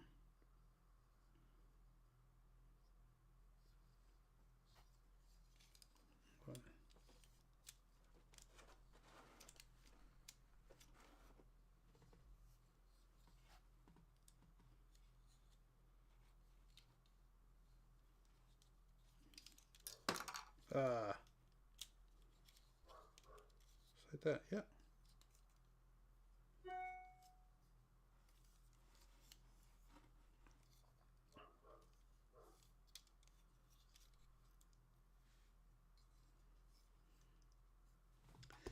You know what?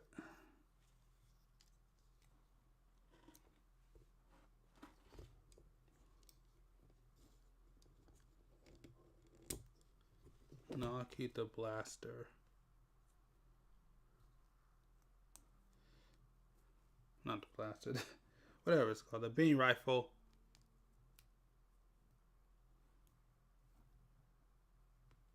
Oh, jeez. Oh, wow. This is on here. Good. Come on. Come out. All right.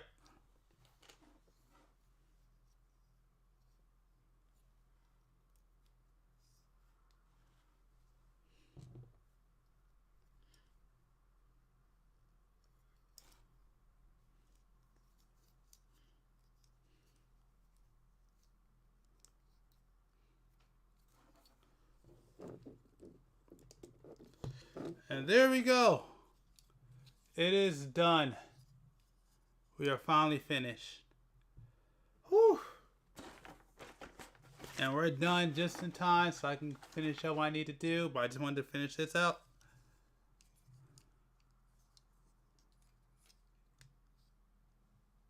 Again, I don't like this because it makes it feel like it's slanting. I don't know why. But I guess it's not. But either way, of course, as you know, a short's going to be coming of this one. I guess I could put this one back in there.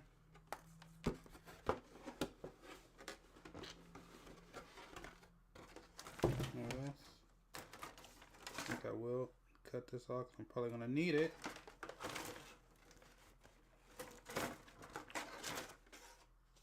Oh.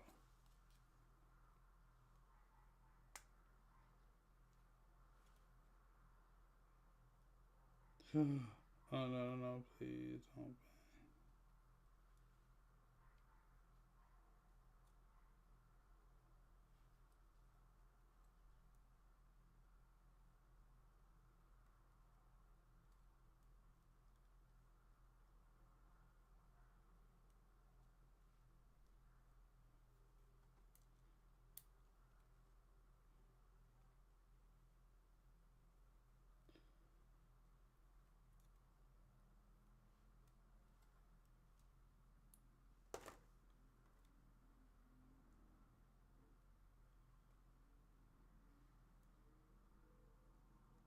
Okay. Alright. So yeah, so anyway, we're gonna do a short probably with this at a later time. Again, if you like my shorts, make sure to subscribe to my YouTube channel, Unknown Game channel. If you want to get the shorts back to weekly and not monthly like it is now, I mean bi-weekly. If you want to get back to weekly, definitely make sure to subscribe. But yep, this is it. We finished it up.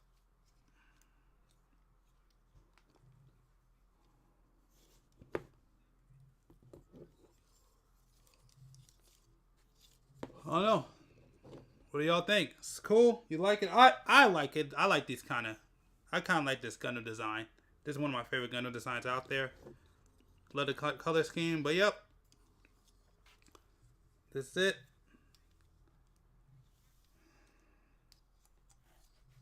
Now with that being said, I'm going to get up out of here. What do I have saying?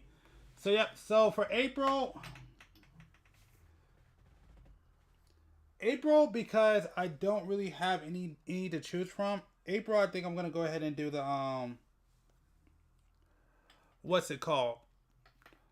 The Astray with the load.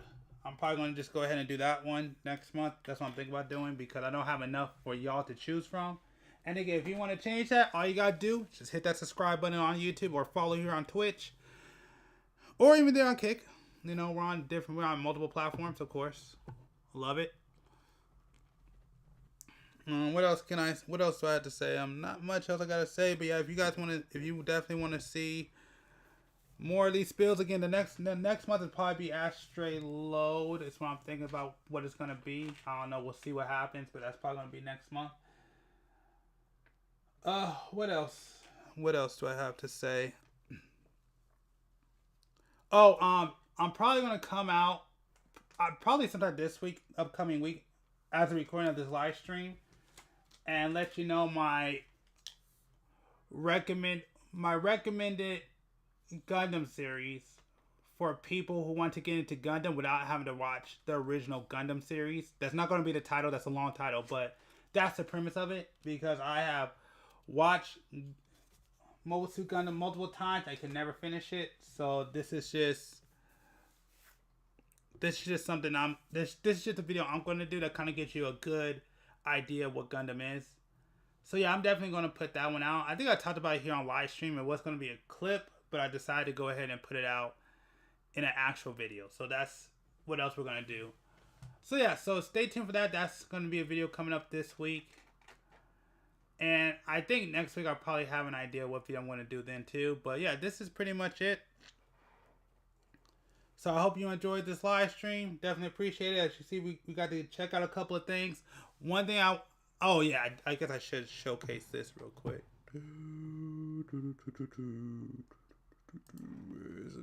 Where is it at? Let me showcase this real quick.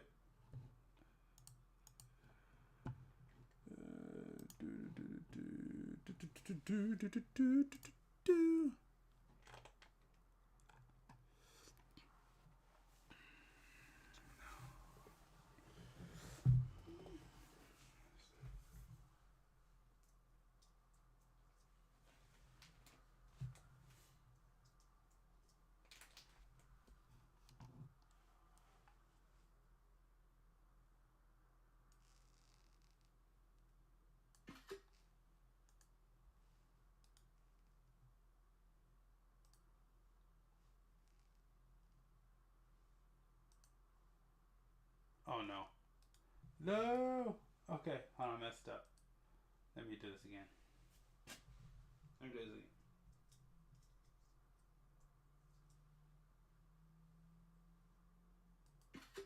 Oh. There we go. That's how that works out.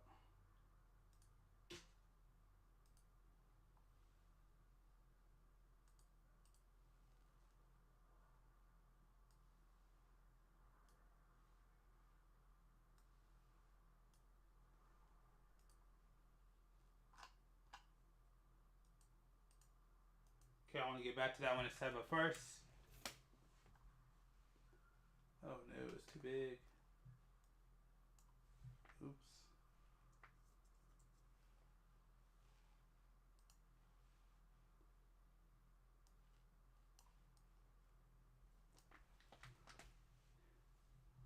Oh man.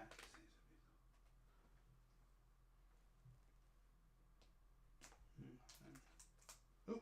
Let me turn this. Turn the volume down. Okay, so I just want to address this real quick.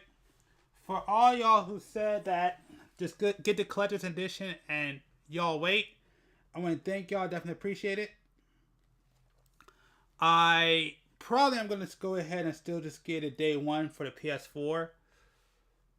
But it depends on when it's going to come out, because I have a feeling it's going to come out sooner than later. So I may have to go ahead and get it digitally. So probably what I'm going to do, and it depends on where my funds are at, I'm probably going to go ahead and buy this digitally. But get it digital for the PS4. And then even though I'm going to regret it, probably rebuy it again for the PS5. Because the goal is by the end of this year, I would love to purchase a PS5 Pro. Because I know, remember, that's going to come out at the end of this year. So the goal is I'm going to buy the PS5 Pro. I'm going to buy this game. I'm going to buy the PS5 Pro. And then next year, we're going to go ahead and pre-order GTA 6. So hopefully that works out. So that's kind of the goal. So the goal is to get Gundam Breaker 4, get a PS5 Pro, and then get GTA 6. So I may actually buy Gundam Breaker 4 twice, which I'm not happy about. I really am not happy about, but I do want to get the collector's edition because I would like to try to build that.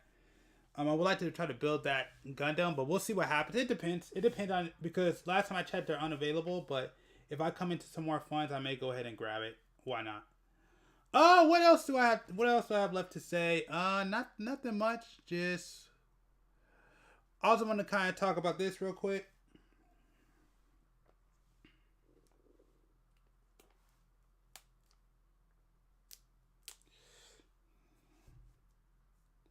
So yeah, so I also want to talk about it. Like I said, Load Ashtray will probably be the one I do next month. And I was going to take a break. I will start talking because, again, I am a Yu-Gi-Oh guy. I'm trying to get back into a lot of the things I was into when I was younger. And, you know, I mean, you guys see me play Master Duel on my channel all the time. But I'm thinking about doing a video based on my Yu-Gi-Oh decks too. So so you know, like I said, if you don't know, this channel is it's nothing but a gaming hobby channel. So understand, I do want to talk more about my hobbies, and Yu-Gi-Oh is one of my hobbies. So I'm definitely going to take time and talk about that. So yeah, maybe I'll do a video on showcasing my decks. I don't know. It depends on what the video is going to be. But yeah, so Load Ashtray, I think it's going to be the one I build for next month. That's what I think I'm going to do. It depends because I have more kits coming, but most of the kits I have coming are not going to be here till probably April, maybe early May. That's the issue. So yeah, so that's what's going to happen. Yeah. So the high new, the goal is, if things work out, or if I get a certain either a certain follow or a subscriber count, which I'm not going to tell you what that is, but if I hit my goal, I will be doing a marathon build of all the high new Gundams that I have, which I have a lot of high new Gundams, by the way. I think I have, you know what? Hold on, let me go count. I'll go count real quick, just so y'all know.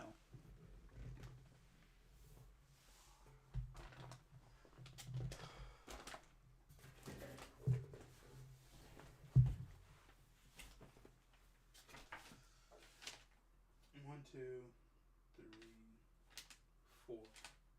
Yep, all right.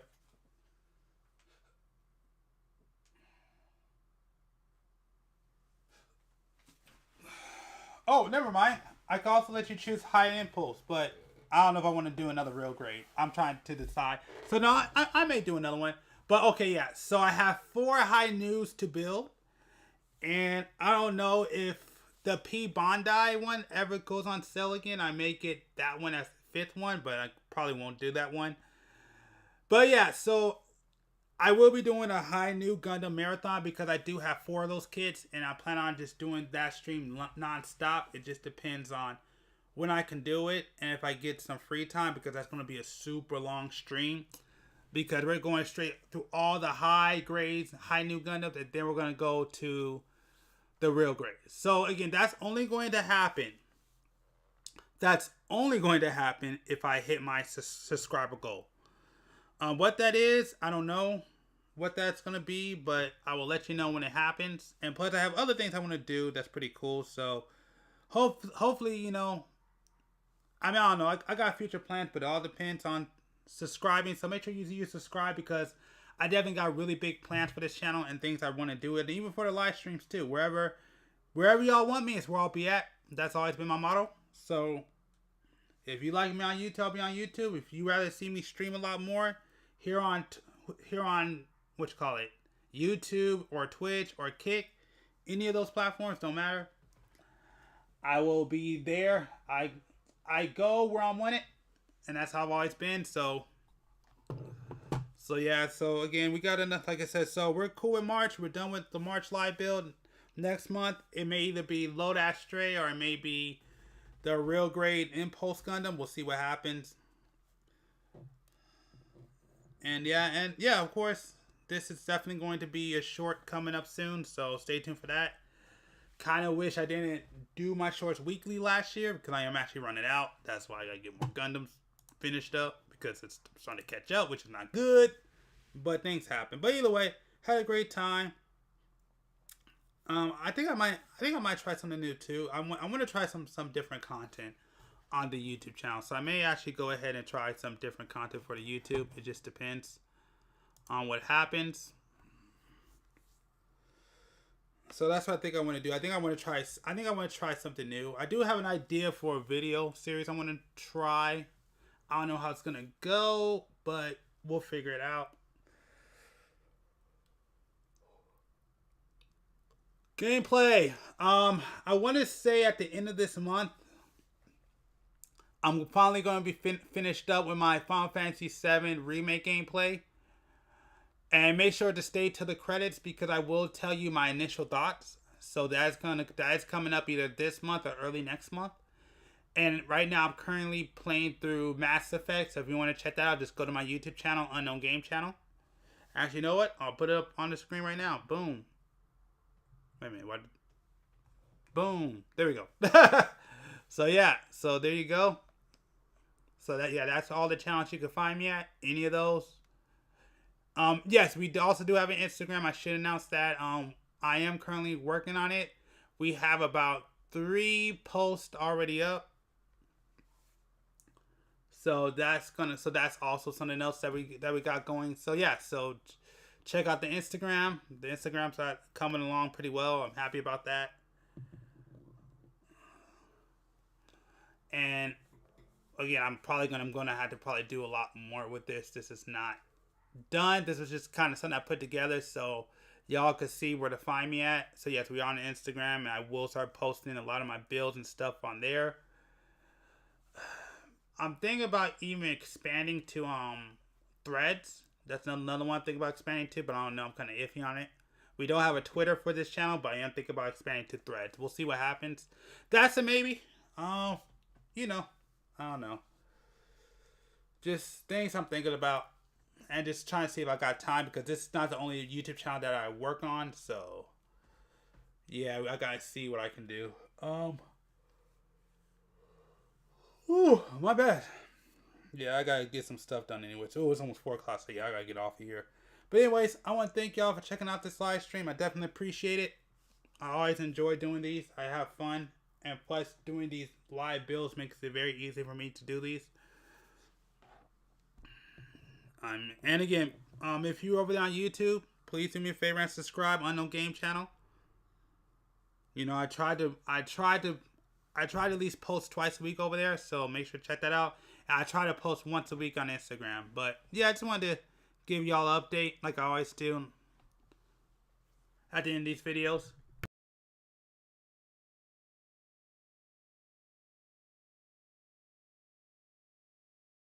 Let you know what you can expect going forward.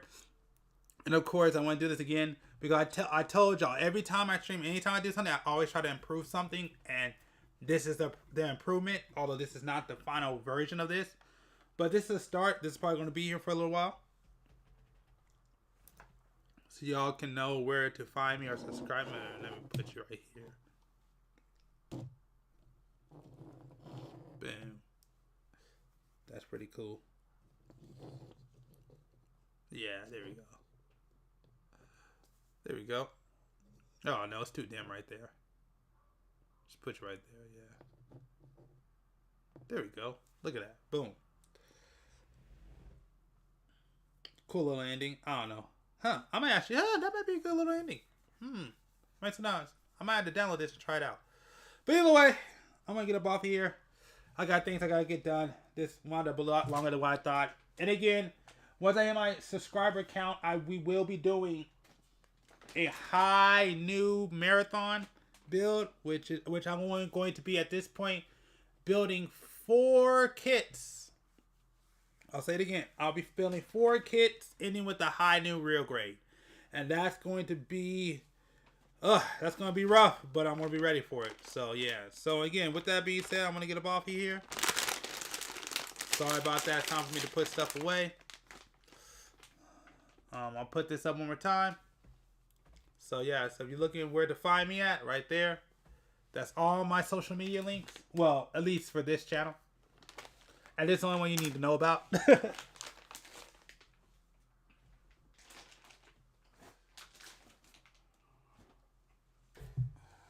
But either way, you want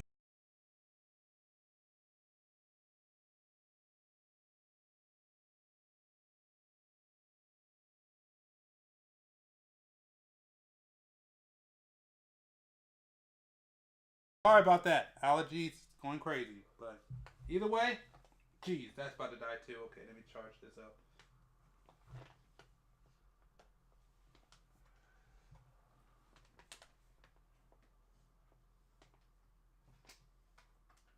We are getting out of here.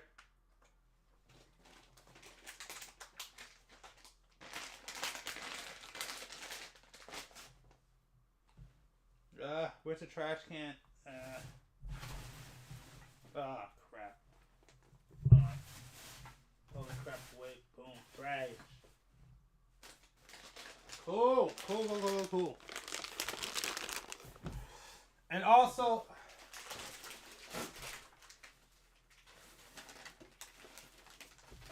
and like I said before, I want to apologize for last stream. Last stream, I didn't realize. The last stream I didn't realize my mic was on mute. So, shout out to Big626 for holding that one down. But I do want to apologize because I feel bad about that. That was a mistake that I'm going to try my hardest to make sure it doesn't happen again. Accidents do happen, but that accident cannot happen again.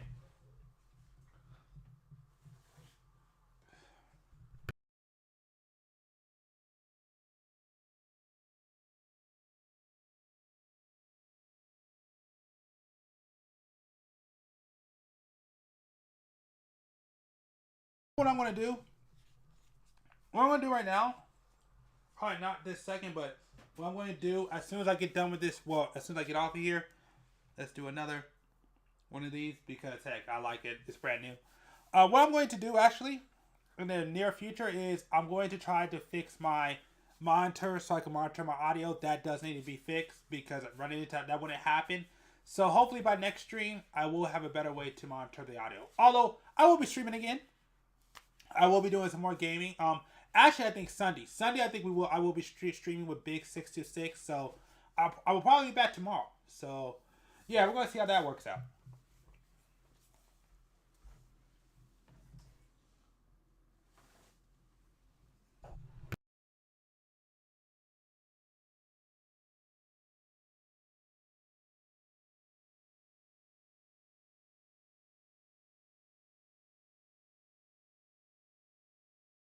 Yeah, so I think tomorrow we'll be streaming back with Big 626. That's probably gonna happen. This is probably about to shut off right now. Yep. Boom, caught it. Get back here. We're not done. But yes, we will be streaming again. I will probably be back tomorrow to stream with Big 626. That's probably gonna happen. But beyond that, there's not much else I gotta say except I want to thank y'all for checking out this stream. Definitely appreciate it. It's time for me to go. Got things to do, but just wanted to let you know about some of the things that are happening on. Where's that? Right here, the YouTube channel right here. What to look forward to. Of course, you could check out Cake right here. Check that out. We got the Instagram, which I try to post at least once a week. I'm trying to get better at, but I try to post once a week. And of course, right here on Twitch. So, check any of these out. You can find me on any of these. But if you want to consistently find me, it's here or here. And again, I may get a Threads. I may get a Twitter or what's called X now. It just depends. But anyway, that's all I wanted to say. I want to thank y'all for checking out this stream. Sorry to keep closing this off again. But I just keep thinking about more things I want to talk about. More things I'm thinking about. So, and I keep having to blow my nose. Hold on.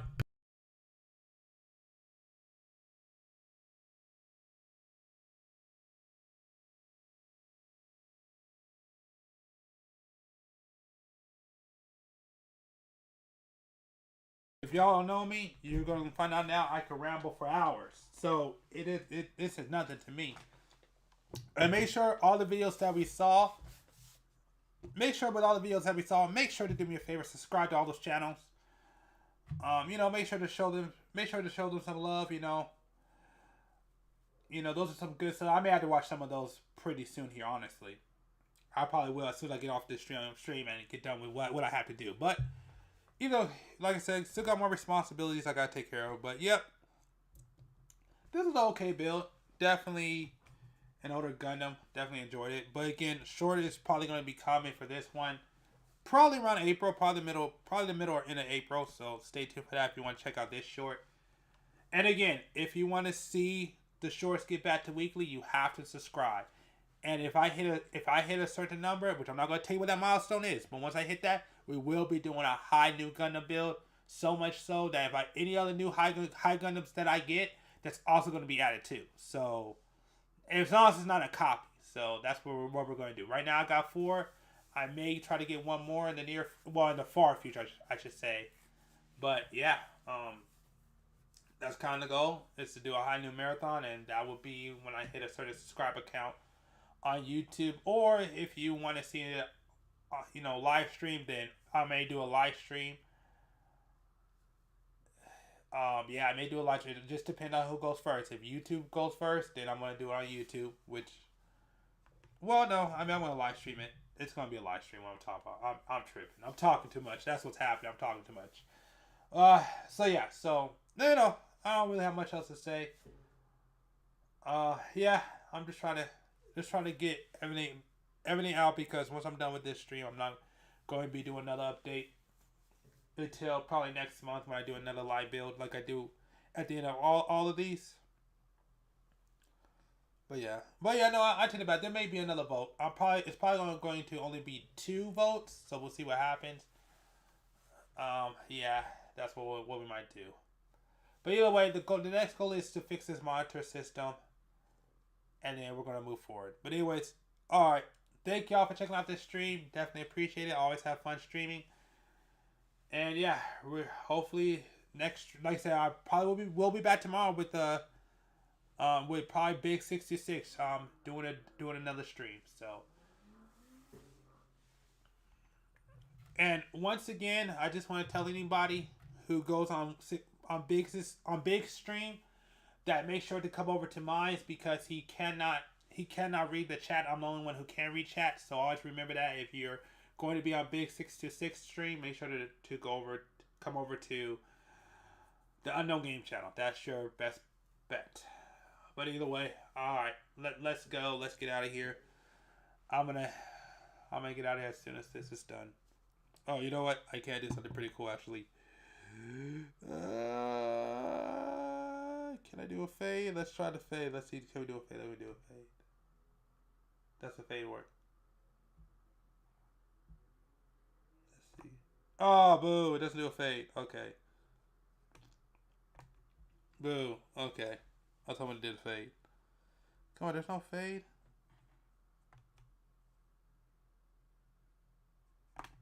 No, it doesn't do. Okay. I was trying something, but it didn't work. I'll figure it out. I was trying something cool, but no, that didn't work. All right, I'm out. Have a good one. Once again, follow, subscribe. Time for me to go. Time for me to go do other things. Time for me to take care of some responsibilities. Y'all have a good one.